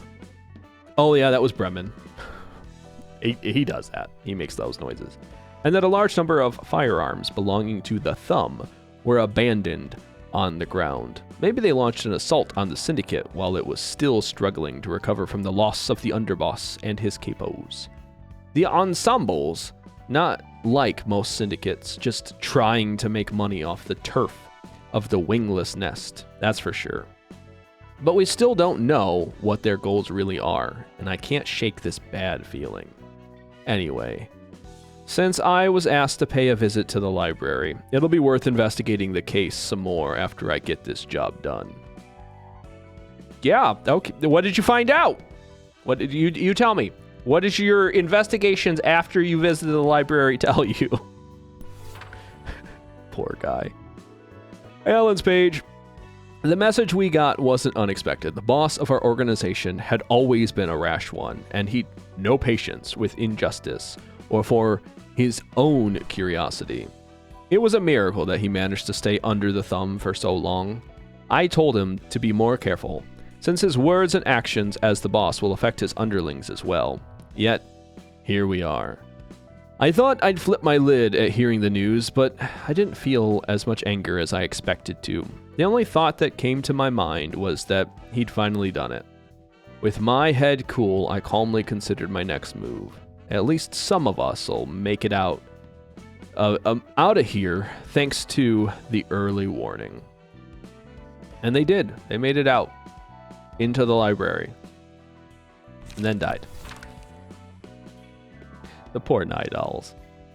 They really are the biggest losers out of this whole bunch. Their boss threw a fit, got them all killed, and then the ones that did survive went out of the frying pan and into the fire. At least the good news is all of them that came, they're going to go back. They're all going to be submerged in the light and then shipped back into the city. Oh, man. We just carpet bombed the city with distortions before we left. That's awesome.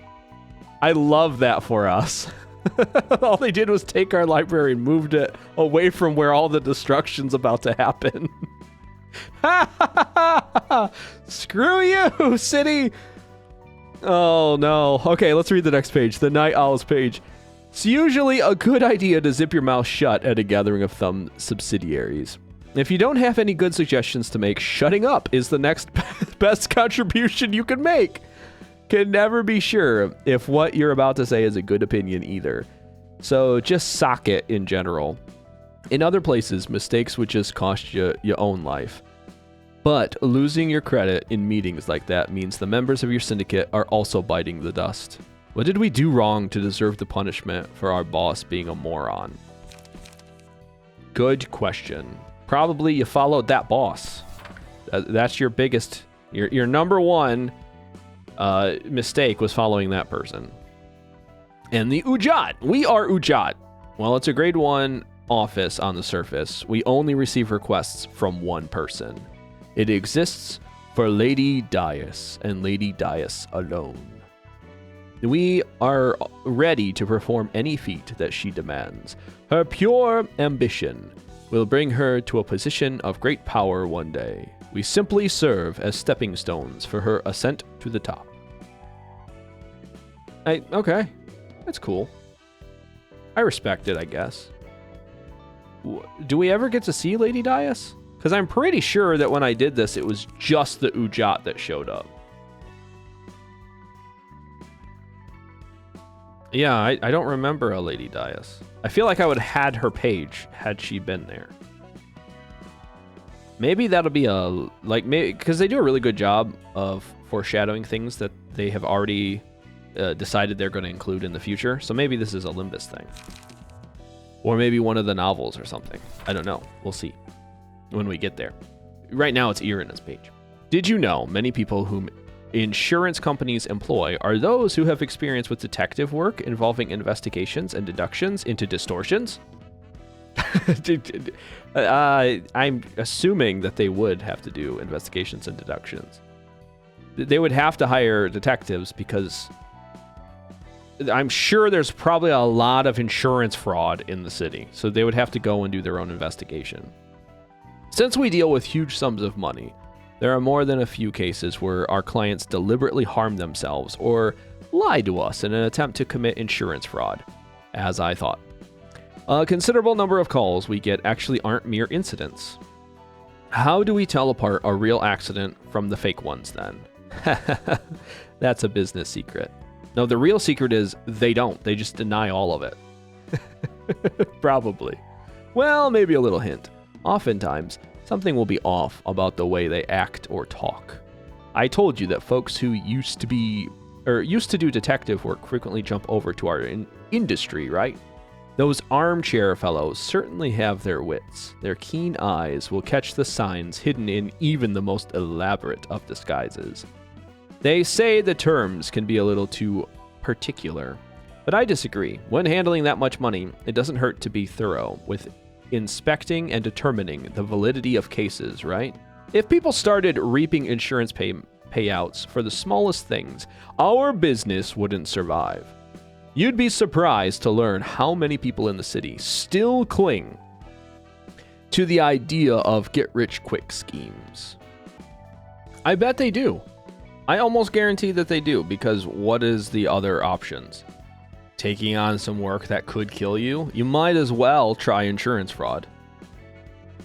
The city's such a dangerous place, they're going to try everything to try to get ahead.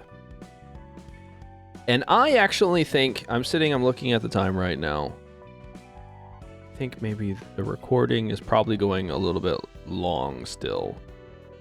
I think we'll finish up the credenzas in the next episode. Again, probably tomorrow sometime.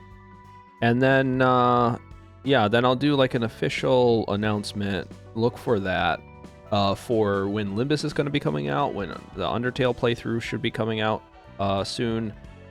And I'll be able to give you a little bit more of specifics in that recording. So like in tomorrow's episode, as well as an official announcement for the channel taking a break too in the near future.